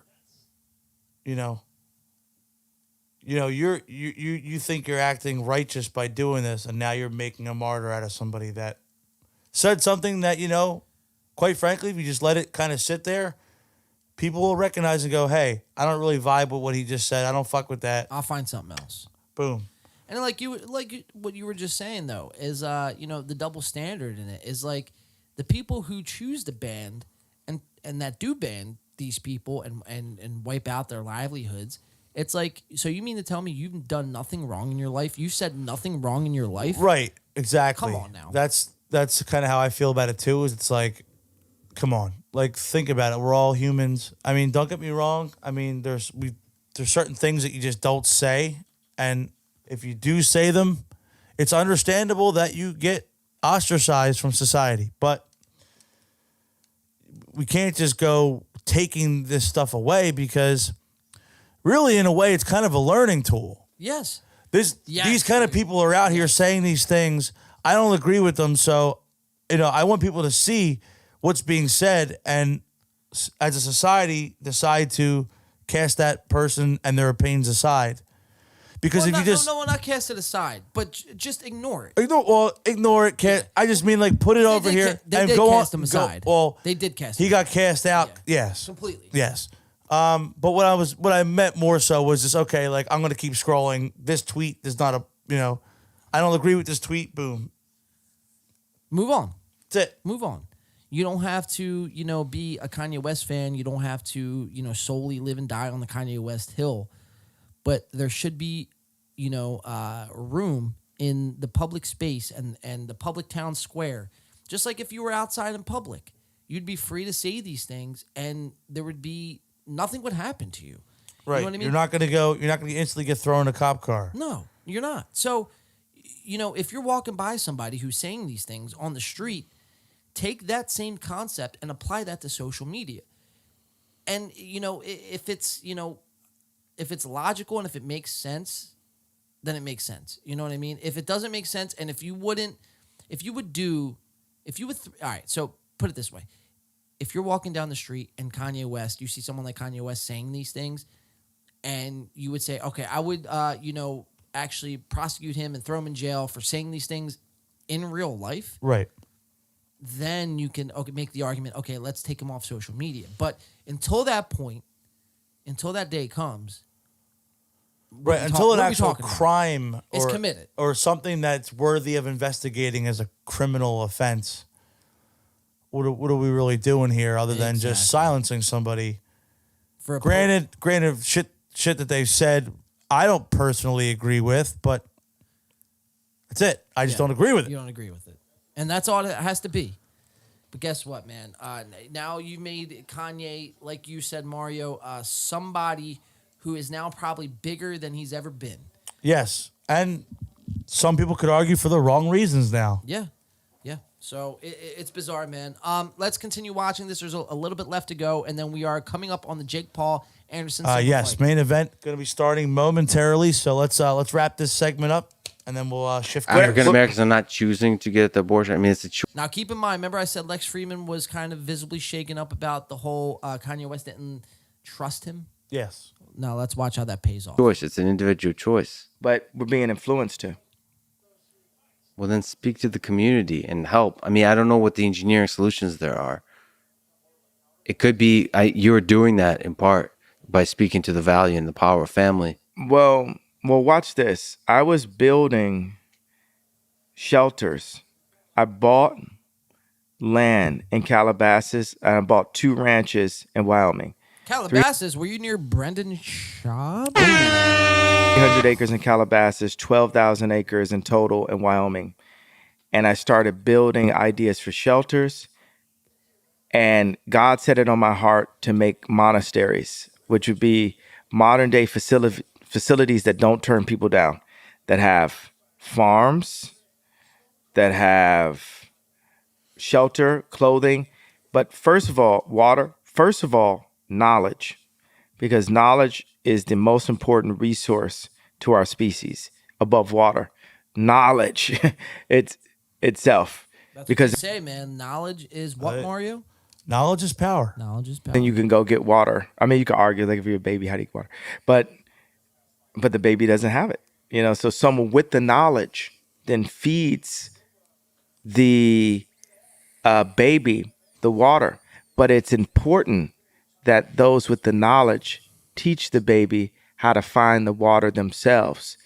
And the business people that I've been dealing with have been keeping the baby sick by not sharing the information and the knowledge within inside of those contracts. My people are sick.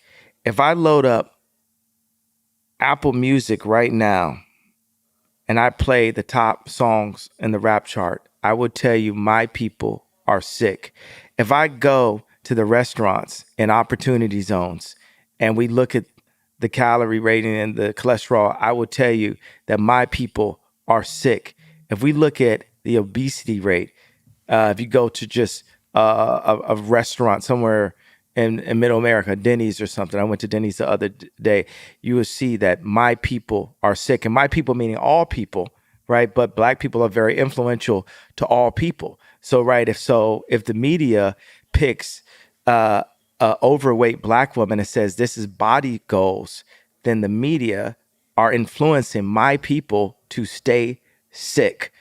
And it just so happens that night I was so frustrated after 20 years that I had to call it out in one tweet, that now, even if I say, hey, okay, I was frustrated for these reasons, now it's not good enough. You've literally tried to make me re-apologize 10 times in this meeting, re-say this, re-say that, but it doesn't change the fact that my people are sick, and I'm the only person in my position that will say that my people are sick. Today, not 30 years ago, not 60 years, my people are sick today. 50% of my people's of deaths are abortion today. My people don't have the opportunities today. Even to the point that, because if JP Morgan had been nice to me and if Alex Klein, a STEM player, had been fair to me, different things, then I wouldn't even point it out that we don't have any Black, we have 2 Black engineers. So I have to have a responsibility, obviously to all people, but specifically to my tribe, because tribes move. You know, tribalism is real with Black people. To separate the brightest from the tribe, or to separate the leaders, it is factual that the CIA removed the leaders from the Black community, put crack in the communities, put guns in the communities, and locked up all the leaders and called them gang leaders, right? Locked up all the leaders, locked up all the fathers. Now 72% of Black mothers are raising children by themselves. This is an agenda like a Tuskegee experiment set on my people, right? And what I'm calling out for the Black people in entertainment is, what are we doing? We have to collude. And if we don't collude, because even if I said, hey, I'd like to make a company that's all Black, right? Is that okay for me to say? Is that okay for me to say? Or is that anti-Semitic? See, if I hadn't crossed the line so far, then that would have sounded anti-Semitic. Now I've stretched a bit, so now we can go to, okay, let's make an all-black company. But that would have been anti-Semitic. Just that concept, because you could word that in a different way that would sound anti-Semitic. I don't know, man. I have to. Listen. What if I said I didn't want to have the Jewish people in the company? Would that be anti-Semitic? It would sound like it, right? You'd say I'm from 1930s, right? Yeah. But for me as a tribe to say, no, I want an all-black company, right? I'm generally against that kind of thing, but first of all, you have the right to do whatever the hell you want. This is America. Well, what I'm saying is that's what I feel may need to happen for my people to have power again, because when my people have been left under the media's control, we've been made sick. We've been allowed to be sick. We've been promoting sickness. Minutes left I here. think I just put at in least 2 in the bets, by the way. engineering realm, what do I you got, haven't John? met What do you got for us? an engineer who happens to be black who would like to be called a black engineer. Let's just finish and this when out. you have Lex a is about company to, of pay it all off black here. people that are engineers, I don't know the creative arts. I apologize, but engineering, they really try to look at each other as humans and look at the problem. And you want to have the confidence that everybody on the team is the best possible person for the job. You know? What I can say is the world is sick, and I have slight images of utopia, slight images of happiness, slight images as a visionary and a creator. And I know for a fact the way that business deals have been done for me are keeping the world. Is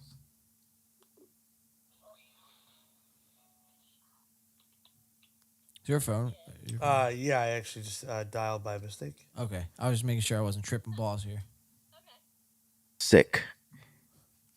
Mario's making prank calls over here. I'm making prank calls live on air. Whoops. Fix them. All right, hold on. Here we go. Accountability. Let's just fast forward here. I think it's right around here. But he's going to war because of permeate everything. They take over. Hold on. And you It's are right around forgotten. here. There's only That's like a 20 successful minutes design. on this podcast. Is We're you're not going to watch forgotten. all of it. Yes. Do you have advice for people? A lot of young people look up to you. Do you have advice for young people of how to live a life There they we can go. be proud of?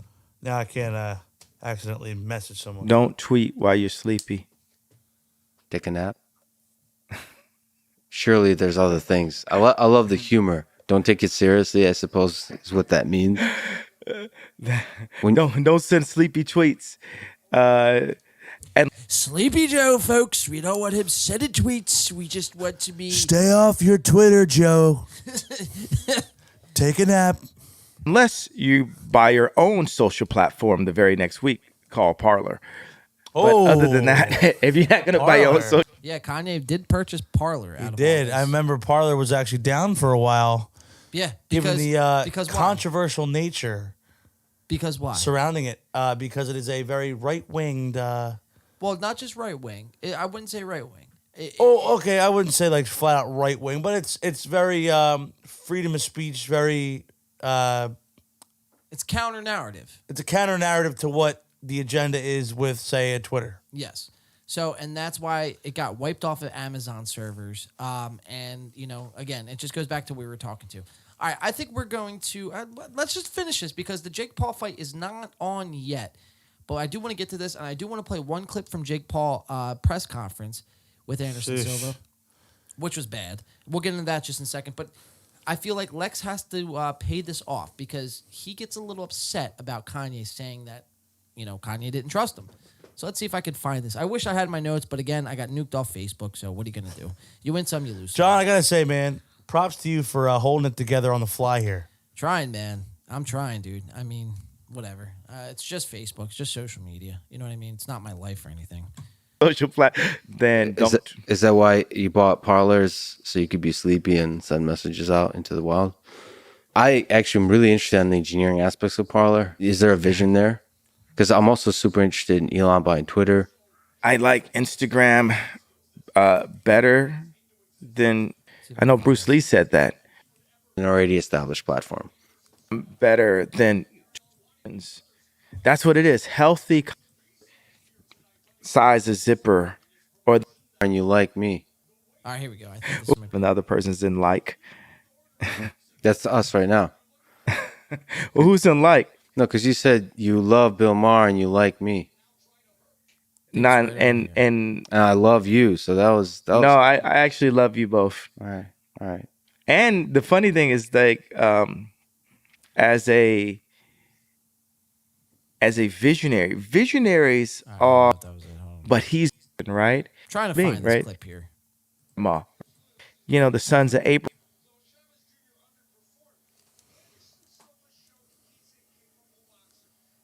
And I hear that. I hear it through the words explicitly or any of that bullshit. I just thought you were one of the great. All right, here we go. This was man. it right here. I got Here it. we go. For me, Check this out. This are is it. This is keeping the final clip. world sick. Check this out. Fix them. I see that's what you're trying to do. And you probably, listen, people should not doubt, yay. But I got to tell you, I have to be honest. So Lex, look, you could say he's visibly flustered here in this moment in time. Let's see why. He said, "I got to be honest." So let's see. It lays it Don't, all out there. this is silly because you don't know me. But it hurt when you say you don't trust me. You kind of lost me. Oh, and there it is. About as blunt as it gets. And look at him, dude. Oh, Lex is a cutie, though. He's waiting to see. Like, that's a face of, oh my God, I just like stood up to Kanye West. Let's see what he says. I don't think anyone's ever said that to me. There it is. Yeah. I don't know, man. Fuck that. I don't care about views or clickbait or any of that bullshit. I just thought you were one of the greatest artists ever. It'd be cool to talk to you. And I feel like you got pain you're working through. I never had anyone say that to me. Maybe I'm just being a mess about it, I guess. Oh, That's he's- fucked up though. That's got him He all is fucked fucked up, dude. though. Yeah, we don't usually see Lex this flustered. Maybe it's not. Maybe you shouldn't trust it. But I This just is when haven't they had say, that don't meet your idols. There it is. Don't never meet your heroes. Yeah. Do you think I would trust anybody at this point in my life? Yeah, it's tough. It's tough. It's Fair. tough. I hear you. Fair enough. And it's also kind of good to see how much strength you got. All right, so that's it, guys. I'm not going to sit here and try to find out the clips because obviously I can't. So Kanye West, Lex Friedman, everyone. That was a little treat, though, huh? Last 3 weeks, we put Kanye on the thumbnail. And we paid it off. We finally paid it off. All right, real quick, before the Jake Paul fight kicks off here, I did put in 3 bets. You want to hear them? What do you got, John? Run them down for us. I got Jake Paul to be knocked down and Jake Paul to win by KO or TKO plus 800. I put 5 to win 45. Okay. Either fighter to be knocked down in the first 2 rounds. I put 5 to win 26. And then the big one, Anderson Silva to win by split decision. I put down Ooh. 10 to win 280. Dude, that's not a bad bet, man. That might be the sleeper right there. That's the dark horse one, dude. Because you got to bet damn near, what is it, $250 to win $100 on Jake Paul. Right. So it's just not worth I it. mean, to me. he's the odds-on favorite right now. It's by and far. Again, I'm just thinking about this now. I can't even go to a timestamp here because I don't have it. So I'm going to try to fish it through. All right, I think it's right here. Check this out. So, Mario, real quick, we were talking about this earlier on in the week. The Jake Paul Silva fight just about to kick off here in just a few short minutes. What is your quick opinions about this fight going into tonight? Well, early opinion is, again, it kind of just continues to fit this narrative that Jake Paul has of fighting non-contenders. I mean, I know contenders can be a strong word. I just mean like somebody that's of his similar age bracket, similar skill as a boxer, similar build. Anderson Silva, as we said earlier, is a legend. He's pushing 50. Jake Paul has fought ex-boxer, or no, if he fought some ex-boxers, maybe we respect him a little more. Yeah. He's fought an ex-YouTubers and NBA players and this. I am curious to see, because I know Anderson Silva, even at 47, has been active in boxing and actually still definitely can pack a punch. I'm curious to see if he'll be the first one to actually try to take it to Jake Paul, or if this is going to continue the what we've seen before, where it's just kind of, hey man, let's dance around for 10 rounds, 12 rounds. And then either you get the knockdown late, or you kind of just take it to a decision, collect your bag, and go home. We'll see. I get the feeling that this is going to kind of be one of those like glorified sparring sessions, but I hope not, man. Now, what did you think? Because I know we were sharing clips back and forth all week. What did you think of the pre-fight press conference that we watched? Total farce. Yeah. Total farce. I mean, I get it. This is kind of just like, just two guys that, are in different places in life where they're just kind of like, all right, Jake's just out here. He's not really contending for any kind of belt. He's not really like pursuing a professional career. He's just kind of taking these one-off fights. And for Silva, it's a nice payday. It's, a way to kind of, get in a fight that, you're not really in a lot of trouble. You're not really going to get in a lot of trouble in this one. And it just feels like that. You don't feel any stakes.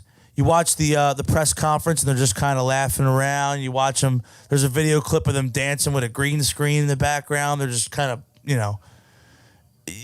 don't ever get the feeling that this is ever really going to be this, like, they're trying to sell it as this pay-per-view event of the year. It's like, come on, man. There's nothing with Jake Paul's name attached to it, to me, that is a fight of the year type of deal. Yeah, I absolutely agree with you, man. So yeah, we're gonna watch a clip here. We're gonna watch Jake Paul because we know Jake Paul is notorious for putting out a bet in his fights that if the fighter loses that he's fighting, they got to get a tattoo or they got to do something of some sort. And if Jake loses, then he has to do something. So to Mario's point, man, all Jake Paul's other fights, at least he talks shit. At least he was saying, I'm going to knock you the fuck out. I'm going to take your fucking head off. That's the one thing, the one redeeming thing you can always guarantee with a Jake Paul fight is he's going to at least run his mouth. And you're going to be able to get some value out of the fact that, like, yeah, the fight itself might not be the best, but you can at least have some fun with, the whole charade of it beforehand. We didn't see that, unfortunately, this past fight. Sorry, I'm putting in last-minute bets here. We did not see that this past week with Jake Paul. Jake Paul was very soft, more so respecting the person and the fighter that is. Very Anderson much Silva. so, giving Anderson Silva his props, which, look, understandable, man. He does deserve that. But, even when you respect your opponent, you want to see that edge. And as much of a loudmouth as Jake Paul is, he does try to get that psychological edge doing that stuff. There really wasn't a lot of that with this. This just kind of feels very exhibition-y. Yes. If that makes sense, Yeah, it doesn't feel like the fighters are really hungry. Like, for does this go stuff. on his professional record? Anderson's? Or Jake? Both of them. Well, yes. Or at least Paul. Yeah. Yeah, both of them, right? Yeah. They're boxing records. This is a sanctioned boxing match. Yes. Okay, good. I mean, that's something that could be a factor. I mean, the fact that it's not just a straight-up exhibition bout could make it a little bit more high stakes. But again, we haven't really seen anything that indicates that. It feels very exhibition-y. No, and not only that, man, do you think this is Jake Paul's first test? Or do you think, talking about that, this is just kind of a farce? I mean, look, as much as I think it still is a farce, even at 47, Anderson Silva is by far the best person he's ever going to face to this point. And he looks great. Dude. And he looks great. Yeah, he looks fantastic. Like I said, even at 47, he's the biggest test for Jake Paul to this point, I think, for sure. So it's not even close. What do you think? Who do you think wins, and when? And it's only 8 rounds. So who do you It's think 8 wins? rounds. Who do you think wins, and how do they win? I mean, my head's telling me, don't sleep on Silva. But my heart knows what a Jake Paul fight always entails, and it's predictable. I mean, he's probably going to win by decision. I don't see a knockout in this one. I think it'll go to distance and it'll win by decision. Jake That's Paul. my prediction. Jake Paul. Jake Paul by Not decision? that I want it, but that's the narrative with these Jake Paul fights. You feel like he's set up to have a path to just stack wins against, in this case, someone that's over the hill, and in other cases, straight up tomato cans. So, all right, how about this, man? I'll put up $10. I'll put up 5 for you and 5 for me. It's plus 210. Jake Paul to win by we got Jake Paul points or decision. Okay. A plus 210. So if I put up $10, well, it's only like to win $21. So that wouldn't be good. That sounds like me at the last fight. Yo, Puts so- up $5, thinks he's gonna win 100, he ends up winning like 13. 150. Oh yeah, 150. It was supposed to be 150, and I checked my balance, $13. Oh my god, a whole 13, dude. I wanted to cry. Guess how many McRibs you bought that night? I could probably buy at least 1.5 McRibs. Jesus. A McRib and some fries. All right, so I have since put in 2 bets since we were talking. That's why I was a little bit distracted. But and I thought this was, and I could cash out right now before the fight starts. But I put Anderson Silva to win in round 1 plus 3,500, 5 to win 180, or Jake Paul to win in round 1, 5 to win 110. Do you like either of those, or should I Now cash win? them out? When you say win, do you mean like a knockout in round 1 or win the round? No, that's what I thought it meant. Because win the round, that's a much safer pick. Right. So you're saying a knockout, win round 1, TKO, whatever. Do you like done. either of those? That's tough. They're tough. Yeah. I don't know. I don't know if I'd be able to touch those. All right, I'm gonna cash both these out because I thought it was just win the round. Because if it's win the round, that's a no-brainer. I would take those all day. Yeah, I'm cashing both of those out actually.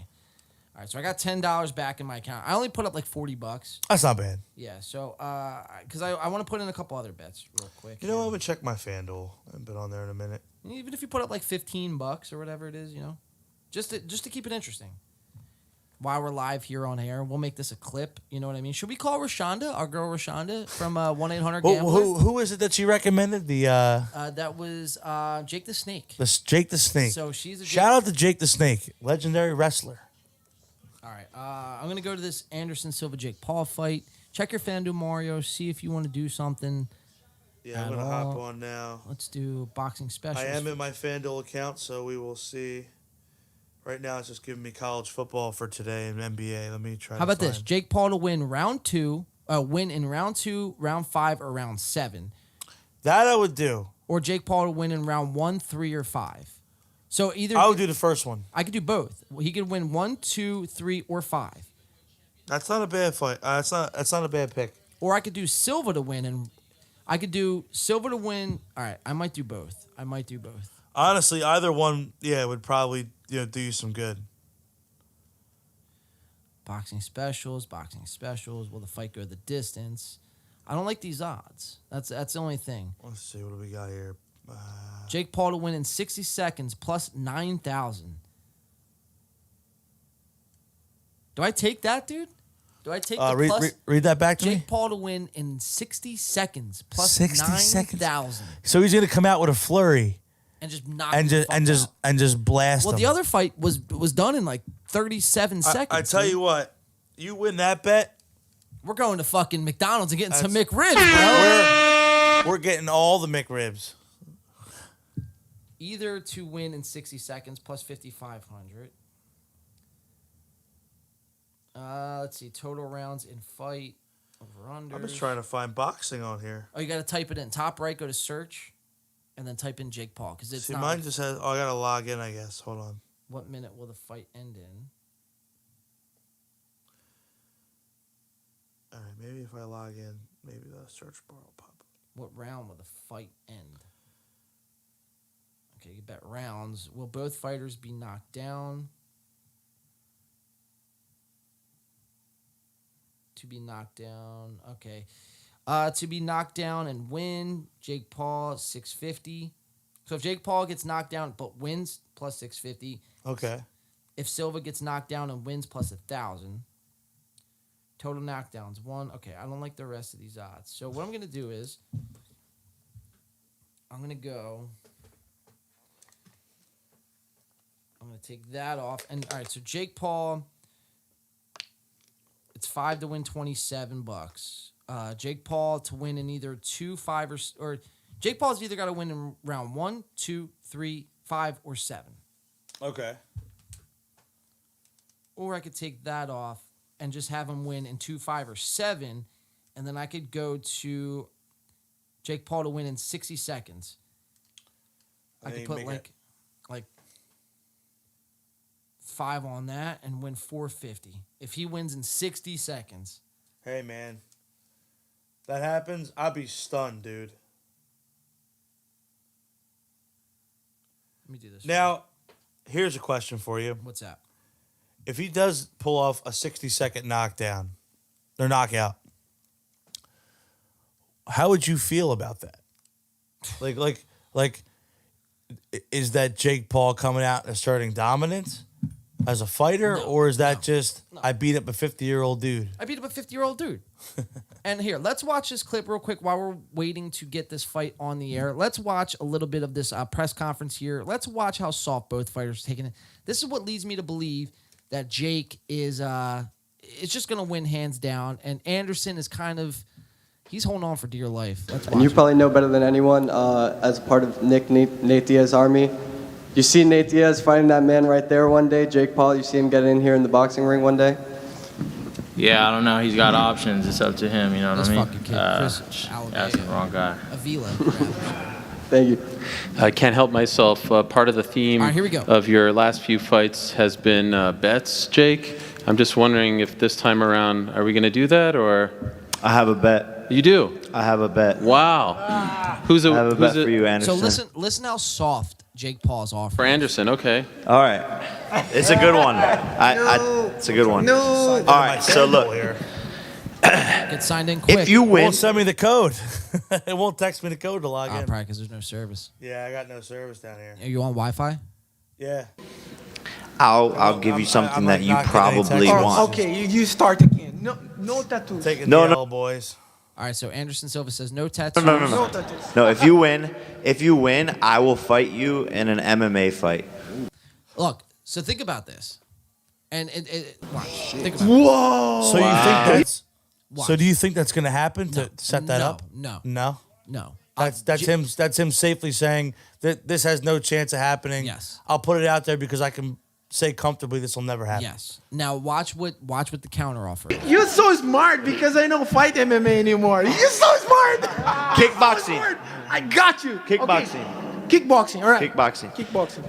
But if I win, me and you come together to create a United Fighters Association to help UFC fighters get better pay and better health care. You become the interim president, and we unite to help these fighters once and for all. And that's it right there, ladies and gentlemen. I think right there is the key. I think Jake is going to win solely. So now that I heard the rest of that, it's setting up for a Jake Paul victory. A Jake Paul win. So get your bets in quickly. Mario, how you guys get the code? Yeah. So why do you need a code? So when you log in on FanDuel, that's not, they text you a code. I log in all the time. Well, see, I don't go on mine that often. So I'm a DJ, so dude. what happens? Yeah. What happens is you check the little box and it says, remember my device for up to 2 weeks. I just say remember me. Well, I did too, but I'm like not getting any text messages, let alone the code for that. I mean, if you want to try running outside real quick to try to get it in and get back out. Yeah, because the fight's about to start. So Let me see if I can get this to work. Mario's sweating out here. I'm gonna finish this clip out and then we're gonna go to the fight. Deal. I mean, Wow. Let's go. That's official right there. That's official. And I had no idea. That's huge. So again, if you lose, you will fight him in a kickboxing match. You're sure about this? Before we make it 100%, kickboxing, not MMA? No, MMA. There he is, No, the problem no, child. it's too hard. It's too hard. So kickboxing. Yeah, This way. Kickboxing. This way. Right. Over And here. if you win, he is going to help you start Scarface essentially an attire. MMA Oh, my Fighters goodness. Association, a UFC Fighters Association. Correct. Not UFC Fighters Association, but MMA Association for help All the fighters. all MMA fighters. All fighters. Now, what if Anderson Silva just lays down in the first 30 seconds and I win 450 tonight? Dude, that would be fucking amazing. That'd be incredible. to help them get increased fighter pay and long-term Wow. health care. Wow. Those are some you're down with ugly-ass that. fucking trunks, dude. Deal. Dr. Mike's going to jump in too. You're going to be a part of this also, Dr. You Mike. guys need a medical commissioner. Hit me up. Perfect. Dr. No, Mike's gonna be your- and we need all the help we could get. You know, Okay. guys like Francis, Israel. You know, even Andre Ward spoke about this in the boxing world. GSPs tried to make this happen before, so we would just need all the help we could get. And I think Anderson is a great first start. That's a great one. Nikisa, you okay with that? Yeah? I just want to make sure as Jake's business partner. Now, to Kanye's point, is this guy not Jewish? What do you think, Mario? Over or under? Over on the Jew. Over, yes. Look, he gives us. Yeah, oh yeah, there it is. Oh yeah. Oh, I walked right into that one. Riekenschnacken. Okay, he gave the thumbs up. Can't wait. We're either getting a kickboxing rematch or an MMA Fighters Association. I love it. All right, that was a lot of fun, guys. How about that? Can't wait for it again Saturday Wow, night. You sound so enthusiastic. Yeah. All right, that's it, guys. So we are going to go to the fight now. We're going to go to a quick cutaway real fast. Mario, we're going to try to figure some stuff out because it looks like my TV is kind of lagging behind here. So we're going to go to a quick cutaway screen, and we're going to pull this fight up, and we are going to come right back with the Jake Paul Anderson Silva fight. Everybody stay tuned. Hang in there. Stay with us.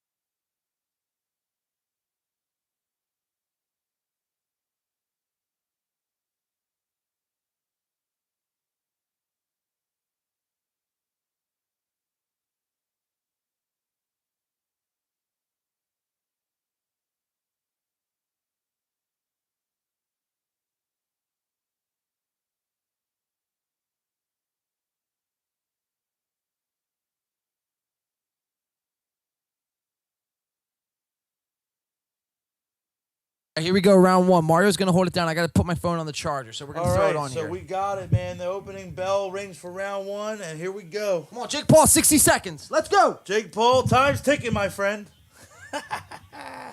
That's funny. Come on. So you see Paul's just kind of feeling him out right now. Trying to get inside, trying to find, pick his shots. Throwing out the jab. Trying to get up on the big screen here. Come on. All right, so I don't think I'm going to win that bet. I think the 60 seconds is probably about to be up, unless Jake Paul slips him right here. Yeah, you're about to lose that bet. Yeah. I mean, that was only $5, so I'm not really too worried about it, but... Ooh, a couple of lefts. But they're just kind of dancing around right now, still trying to feel each other out. Jake Paul throws a little 1-2 there. First round has started.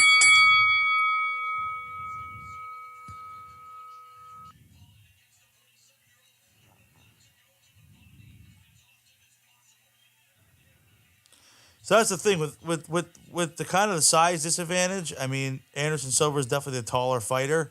Jake Paul is trying to go inside on him and trying to get to the body. Oh yeah. I mean, that's how you're gonna be able to get. Ooh, good slip there by Silva on the ropes.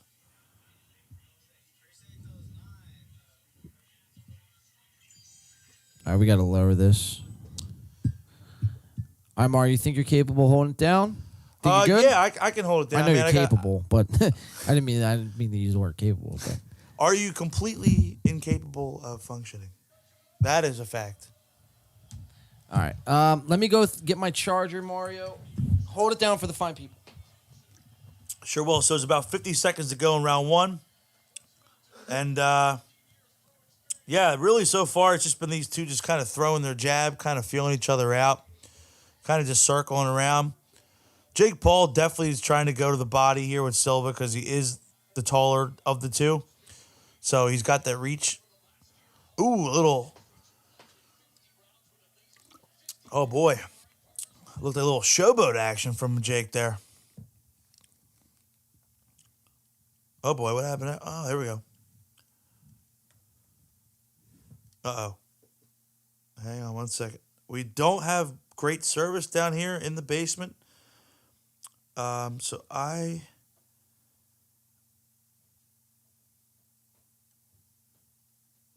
will try to get this back going here.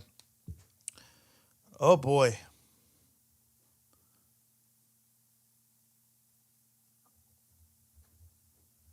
Yeah, so we were definitely having some internet issues here.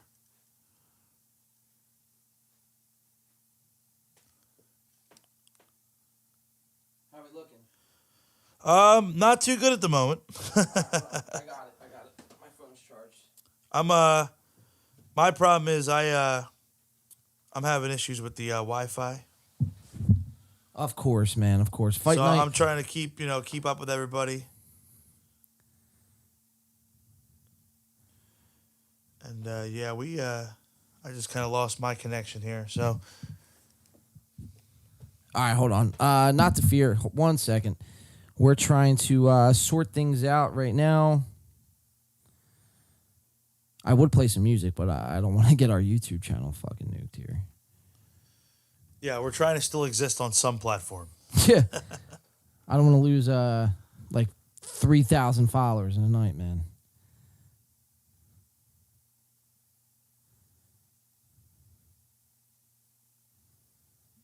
All right, we're pulling this up. Hold on.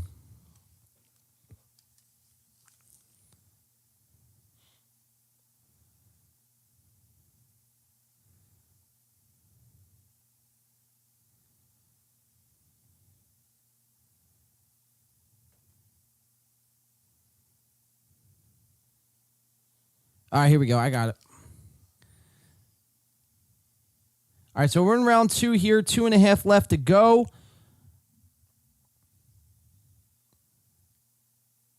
Both fighters trying to size each other up.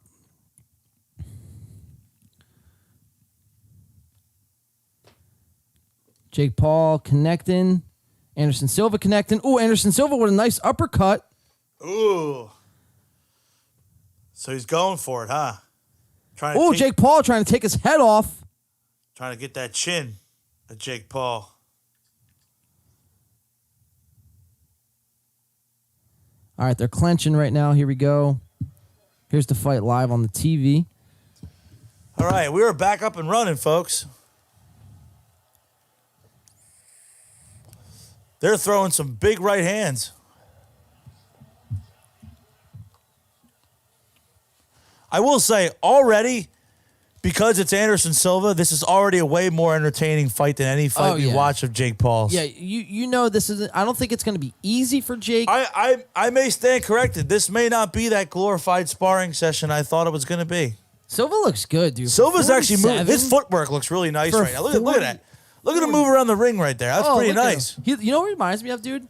Sir Muhammad Ali, Cassius Clay. That is similar. That is Ali-like footwork. I agree.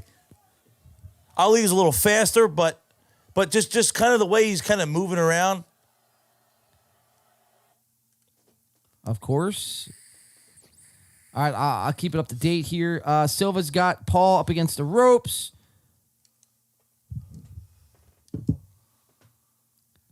Nothing really happening right now. Jake Paul trying to get out from the ropes here. Silva's backing down in the corner. Silva with a long left and a right and a left, and they clench again. So a lot of clenching going on here early. Kind of to be expected, I feel like, especially early on in these kind of fights. Jake Paul going for a body shot.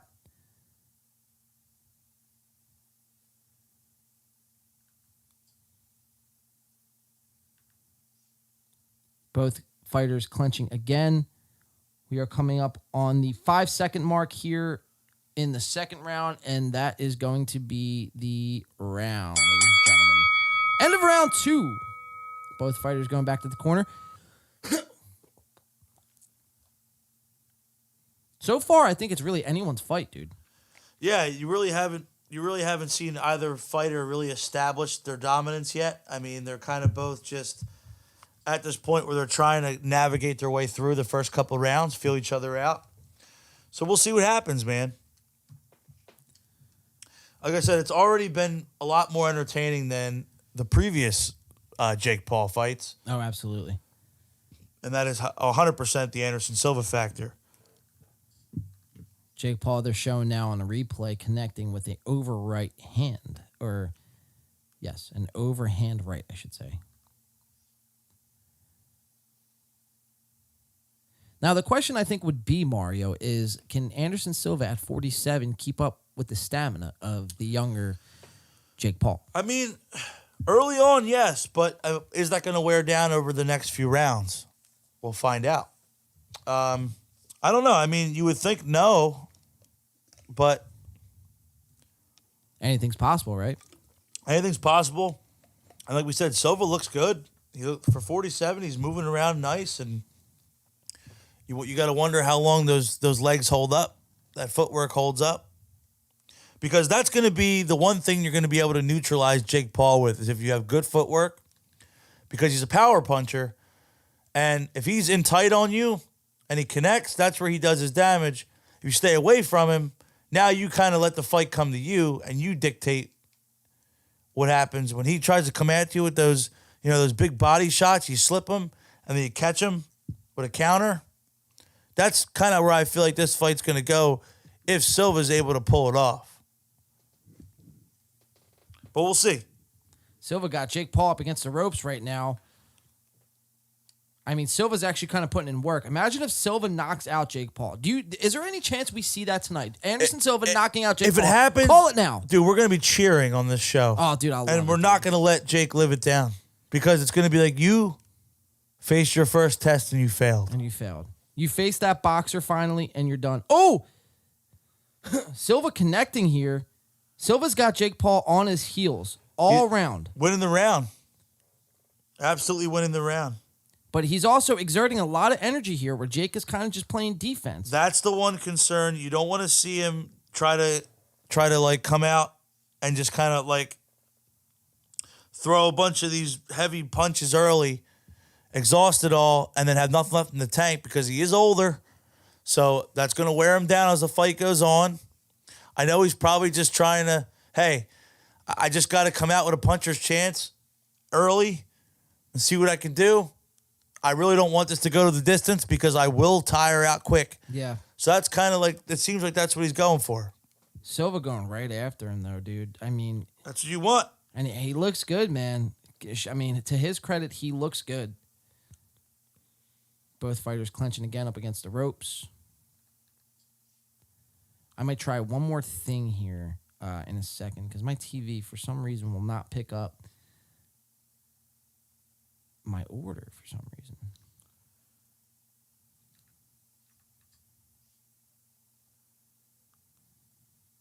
How's your internet doing, dude? My phone, I am not getting any service there down here. And I have the Wi-Fi on. Jake Paul connecting with a overhand right.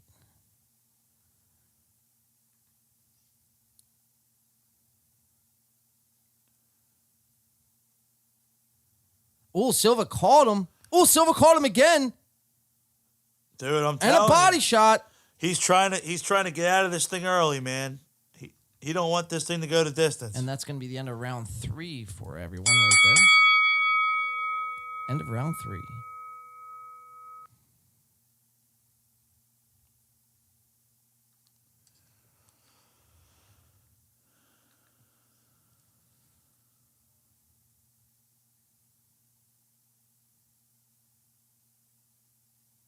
All right, so both fighters in the corner. We're about to head into round 4, man. This fight might be over. I mean, this fight's kind of flying by. Yeah, I mean, dude, shit, we blinked and they're halfway through. And I still can't believe earlier on in the stream, I did lose my Facebook. So that is going to be the running narrative of the night. I hope I get it back for next week, man. I mean, I just got creator status, and then for them to just pull me like that, It just hurts. That's bullshit, dude. Pain. Just pain. All right, start at round 4, man. I'm going to try one thing here. Mario, here. I'm going to give you the device. You're going to call it. Here, you call the fight. Let me try something here.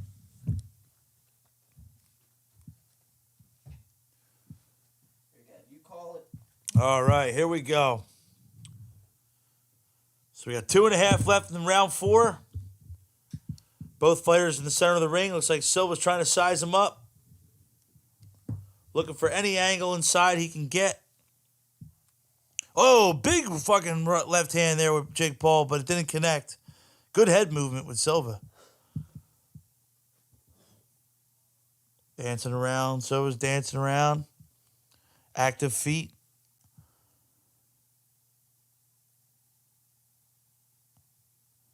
They're both kind of just keeping their distance, so it really kind of hitting a lull here in the round.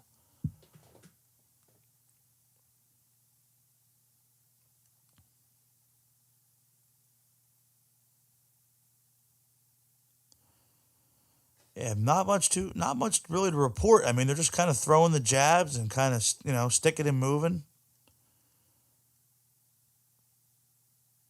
Let anyone know, whoever's tuning in late, about the costume contest. Oh, Jake Paul in the corner. He's up against the corner. You let him get away, man. You had him against the ropes. But yes, anybody still on with us, you better hurry, because we're halfway through this fight and we're still taking costume submissions, but you're running out of time, so get them on in.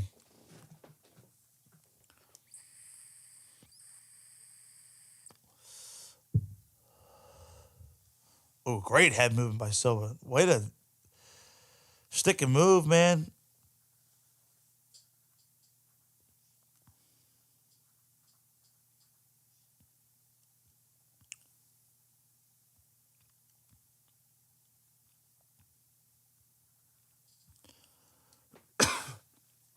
A lot of clenching right here.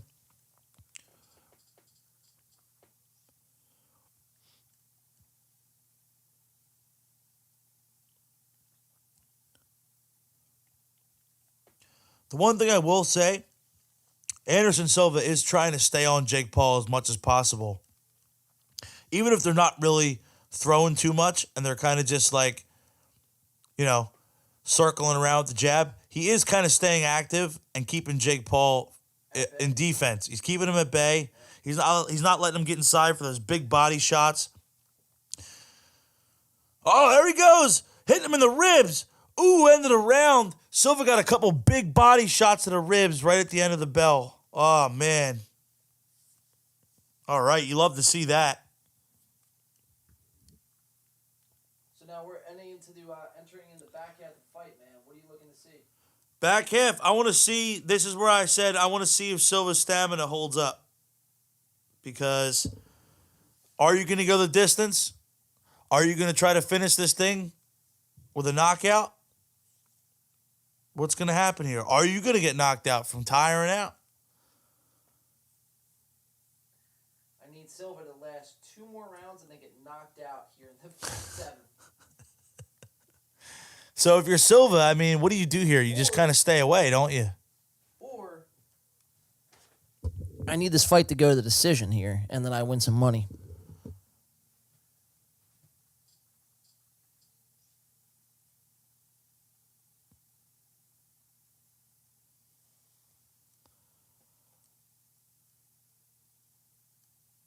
Wow, Jake with a big left hook and Silva dodging it with the head movement, man. That was big because that could have been taking his fucking head off. All right, we're coming back. All right, here we go. So we're going into round 5. Let's see if this holds up here. Round 5. Here we go. Let's see. Both fighters in the center of the ring again. Really, really active with the jab. Both of them.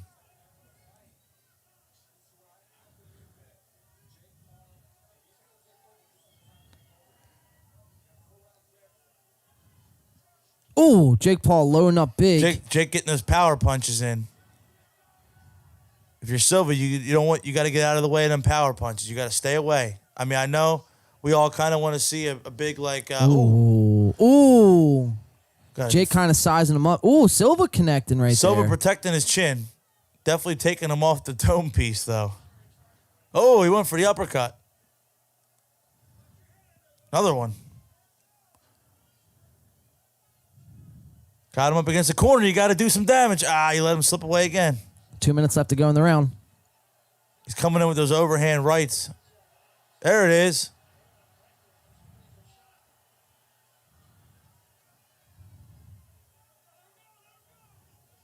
Clinch up. Silva's making him work for this, though, I will say. Oh, yeah. Silva does look a little tired, though. Ooh. Popped his head back. You see that? Yeah. So now we're going to see if Jake Paul's chin's actually made of iron or if he, let's see.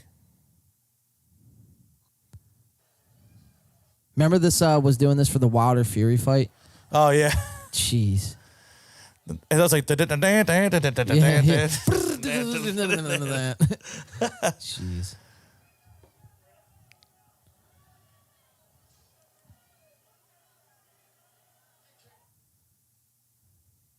$51 seconds left to go here in the round.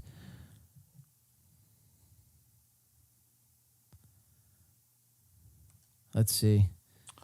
Both fighters at center ring.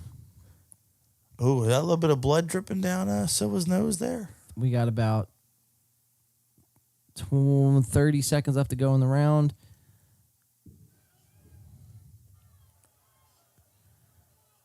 Dude, there would be nothing more I would love to see than. Come on, you got him in the corner now. You got to do it. You got to do some damage here.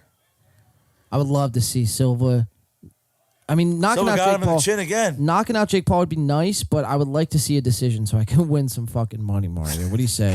To make this There night you go. salvageable, bro. I lost my Facebook for fuck's sake, dude. Lost my fucking Facebook. Dude, that is tragic, man. Oh yeah, Silva's leaked. Silva's leaking a little bit, yeah. Not a good sign for Silva heading into the end of round 5 and going into round 6, man. Yeah, I mean, you look now, you see him in his corner. He's kind of puffing for air a little bit. Yeah. I mean, credit to him, though, for taking Jake to the corner a couple of times, getting a couple of shots right on Ooh, the yeah. chin. Yeah, he caught popping Paul. his head back. I mean, Jake hasn't been tested like that yet. No. I was just going to say that, dude. You haven't seen that. From Nate Robinson, we didn't see it. From Ben Askren, we definitely When didn't have see you it. ever seen Jake Paul's head snap back like that? Maybe in Tyrone Woodley 1. Remember when Tyrone should have He beat did him? have him up against the ropes, the one, and then didn't do nothing with it. But well, he's not much of a power puncher. That's the Nah, problem. he's more of a wrestler, takedown sort of guy. Yeah. You know, beat you on the ground. Yeah, so he wouldn't even be able to finish him off anyway if he tried. No. Silva can. And you know, to see that, look, you give Jake Paul credit, I guess, where credit's due. And, you know, it takes balls to get in the ring no matter what. Yeah. And to take those shots like that, all right. You're on the right track of me, like, trying to give you some respect. All right, we just started round numero 6. Both fighters sizing each other up, touching gloves. Jake Paul looking to strike. Jake Paul again in the Scarface shorts and the attire of Scarface. Tony Montana. So here we go, round 6. Moving around. Old A lot Paul. of clenching.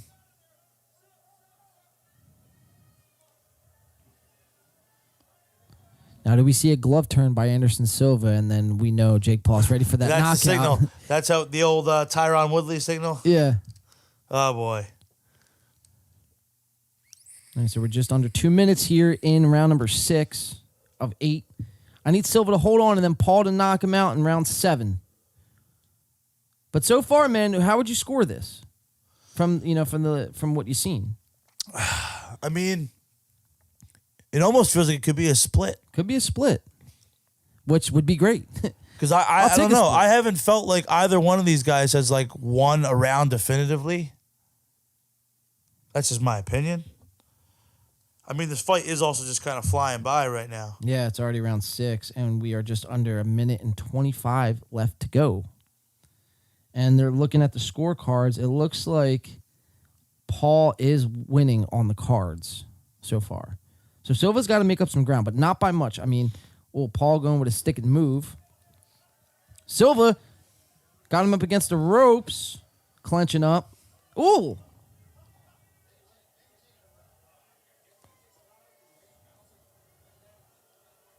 There we go. Both fighters at center ring here. Under 50 seconds left to go here in the 6th round.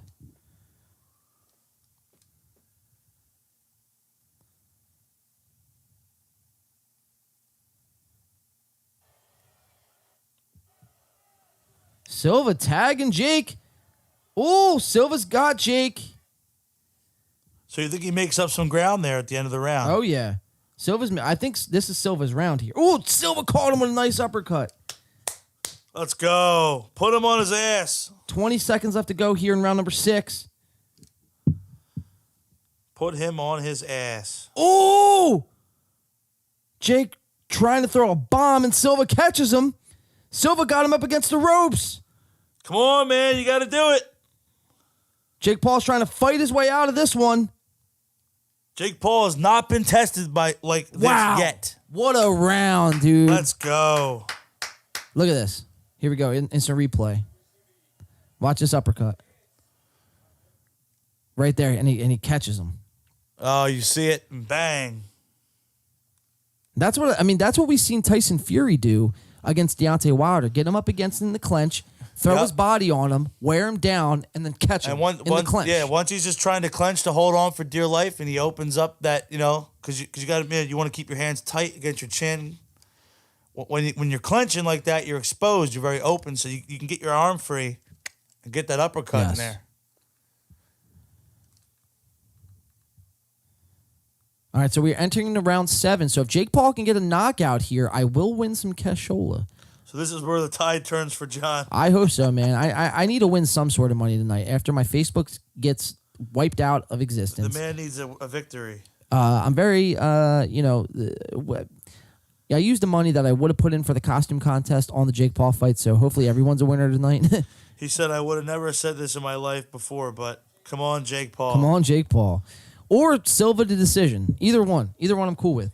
But no, shout out to everyone who did submit costumes. But unfortunately, it doesn't seem like anyone else is going to be submitting tonight. So with just 2 submissions, pretty, we underperformed, I'd say. I mean, we will do something like this again, but yeah, it looks like we're going to have to close out our submissions unless we get 3 here in the last couple minutes. But all right, we just started round number 7.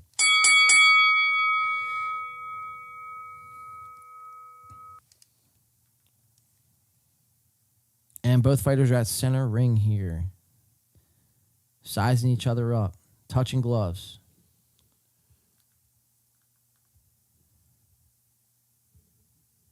Jake Paul's on his heels, I think, in this one, dude.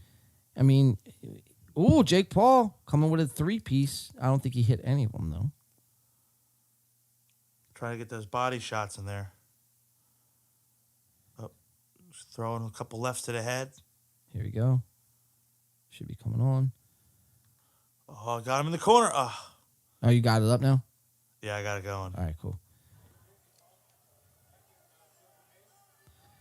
Just under about 125 here left to go in the 7th. Ball throwing a couple of combinations. Ooh.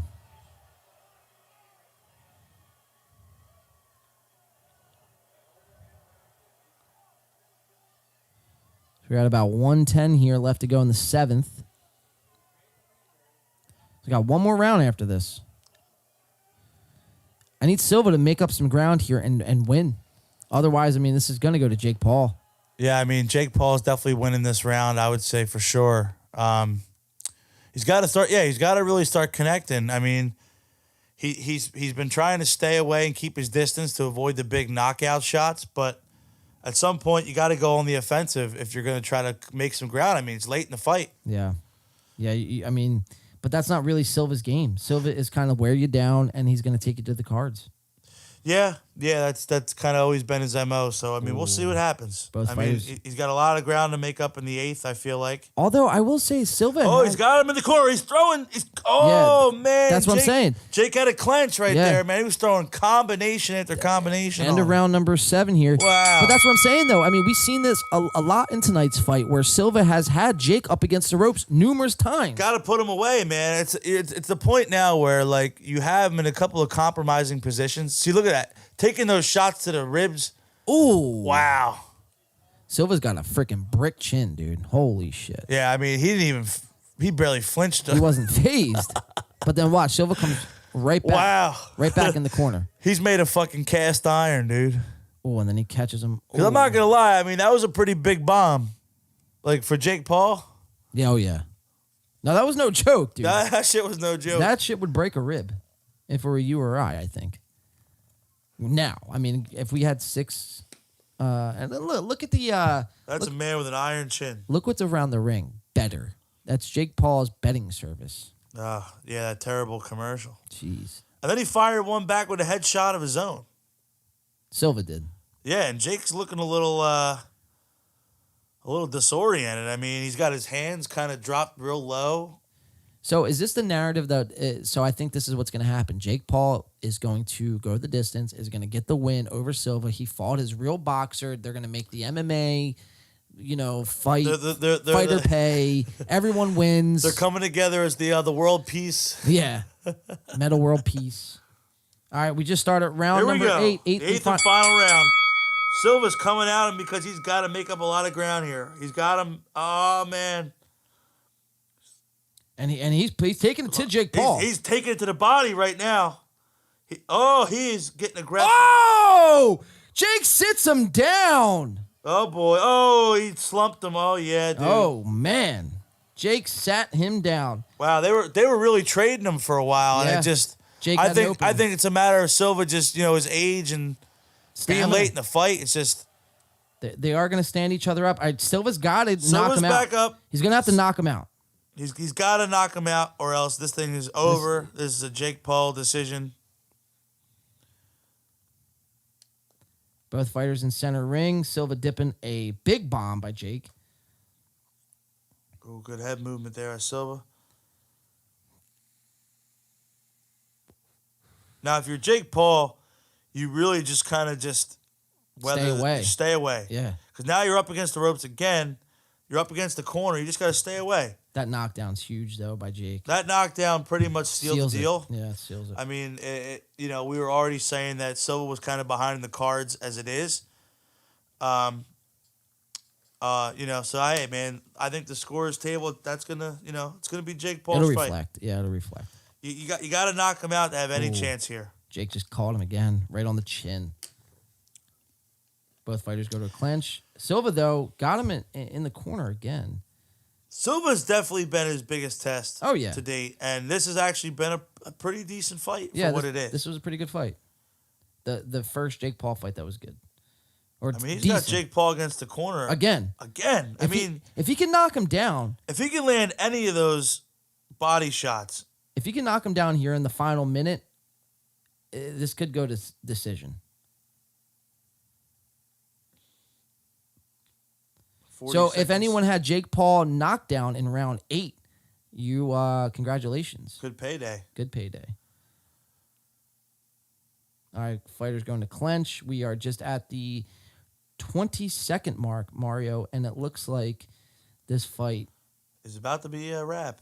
I'm sorry, 20 or now it's about to be 20 seconds. Silva's got to throw some bombs here. He's got to just go. I would just drain everything you got left in the tank and just start swinging because it's over. I mean, you're sitting here at the center of the ring, nothing, dancing around. Nothing. Now you're just waiting for the bell to just Silva get out of here. Silva went for it. I think he caught him. He's got like one more punch to throw, and he got him up in the corner again. And that's it, ladies and gentlemen. That is it. Jake Paul is going to win again. Yeah, that's gonna be a Jake Paul decision. Can't argue that, man. That knockdown, especially there in the 8th, that pretty much cements it for me. And let the narrative begin. Jake Paul fights a real boxer and a real fighter. And Jake Paul, you took a baby step. You fought a real boxer, albeit he's nearly 50. 50 years now old. Your next step, fight a real boxer that's 30. Yeah. 25. No more than 10 years older than you. Right. No more. So if you're 25, he's got to be at least 35. Yeah, man. So, dude, we are at the 5.5 hour mark, man. Give it up for yourselves, dude. Wow. All 300 of you. Everybody that hanging out. 300. This has been fun, man. This has been a a good time. Man, they're at the center ring right now saying a prayer and hugging each other. Wow, what fucking pansies, dude. First we had to watch the Phillies lose, and then we got to see this. Yeah. I mean, two good events, but just I didn't like the outcomes.